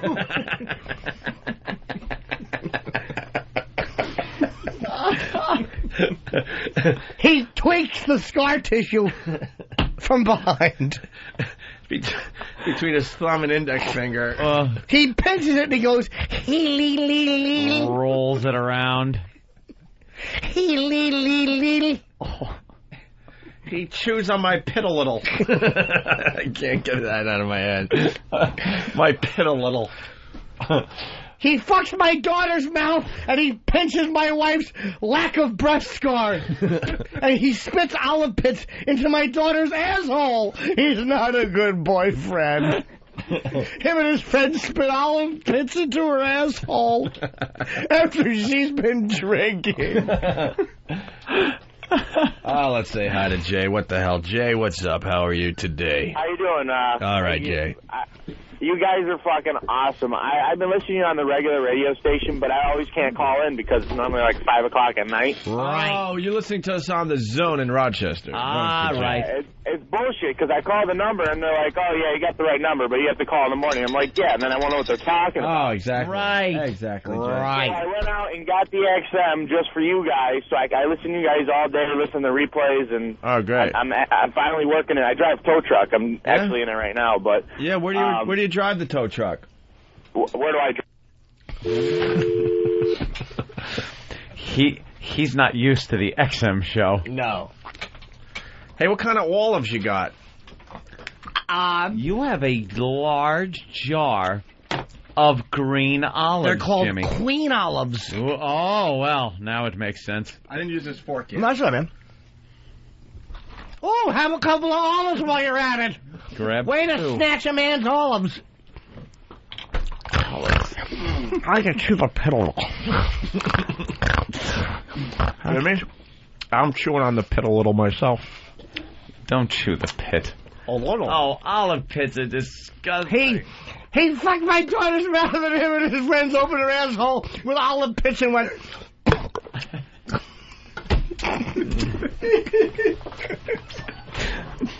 Used to hate when I was a dishwasher at the Chicago Pizza Pub. Remember that place? Yes. In Huntington, Chicago Pizza Pub in Huntington, New York. I went there in high school. For deep dish pizza. I used to be a dishwasher there. Was that on Jericho Turnpike? Yeah, Jericho Turnpike. Used to be a dishwasher there. Yeah, so if you thought it was me, it's me. I've done well for myself, fucko. But I was a dishwasher. And the worst thing that used to come through, because you used to have to work pretty quickly as a dishwasher, especially during the busy nights, Friday and Saturday nights, were pits from olives. Yeah. Olive pits spit out on a plate. I am disgusted by the olive pit. And I'd have to, you work, and so I'd have to take my bare hands and pick up people's plates they've been eating off of and just grab whatever's in it and right into the garbage, load the rack up, same thing. The next one, just people's fucking... Maybe that's why I'm all fucked up now. I smell bit, by the way, and I know I say that a lot. First of all, Smokezilla from Whack Bag. Olive who? Knock, knock. Olive. Olive who? Yes, remember that bit? Olive spitting pits into your daughter's ass. Knock, knock. I was a dishwasher, too, once, Anthony. Really? Did you guys quit together? Like when Omar offered you money to pick up some cocaine and you threw your aprons at the owner and walked Threw away? the apron, walked away, never looked back. Has anyone else noticed I have a dislike for waterheads? Yeah. I don't know why. They're special. And I want to go serious on this one. Okay. I don't want fake stories. Mm-hmm. Mm-hmm. I once had a boss that was a waterhead. Now look, I need a better definition of waterhead because that's a very gray area as far as mental retardation goes. He was retarded. In what way? Down syndrome retarded? No, you couldn't. Normal looking of abnormal lower intelligence. The big tongue variety. Let me ask you: if a dog shit on the rug, would he clean it up, eat it, or worship it? You know what? I think he would clean it up. Oh, it's one of those good trained ones. Yeah. But Mo Howard, Three Stooges haircut. Don't remember, man. This goes Big back tongue? to when I was like a freshman in college, around there. Came home for the summer. Little Chinese-eyed? Little Chinese-eyed? No. No? He looked relatively normal, you Okay. know. His clothes didn't fit quite How right. long would it take? He was a bit overweight, and he had kind of a goofy haircut. You walk up to him. Mm-hmm. You say, hi, how you doing? How long would it take for you to go, all right, something's a little off here? Right away. Right away, you'd notice. As soon as he talks. And this was your boss. I actually had a retarded person as a boss. I've told the story many easy times. to get away with shit, though, right? No, I ended up throwing all the plates and stuff in the garbage, and I walked out. He's probably I a real couldn't take it. stickler for the rules. Yeah, Absolutely. maybe that's it. They go one way or the other. You Dude. could just get over everything on them, or Do you remember... they look at everything. You're that they were 2 told. minutes late! You're 2 minutes late! The clock at 8 o'clock. You're supposed to come at 8 o'clock. At 8:02. Dude. My car was stuck. The boss said to me with the boss, and he told me to tell, so I tell. And there's no reasoning with him, so you have to hit him over the head with a bat. You're bringing up nightmares. Really? Is Bringing that it what right like? back, yes. Actually, Why can't the retarded just realize? It was Christmas break because I made my money caddying.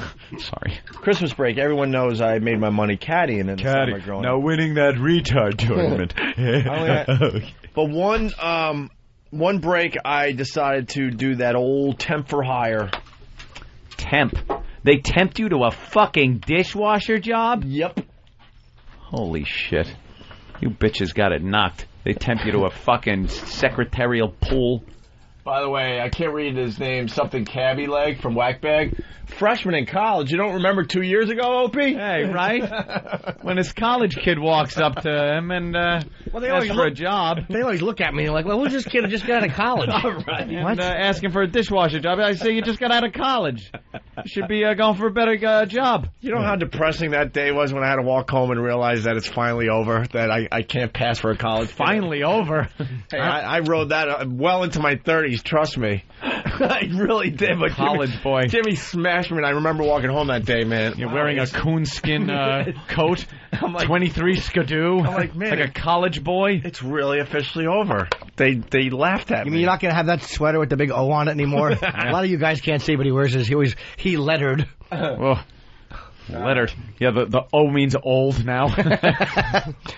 Someone's calling me a faggot because I was a caddy. Oh, not for being a caddy. Yeah. Jesus. Yeah, At least get it right. While you were making...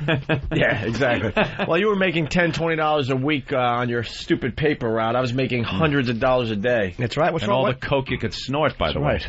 Well, it was pot. well, no. Pot hidden in the trees. Really? Oh, yeah. Hide joints in the trees? Oh, yeah, the caddies. We were just... well, I didn't really smoke pot back then.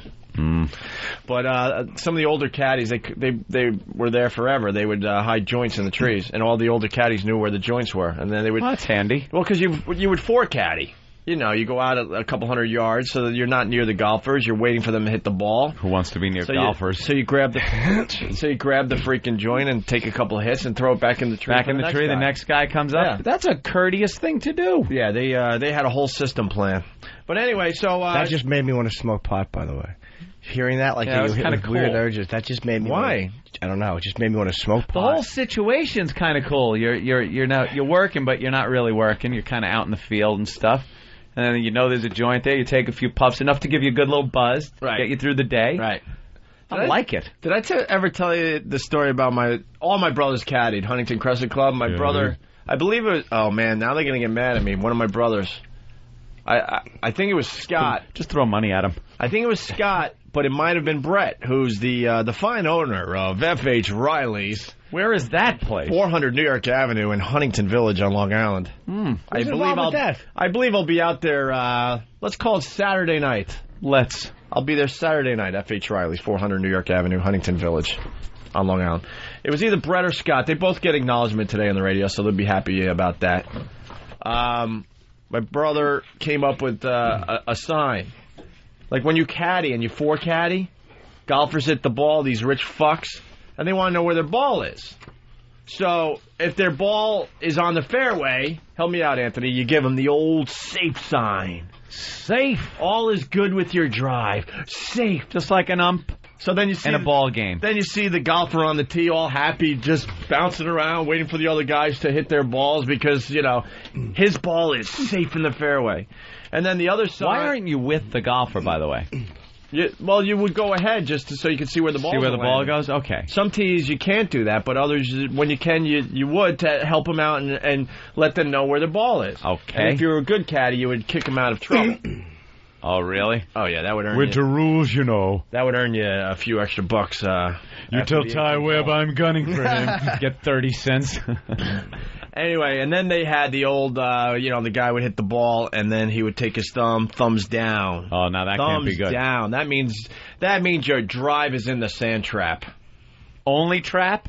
Thumb down is only sand trap? I believe so, yeah. It's been a while, sand trap. And then if their drive landed under the tree...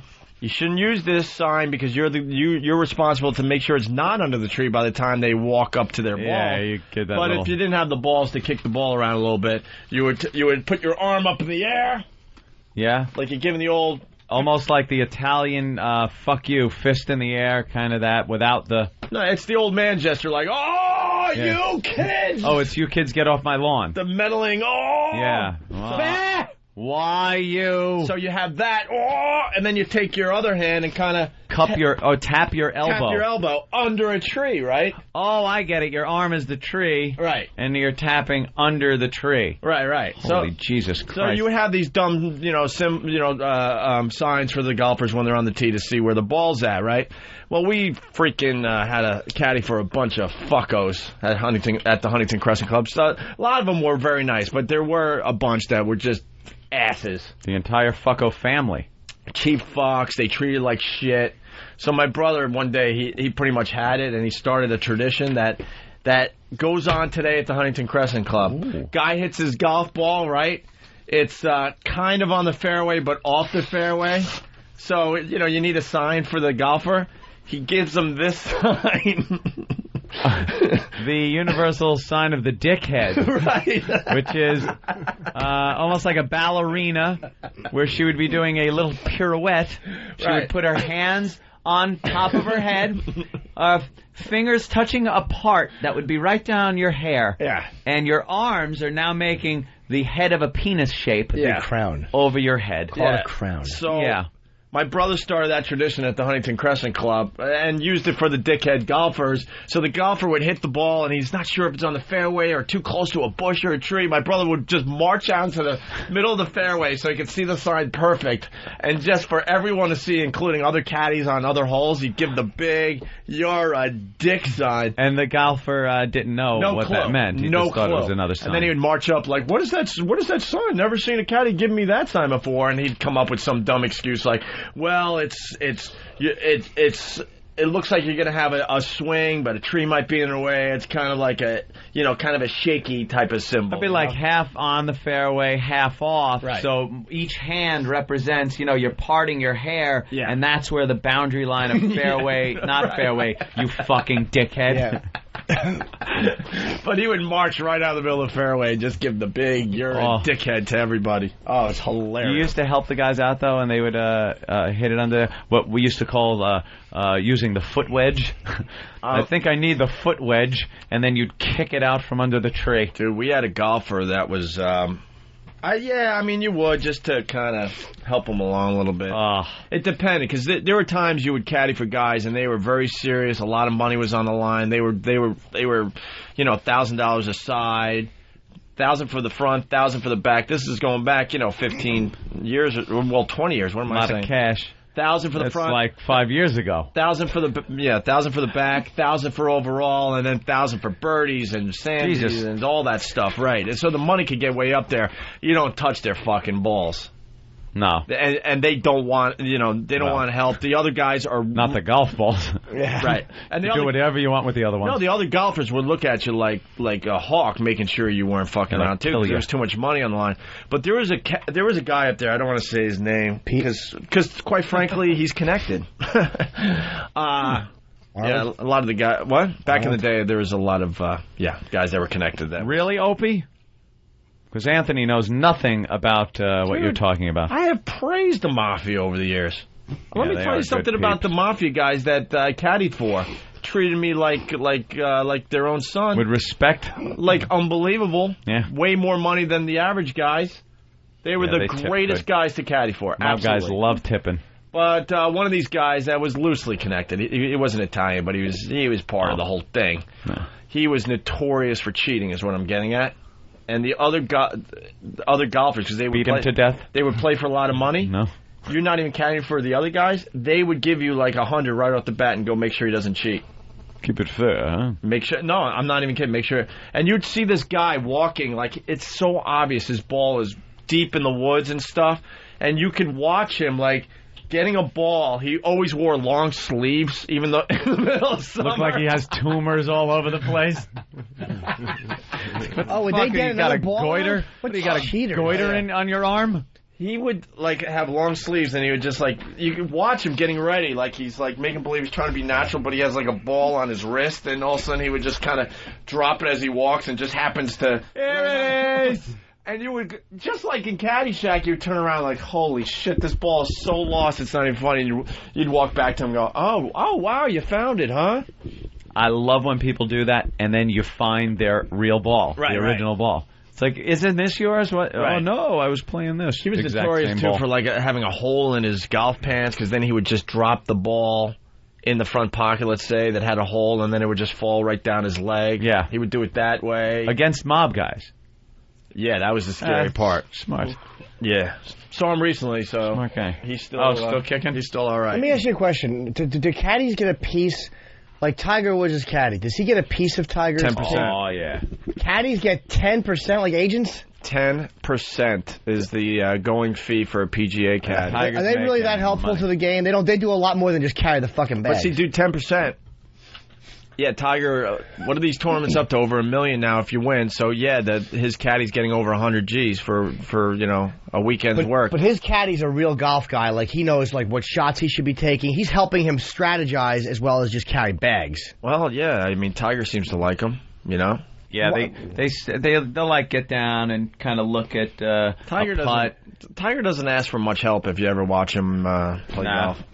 But he likes the guy. They're close, and he's very supportive and all that. Because you need a good cheerleader too and all that stuff. Okay. And he likes to beat up guys that are taking pictures of Tiger when Tiger's. Has he done that? Yeah, he gets a little rough out there. That's cool. But he's also known in his wherever he's from, whatever country he's in, as being a great race car driver. Is he a bodyguard as well, like? He's out there. Dude, I've been lucky to go to a few tournaments to see, and I've seen Tiger Woods up close. He's got, like, an entourage of 100 people that you don't see on TV just marching up the fairways with him on the sides. He's ahead of everybody, but then you got his personal security, you got the troopers. It's unbelievable. There's cops with him? Oh, yeah. It's unbelievable. When you watch Tiger come by, it's a sight to be seen. Other golfers come by that are really famous, and they have a couple people. That's it. But Tiger, it's photographers from all over the world taking every picture, every shot. They're taking pictures. I wonder if he'd remember me. I have Amazing. to see him. He probably wouldn't remember me, but I'll talk to him. Amazing. Anyway, where were we? Oh, so yeah, I had a during the winter you can't caddy, so I did temp for hire. And remember the Walt Whitman Mall, Anthony, obviously? Of course. And remember they used to have a restaurant on the top floor of whatever it was. It was by Sears, I think, or Macy's or whatever it was. They had an actual restaurant, and my job for the day was to be a dishwasher for this restaurant. And I walked in, and some douche in a suit, just an ass, is explaining the job, and then points to this kid that, he was probably 40-something, retarded, and basically told me that he's my boss for the day. And then the retard guy is just beating me up the whole fucking time. They probably paid him in egg whites. That's why they hired him. Just beating me up, saying, look, just like you guys were saying. And there's no reasoning with him. No. It's like a Terminator. Yeah. So, retarded Terminator. You can't bargain with him. He can't be reasoned with. So I started... He's a retard. So I started freaking the kid out because, he's in his 40s. The dishes are coming through like crazy. I can't keep up. So I just started taking the dishes and throwing them in the garbage. They're not my dishes. I don't care. And I saw stacks of dishes all over the place. Plenty of dishes. They don't need these. I thought this guy's head, the retarded guy's head, I thought it was going to explode in front of my eyes. He could not believe that I was throwing dishes away. Freaking out. Yeah, that must have just leveled him. So I just threw a whole bunch of dishes out, cups that were breaking, glasses breaking, and I just walked out. I couldn't take it. I couldn't take having a retard as a boss. An actual retard. We've had many people we thought were retarded as our bosses in the radio world, but this was a real one. And that's a thankless job for a white person, washing dishes. Mexicans, they seem to enjoy it. They go in there, they're la-la-la, they're singing, there's not a frown on their face. Whitey, you put him behind that goddamn dishwasher with the racks, and you're soaked, and you smell like rotting food. It's the worst. I used to actually call the police on myself to get a ride home. I was just this stinky mess. What? Well, I worked at Chicago Pizza Pub, right? But I lived down almost in Northport. It was pretty far down. It was a good few miles. You couldn't walk it. No, couldn't walk it. So someone had stolen the bike that I stole. So I was pretty pissed off about that. And I couldn't, I was walking. So I'm just walking down the street. I was still wet, so it was kind of cold and just stinking, and I wanted to get home. I was exhausted, tired. So there was one of those things on the phone, telephone poles for the police emergency call. Sure. So I called the cops and said, yeah, officer, I don't know what this is. There just seems to be this suspicious guy walking down the street. He looks pretty disheveled, and he stopped, and I think he was just looking at a house, just kind of weird, suspicious. Like, okay. And within minutes, there was a cop right there asking me what I'm doing, blah, blah, blah. I said, I'm walking home from work. I said, I'm exhausted. If there's any way you could just give me a ride home, I'd appreciate it. And the guy said, he goes, yeah, hop in. So he gave me a ride home. How old were you? 32. Probably, yeah, it was, wasn't that long ago. I was probably 17. Why don't you just 18. call and say there was a runaway boy walking, and then you could have said, I'm a runaway. I wasn't cute enough. Oh, that'll work with Sam until he's 51. Yeah, it's a thankless job. Oof. That's great. Glad that's over. Yeah, all right. Parental control. We're in the middle of this. Oh, we are. First met Jason, I was like, oh my gosh, he is so hot. I was like, thanks, Mom. Wow, do moms know how to pick them? What'd you do, pick your nose and he fell out onto the ground? Let's just check in with the happy couple. They're making bathing suits. Now what the is that? Now that's how you treat my daughter. She can make bathing suits all day with that freaking sissy as long as she doesn't wear them. Oh, look at that. Did you see that? A little hat. They look really good together. I know, I think so too. This is just too troubling because it's so controversial. Well, yeah, the making of the bathing suits. You did realize that this was scripted. No, I understood it was scripted, but I kind of like the concept. Have you? I would love to have done that, like back in the day, and sat with parents, or like, 'cause so many. I've been yelled at by parents, and I kind of like the idea. You? Yeah, I bet. Leaving those 2 marks on your daughter's neck. Wait, she left the house. Not only is she home late, but now she's undead. I mean, they go a little more raunchy. I mean, if you go, I know obviously some of it is pretty set up, but they say a few comments that are like, I never could imagine saying to a parent. Of course you couldn't, because you didn't live a scripted life like this is. What were the arguments you've had with parents of girlfriends? The first one was when I was looking for their house. One time I went through the mail. Jesus, looking for the house? It's like, isn't that the first time you're there? No, with this I spoke the next day, and she was like, "Oh, my parents hate you," because I was like, "Why?" She goes, "Well, you went through the mail looking for the house, so I kind of like trying to see it was Long Island. I couldn't see the numbers." Long story short, I went to look. The father supposedly hated me because I went through his mail. You went through their mail to look for an address? Yes, I did. Not like this. Oh, it says 36. Okay, that's it. Good. The mail or the mailbox? The mailbox. No. Like I opened the mailbox and looked. Oh, you opened the mailbox? Yes, I opened the mailbox and looked inside. Well, if somebody opened my mailbox, I'd be a little suspect too. So. All right. Well, but then that explanation. Okay. That's not an argument with the parents, by the way. That's just a daughter relaying something. No, that was the daughter told me that, and that's why her parents hated me. So unfortunately, I never got a chance to speak to them. What arguments did you get into? That? Since. Was there any yelling back and forth? Picking them up, bringing... No, I never had the opportunity to yell back and forth. I never had the actual balls to do that. I just never yelled at parents. If they yelled at me, leave the house or just go on my merry way. I got fucking yelled at and just denigrated by a father one day. I love this story. And it was just horrible. It's a quickie. It's just the daughter was going to college, and we had been seeing each other the whole summer. It was nice. We had a nice little relationship going, and she was going to college. She was going to Quinnipiac College up there in Connecticut. She was probably going to take polls. Relationship. You were banging the hell out She was taking polls, all right. We had deep dick in her? After she was up there for a while, she told me, "Could you not just drop in?" So I knew the jig was up. Did she say that? Yeah. She goes, "Could you just not drop in and maybe call if you're going to be coming by?" All right, goodbye.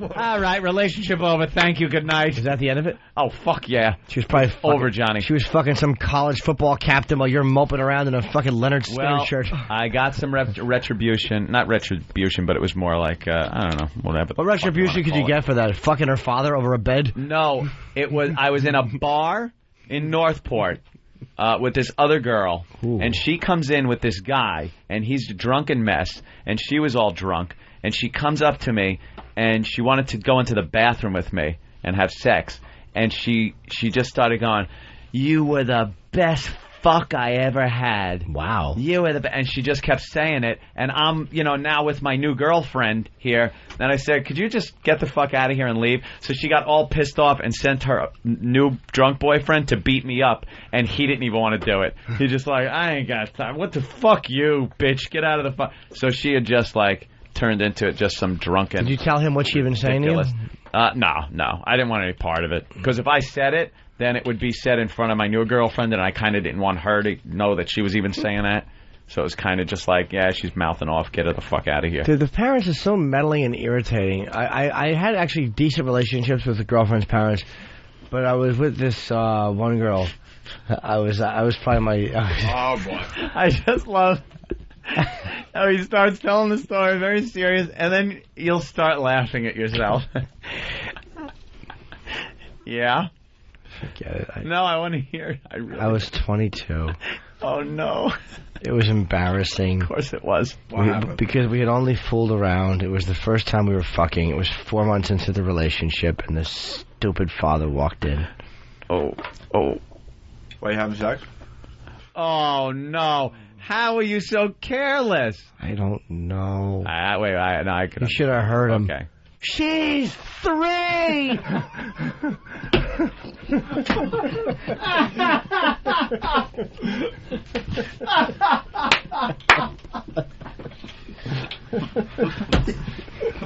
Oh, you fuck. Get out of that crib!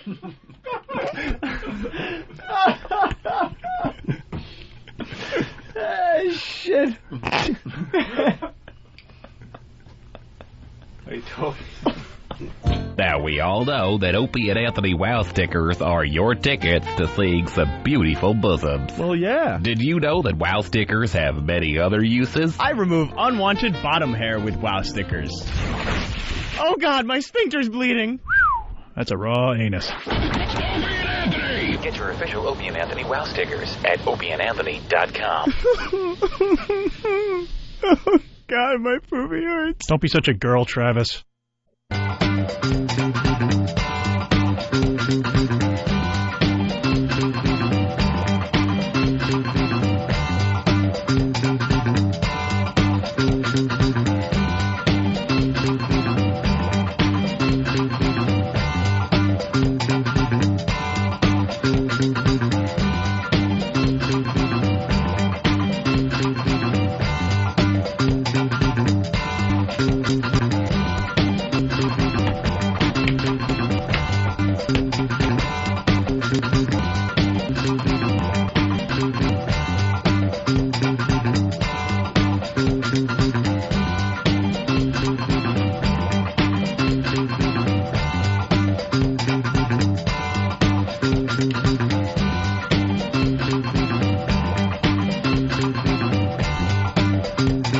When do the vocals start? What is this? I love that song. What is it? The Doors. Peace Frog. Great song. Oh, a peace.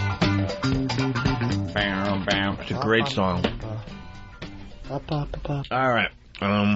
Yeah, we got this. Well, soon you'll be able to stay plugged in even while you're in flight. Apple teaming up with 6 major airlines to integrate iPods with in-flight entertainment systems. The airlines will provide seat connections and chargers. The seat back monitors will display your video content. The iPod-ready seats are scheduled to rock and roll by the middle of next year. iPod taking over the world. So here's what you can do now. You can take your iPod with the video and plug it into your seat back. And now watch what you have on your iPod on the video display on your seat back. Porno. Porno. We're all thinking it. We're looking at porno. Wait, does it say video or is it only It says video. Song list? Video. Well, you can still do that on a laptop, though. You could watch porn on a laptop. Yeah, but at least that you can kind of tilt it toward yourself, keep the screen down a little bit. You could walk down an aisle while somebody's looking at their laptop and not see what they're looking at. Way to humiliate me. Dude. Oh, I'm sorry, Jimmy. You're right, actually. Dude, I used to, back in the day when I was commuting on the Long Island Railroad, back and forth to the city, there was a guy, he must have just been beaten by the commute for so many years. He would watch hardcore porn on his laptop. You know, headphones plugged in so you can't hear it, but you could certainly see it. This fucking guy didn't give a shit who was watching. He didn't care. I think he'd get arrested. I'm sure at first he probably tried to hide the laptop a little bit, but it got to a point he would just have it right there in front of you. They're going to probably have to make announcements. You know, anything no inappropriate. Now, what does that mean, Up to the discretion of the flight attendant. Guarantee it'll up to the discretion of the airline to determine appropriateness or inappropriateness. Won't be done by rating systems. Won't be done by anything. What if you want to watch NTSB footage of crashes of airplanes? They can determine that's inappropriate. Inappropriate? Yeah. Al-Qaeda rantings and ramblings. Yeah. Or no, you see there's some son of a bitch in an orange jumpsuit kneeling, bunch of savages behind him. You're watching it, and you're laughing and clapping as it's happening. Watching the Nick Berg beheading, and clapping. Your hands are over your head, and it gets people interested. Like, what's he watching? A child sitting next to you looking at this. Just watch. Mama, his head fall off. Mama, the man's head fall off. It's like a cartoon. Only he's not moving. Just watch Dora the Explorer and moan a lot. Take a Cialis and wear sweats, or wear like a white spandex wrestling outfit like that you wore in high school, and let your hard cock and balls bulge as you're watching Dora the Explorer. It just opens up, it gives people a lot more freedom to watch what they want to watch. It'll be up to the flight. You're on JetBlue, it's all about what they give you to broadcast on the seat back. And then on your laptop, like I said, if you're watching something inappropriate, even R-rated movies, I've watched those, and all of a sudden there's tits on the screen or a fuck scene. You kind of tilt it away from anybody who might be offended watching it. Cool about that. But the seat back things are pretty, you could see it if you walk into the bathroom, somebody behind you, they could see it. They could charge your iPod that way. That's so cool. Yeah. It's good for cross-country flights. I like it. I like my iPod, guys. How about you? I got some funny iPod stories for tomorrow. I'm looking forward to them, Jim. Yeah, looking funny songs. Funny things that have been happening while I'm listening to certain songs. That's what I want to hear. Yeah. Mm-hmm. Like one, no, they're really good. Like one time I was on a bus and I was listening to "Walk Like an Egyptian." Yeah. While a gentleman with polyester pants was rubbing his erection against the back of my knuckles. I was listening to "Walk Like an Egyptian." And now every time you hear the song, you probably think, I just drop my hand and stay still. Did you see this video? It was on Whackbag. Someone put it on. It's I don't know if it's a scam or something. It's some big fat tool guy. Is just some jamoke, and girls are like taunting him. He's naked, and he makes one of the he makes him eat one of the girls' pussies. One of the girls, and he's down there like humming a song, and then he leans back. And he's got like a little hard on, and this girl grabs his dick and gives him like not even a blowjob, puts her mouth on his dick for a second, and then takes his dick out of her mouth and kind of touches his cock, and he shoots a load all over the place. And they just berate this fucking guy and are laughing at like, oh my God, she did barely put it in her mouth, and just degrading this guy. And it's very funny to watch. It's on Pal Talk? It's on Whackbag. It's on There's Whackbag. a Pal Talker or just... No, it was just... I don't know what it is. Yeah. It's on Whackbag, but it gave me a chuckle because the girls are just degrading this guy. He kind of... It just reminded me of Big A. Like, you could see Big A going through the same situation. Just thinking about a chick and soiling himself. One of the funniest lines ever, by the way, was Big A, little C. Oh, his awful cock. And the way he would jerk off is he would hold it and like just massage it with his thumb. Well, he was on Pal Talk, thinking he was in private, I guess, jacking off, and people screen capped the whole thing and vid capped it and caught him jerking off. If you want to see what Big A looked like jerking off, watch Escape from Alcatraz and watch Litmus petting the mouse. Just that little thumb move on the little mouse's head. That's what he did. He was holding the mouse in his hand, and just his thumb was gently rubbing the top of the mouse's head. That's how he beats off. Yeah. Dangle a little al dente by his cock to feed it. It's graceful. You can eat that? Yeah. Oh, that's wonderful. Yeah, poor Big A. Hey, we got the video of the day. It's time for that story about Pee Wee football brawl. Oh, that's great. You saw that? I saw some of the footage on CNN. Pee Wee football, and there's a huge brawl in the middle of the game. Oh, look at that. Thank you. And Steve Bartelstein and Laurie Stokes are disgusted. Are they? Steve Bartelstein is disgusted. Disgusted. Good sportsmanship was not exactly on display. This is really awful in a Pee Wee football game. We've seen this before, too. It wasn't the kids were misbehaving badly, but the dads right here, 5- and 6-year-old players, watched another brawl involving parents breaking out on a field in Corpus Christi. It began when a coach was tossed out of the game by an 18-year-old referee. Coach punched the ref, knocked him unconscious. 18-year-old. Oh, this is ugly. This is just bad. Some parents tackled the coach to keep him away from the kids. Charges are pending against the coach. Man, stupid. Yeah. Terrible. Disgusting. And another adjective? Horrible. There you go. Why don't you get a hold of yourself? It's not 9/11 footage. Yeah. It's a bunch of parents fighting. Brawling. But she got a little feisty with him there. Yeah. What'd she say? Another adjective? Horrible. That was kind of like, all right, we get it. We get it. It's bad. Shut the fuck up. Disgusting. Deplorable. Horrible. Wouldn't it be funny if he just fired out other adjectives that made no sense and she's like another adjective? It's just cunty and niggerish.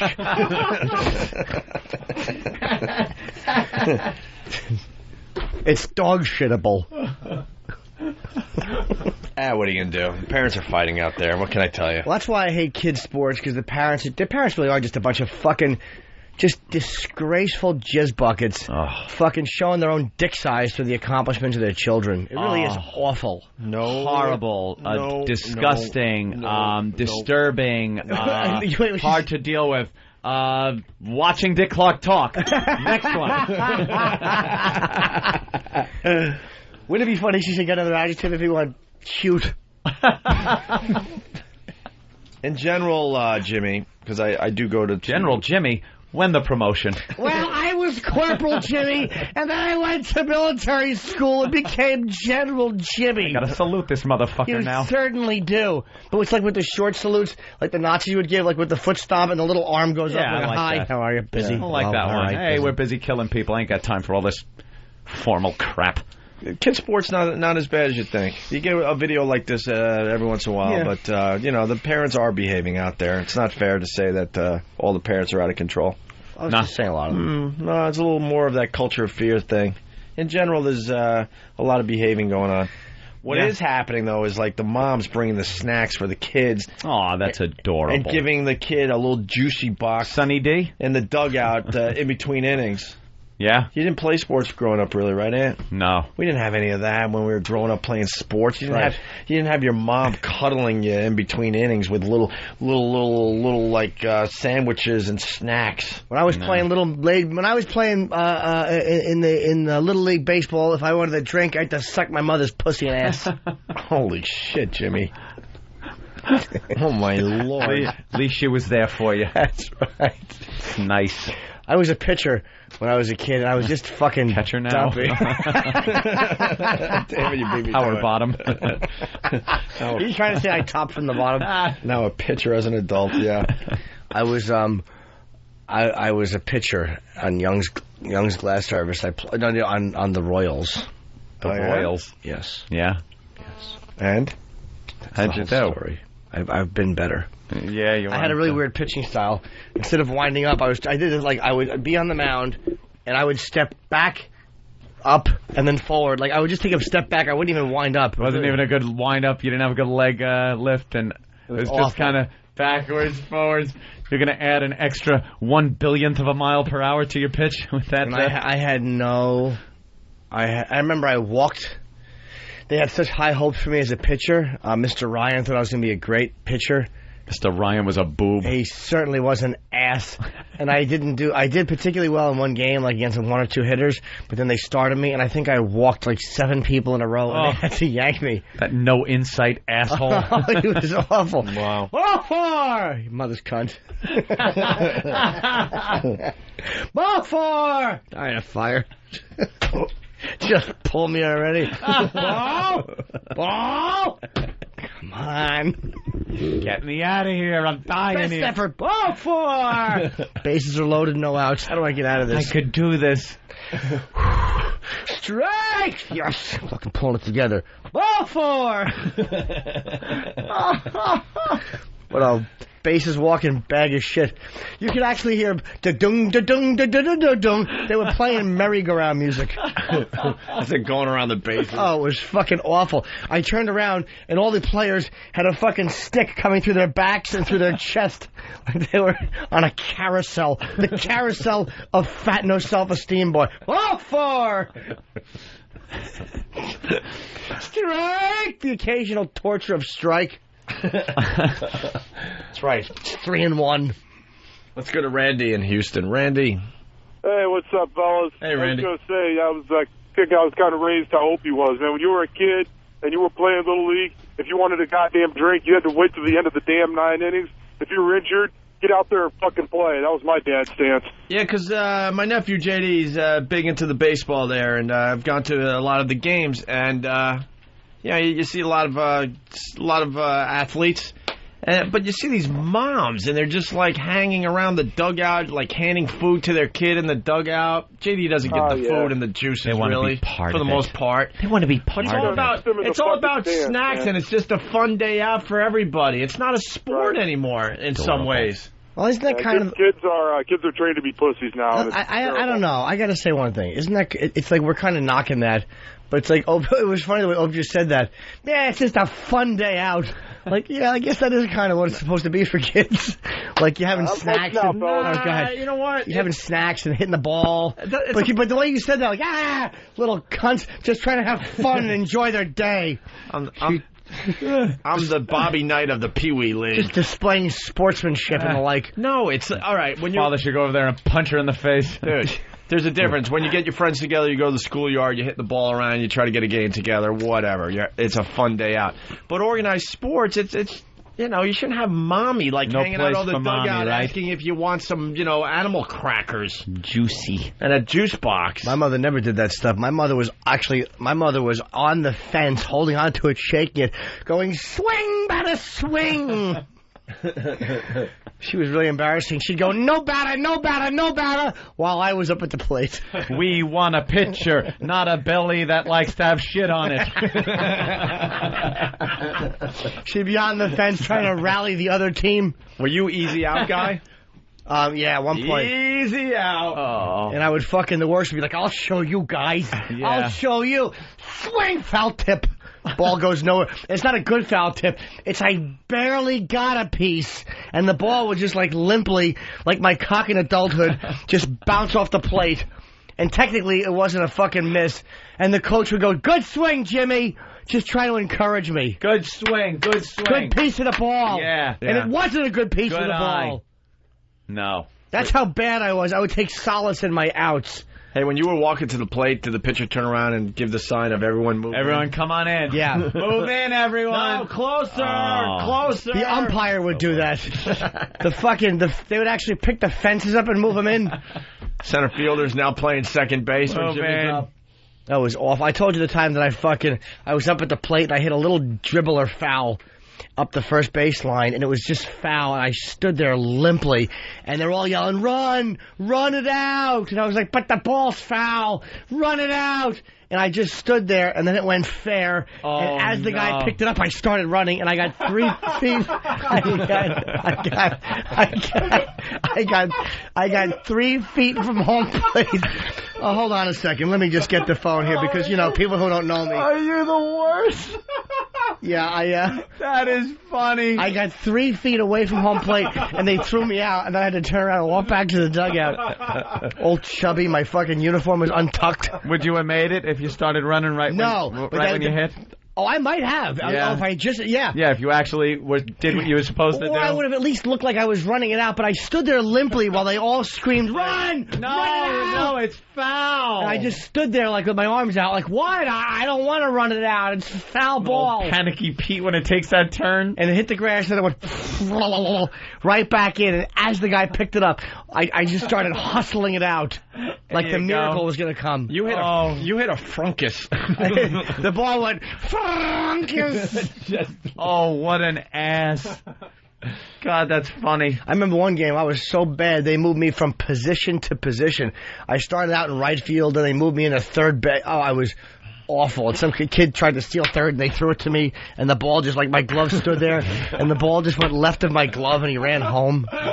Oh, what a fucking impotent mess I was. There are certain people that wherever they're positioned, the second he has to come into play, it's like, because it's happening so fast, but your mind is working real quick, and you're like, oh, we're fucked. Oh, we're fucked. And there goes the ball to throw, and he fucking missed it. One year, I actually wasn't the worst hitter. I would do okay. And this is probably, I'm 38, and this was probably when I was 13, 25 years ago. And I still remember my dad overheard some black kid on the team complimenting me, and he told me about it. The kid's name was Andy Blocker. Andy Blocker? And he said that Jimmy's one of the better hitters on this team. Hey, and my dad reported that to me, and I never forgot it. Nice. I was one of the better hitters on that team. Hey, and I wasn't. Very nice of that. Yes, it was me and Rick Allen and Christopher Reeve were the three hitters, and I was one of the better ones behind only those two. I want to start a new bit. Cleanup hitter. You got to clean up Christopher Reeve's shit. And Heather Mills, where she would just put pine tar on her thigh and swing it. Oh, my God. I don't know why that makes sense. She only has one leg. That makes more sense if you have two. Mike in Jersey. Mike. Asshole I am. Mike. Hey, what's up, guys? Hey. Hey.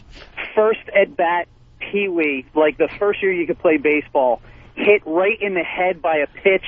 I must have stood a foot and a half away from the plate every time I went to bat after that. Oh, they could not get into it after that. Scared you away.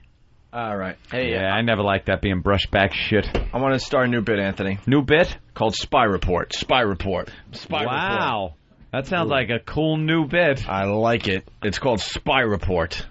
Who could we get to maybe do the voice for it? I don't know. Maybe Steve. Spy Report. Spy Report. What do you think? Spy Report. Spy Report. What's it about? Spy Report. Well, we got Andrew from New York. He works at, well, it just updated. Wonderful. He works at ABC 7 in the news division here in New York City. Mm-hmm. Wanted to let you guys know that the anchors of the piece we just heard got into it about a month ago, and they hate working with each other. I'll try to get you guys more info. Oh, please. I like that. That's what you were kind of hearing on that tape. The anchors or Oh, more adjectives. You're right, dude. Because didn't the weather guy chime in? Wasn't he the last one that chimed in with an adjective? Yeah, that's the famous one. Bill and Steve going at it. But now Lori and Steve that we just heard don't like each other. Was Bill involved at all in what we just heard? No. No? In the background a little bit. I thought at the end... Now I got to hear it again. I'm sorry. Sounds to me like Steve is the issue here. Where is it? Right here? Yeah, now I got to hear it again. This Bartlestein's a rough one to work with. I think they're pretty much saying it's Steve and Lori. Steve and Lori have a little bit of an issue. She's had enough of Steve. This is our first Spy Report. Spy Report. Good sportsmanship was not exactly on display. This is really awful in a Pee Wee football game. We've seen this before, too. Yeah. It wasn't the kids who were misbehaving badly, but the dads right here, 5- and 6-year-old players watched another brawl involving parents breaking out on a field in Corpus Christi. It began when a coach was tossed out of the game by an 18-year-old referee. Coach punched the ref, knocked him unconscious. 18-year-old. Oh, this is ugly. This is just bad. Some parents tackled the coach to keep him away from the kids. Charges are pending against the coach. Man, dude. Yeah. Terrible. Disgusting. And another adjective? Horrible. There you go.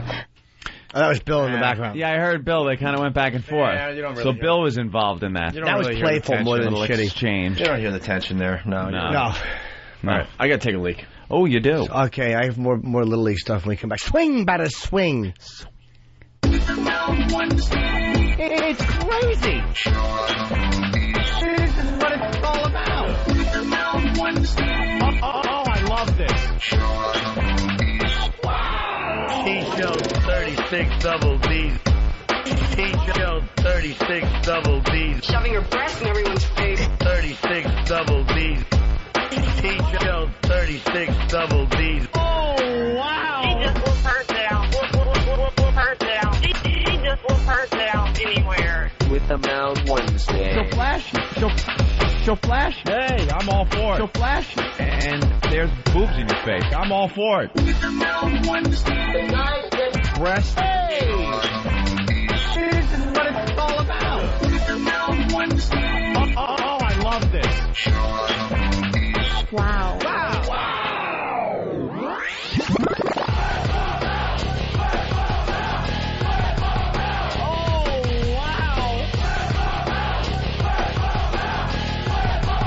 Whip them fuckers out. This is fantastic.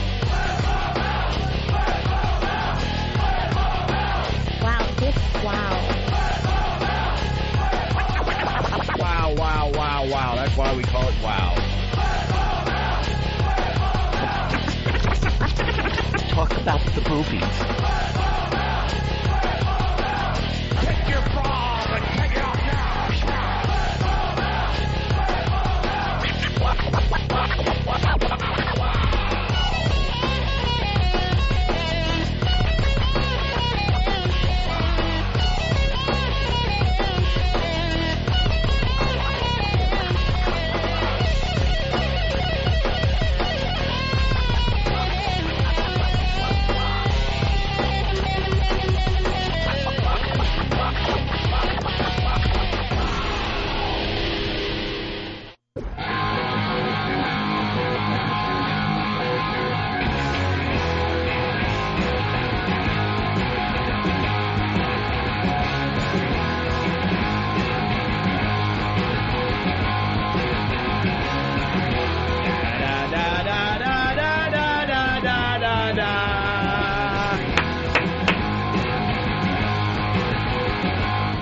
Mike, the trucker. What's up, Mike? How are you today? What's going on, L&A? You guys rock. Oh, wow. Thank you, Mike. I really appreciate that. We rock. Listen every day, do you? Oh, yeah, every day. But shit dicks are ripping off Ron and Fez with the spy report. What? We've been doing that for years.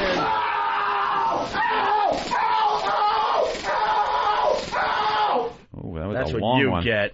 Wait, why is he accusing us of ripping off another show? Come on. Yeah, why? I'll give you a fucking gymatorium and straighten you right out. Exactly. That's right. Dave in Louisiana, what's up? What's up? Dave. Yeah. What's up, Dave? Not much. You're ripping off Ron, too. Ripping off Ron. How long? Do you remember in Boston? Yeah, we started We in Boston. started doing the spy report. We just changed the name to Spy Report. Yeah. That's enough with Ron and Fez. We used to call it the Tattletale Report. Yeah. Back in the day. And then we wanted it to sound more secret agenty. That's right. So we started calling it Spy Report. Well, after the Austin Powers movies came out, yeah, we decided to, make it sound a little cooler. Why are they doing that? I guess. Is it something that they... Oh, God. I'm sure they'll be doing Fat Tuesday soon. Next thing, if I even hear someone call up and say that we've ripped off message board gossip, I'm going to be pissed, because that's our bit. Yeah. We're going to start that tomorrow. Yeah. Remember we did that one time years ago? It's been on the docket for months. Oh, for months we've been talking about that. We even had a little theme song for it and everything. It was called Board Chatter originally. Board Chatter. Board Chatter. And then Internet Gossip. And then we finally got it together to message board gossip. And there was going to be a song, and as the song was playing in the background, it was just going to be chitter chat, chitter chat, chitter chat, chitter chat, Yeah. chat, chat, chitter chat. Chat. Then we decided to just have Steve do it, and because he says razzle dazzle, and it's funny. Yeah. Do we have the theme? Oh, it's somewhere. All right, someone else's machine. Yeah, let's say hi to Joe. How'd that happen? Joe, it's our bit. Joe. Yes. Hey. What's up, Joe? I'm in Little League, and I was 10 years old, standing on third base, and the kid at bat just fouls off pitch after pitch, and I just peed myself all down my gray Little League pants. Oh, that's a rough one to live down. Yeah. Oh, right in front of the dugout, on third base, everyone's laughing. Oh, it was just terrible. Awful. The dirt is soaked. Oh, as bad as you can imagine. All right, guys, punching out. All right, love you guys. I got to be honest, I was a pretty good athlete growing up, but as far as Little League went, I was scared. Oh, I would never get close enough to the plate. No. I was scared. Winging by you like that. You could get hurt. I was a scaredy cat when it came to Little League. I had a chemistry set and a geology kit. That's what I did when I was growing up. Let's go to Rob on Long Island. Microscope. Rob. Hey, what's up, guys? Hey. Yeah, this particular game, I was 12, and my dad was a coach. He only had 9 players, so he couldn't substitute me. Game starts, and I got to shit my pants. I got to shit so bad, but he couldn't take me out of the game. So after the first inning, he's like, run to the bathroom. So I run to the porta potty. I do what I got to do. I come back, and they're all waiting for me. It's my turn to bat. So everybody knows exactly what I had to do. So I get up to the plate, first pitch in, boom, I hit a shot to the outfield. I get to third. My dad picks up some dirt, rubs it on my ass, because I got shit on the back of my uniform. So the rest of God damn. So the rest of the game, whenever I was at base or in the field, I hear the other players making fart noises, like joking behind my back. Oh, it was the worst. Any game I had after that, I got anxiety. I felt like I had a shit. It was the worst feeling in the world, just because everybody knew that's where I was. They were all waiting for me because I held the game up. Oh my God! You know what? I think we could start a comedy pyramid with this. Yeah. Hey guys, punch it out. All right, thanks, bro. One of our benchmarks. Yeah, one of our benchmark bits. The comedy pyramid. I love it. See how pale Eastside Nosferatu is? Tsunami update. want to get to Chad Myers now with an update on the tsunami that we have been following. Things are hopefully calming down a bit. A little bit, yep. Some of the watches and warnings have been canceled now for Alaska, for British Columbia, all the way down even into Washington, which had a watch now being canceled. We're finally getting some of these waves over some of the dart buoys out to the west, and I saw a few waves 5 to 6 inches high, but that's it so far. Alaska, though, you are all canceled for now, in the clear. Hawaii still posted for right now. We'll see what happens as the wave continues to move a little bit closer, but right now it's small. The biggest wave they even saw in the Hokkaido area right up here in northern Japan, only about 18 inches high. Okay, Chad, thanks for that. Wow. Thanks for nothing, Chad. That was a non-event. Thanks for nothing, news. A non-event. Do you hear how they had to tie in the local angle? Yeah. Even Washington State had a tsunami watch, which was canceled when a little friggin' dribble-drabble wave comes in. Ooh, Jimmy? The news. Didn't you have one more Little League story? I did, but I lost interest. Just lost interest in it? I lost interest in thinking about it. I was, Well, you were chewing on your pit a little. I was chewing a pedal. You were chewing on the pit a little, and you lost interest. When I was a kid, dude, when I was a kid, I think I told this story, but I had this really weird... I would play mostly the outfield, like right field. No, Jim. This is where I get up and last time he started his bit, I literally just walked out. I just walked Why? out. I'm trying to explain something. Late in the show, it's tough. It's a tough bit for late in the show. Let me do it. All right. I'll do regular. I was playing the outfield.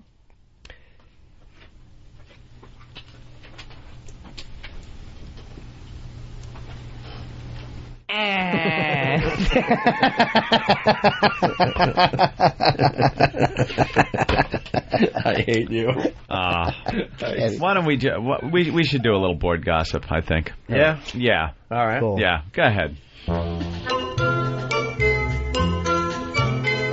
Razzle dazzle. It's board gossip with a little gossip, a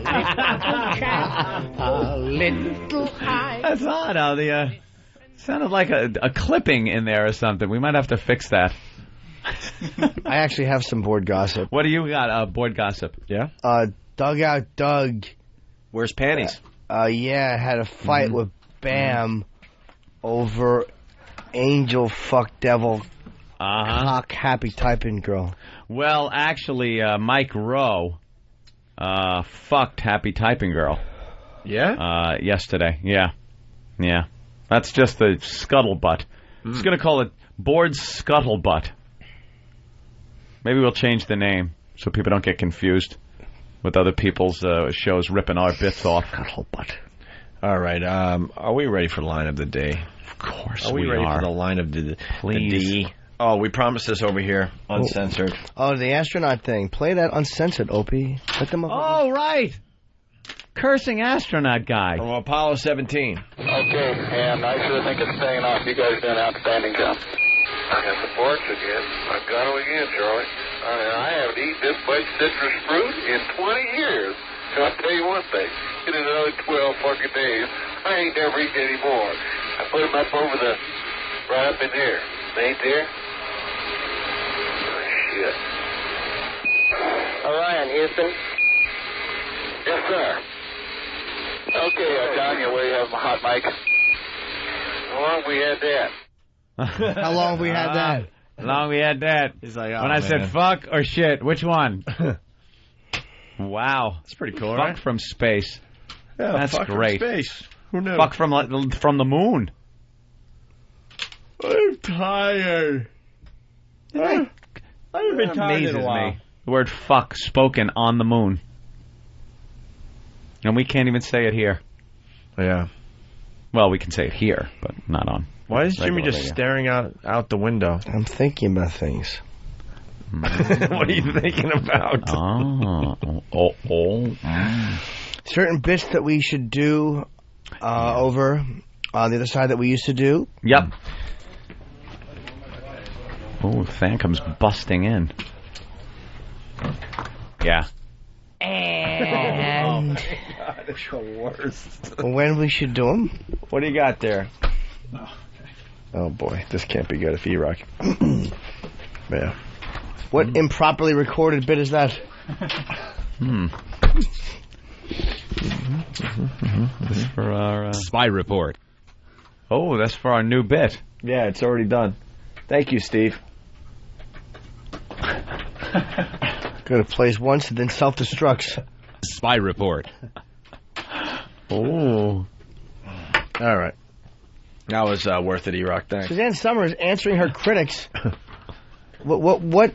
That's on Larry King. Who's criticizing her? Who? What? What is she being criticized for, Suzanne Summers? Thigh master? Not like the last thing she ever did? I don't know. They're saying she had plastic surgery. What could you criticize her for? Leave her alone. Oh, it means Sohail we're running? Of course. Line of the day. Sponsored by BowDogFight.com. Who wants to try the announcer voice today? We had Mike Rowe yesterday. Jimmy? What am I supposed to say? Well, here you go. But you got to do it like this. You got to, you got to get your voice down a little bit there. Little line of the day. Sponsored by BowDogFight.com. Log on. And watch American fighters battle for the right to represent the U.S. in a bout against the Russians. It's all about BowDogFight.com, a mixed martial arts tournament.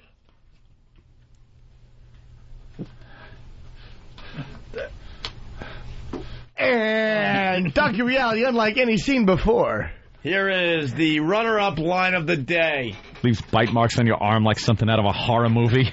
Yeah, looks like Predator attacked you. The hell were you bit by?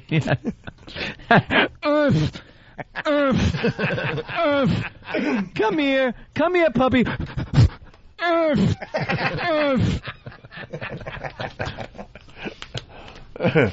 That damn sure is a line of the day. That needed a setup, though. Nah, well, that was the dog. Cleft palate that dog. was a cleft palate dog. Yeah, that Marge was trying to save. Cleft palate puppies. Oh, that was funny. In the news. Let's say hi to John in PA. John, what's up?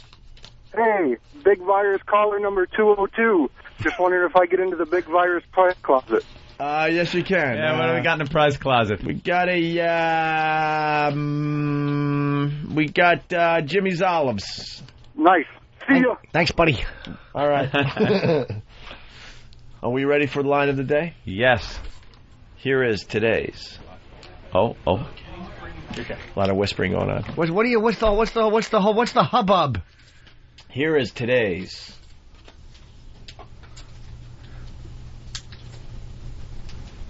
Yeah. Line of the day, Jimmy. You killed me. Here comes line of the day. Line of the day.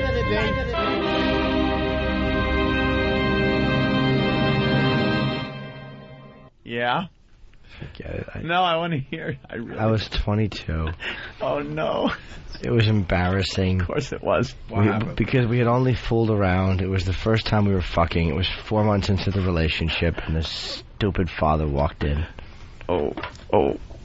Why you having sex?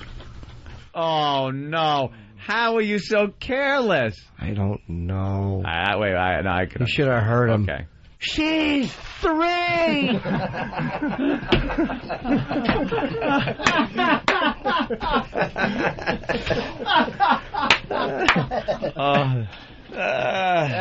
That is a good one. Thanks, boys. Had a surprise ending and everything. That's great.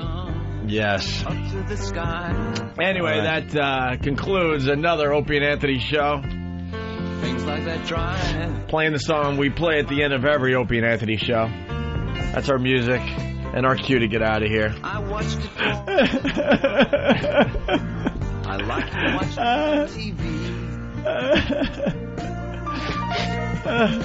Nothing, I'll be fine. I'll be all right. Yeah, I'll be fine. All right, well, where's our nigger producer? What, too far? We'll enjoy a little bit of Jimmy's Satellite eyes of pop out Love. of his head. We end every radio show with this. Yeah. And we'll see you guys tomorrow. Why don't we turn that up a little bit? See ya. Hey. See ya. Parking cars. I watched it for a little while. I love to watch things on TV. Satellite of love. Satellite of love. Satellite of love. Satellite of love. I've been told that you've been bold with Harry, Mark, and John. Monday and Tuesday, Wednesday to Thursday with Harry, Mark, and John. Satellites gone up in the skies. Things like that drive me out of my mind. I watched it Jamming with it. for a little while. Some other shows don't do. Things on TV. They leave. We hang out and jam with it. Satellite of love. Satellite of love. Satellite of love. Satellite of love.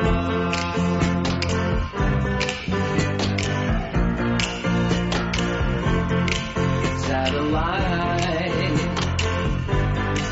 of love. Satellite of love. Satellite of love. Satellite. All right, buddy.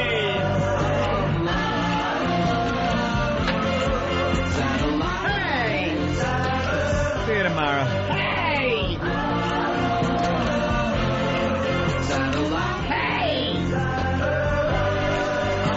I wish I had my cowbell to throw at somebody. I don't know. They didn't bring it I over don't from the have other it. place today. I No know. cowbell today. I usually have it right here. Yeah. What All cowbell? Yeah, let me see What that. cowbell? Get out of here, Get out of here, Jimmy. Throw it at Danny. I bet it hurts him real bad.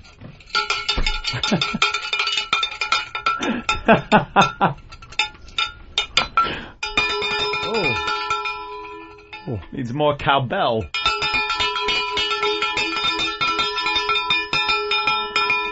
Hey, let's see that cowbell. Let's see that thing. How you doing, Danny?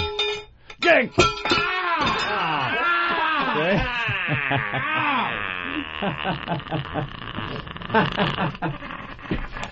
Can we end the show with E-Rock giving one of his Can I see yells? that?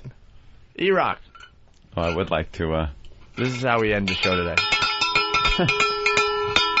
Come and get it. E-Rock, could you do one Nice. of your yells to end the show today?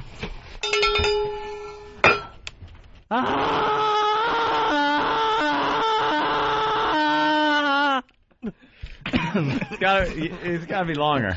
Yeah. Just a little longer. You use too much energy Yeah, back off the for mic a little volume. You use, like, pace yourself, get a good long one. Pace yourself, you cunt. So you turn red.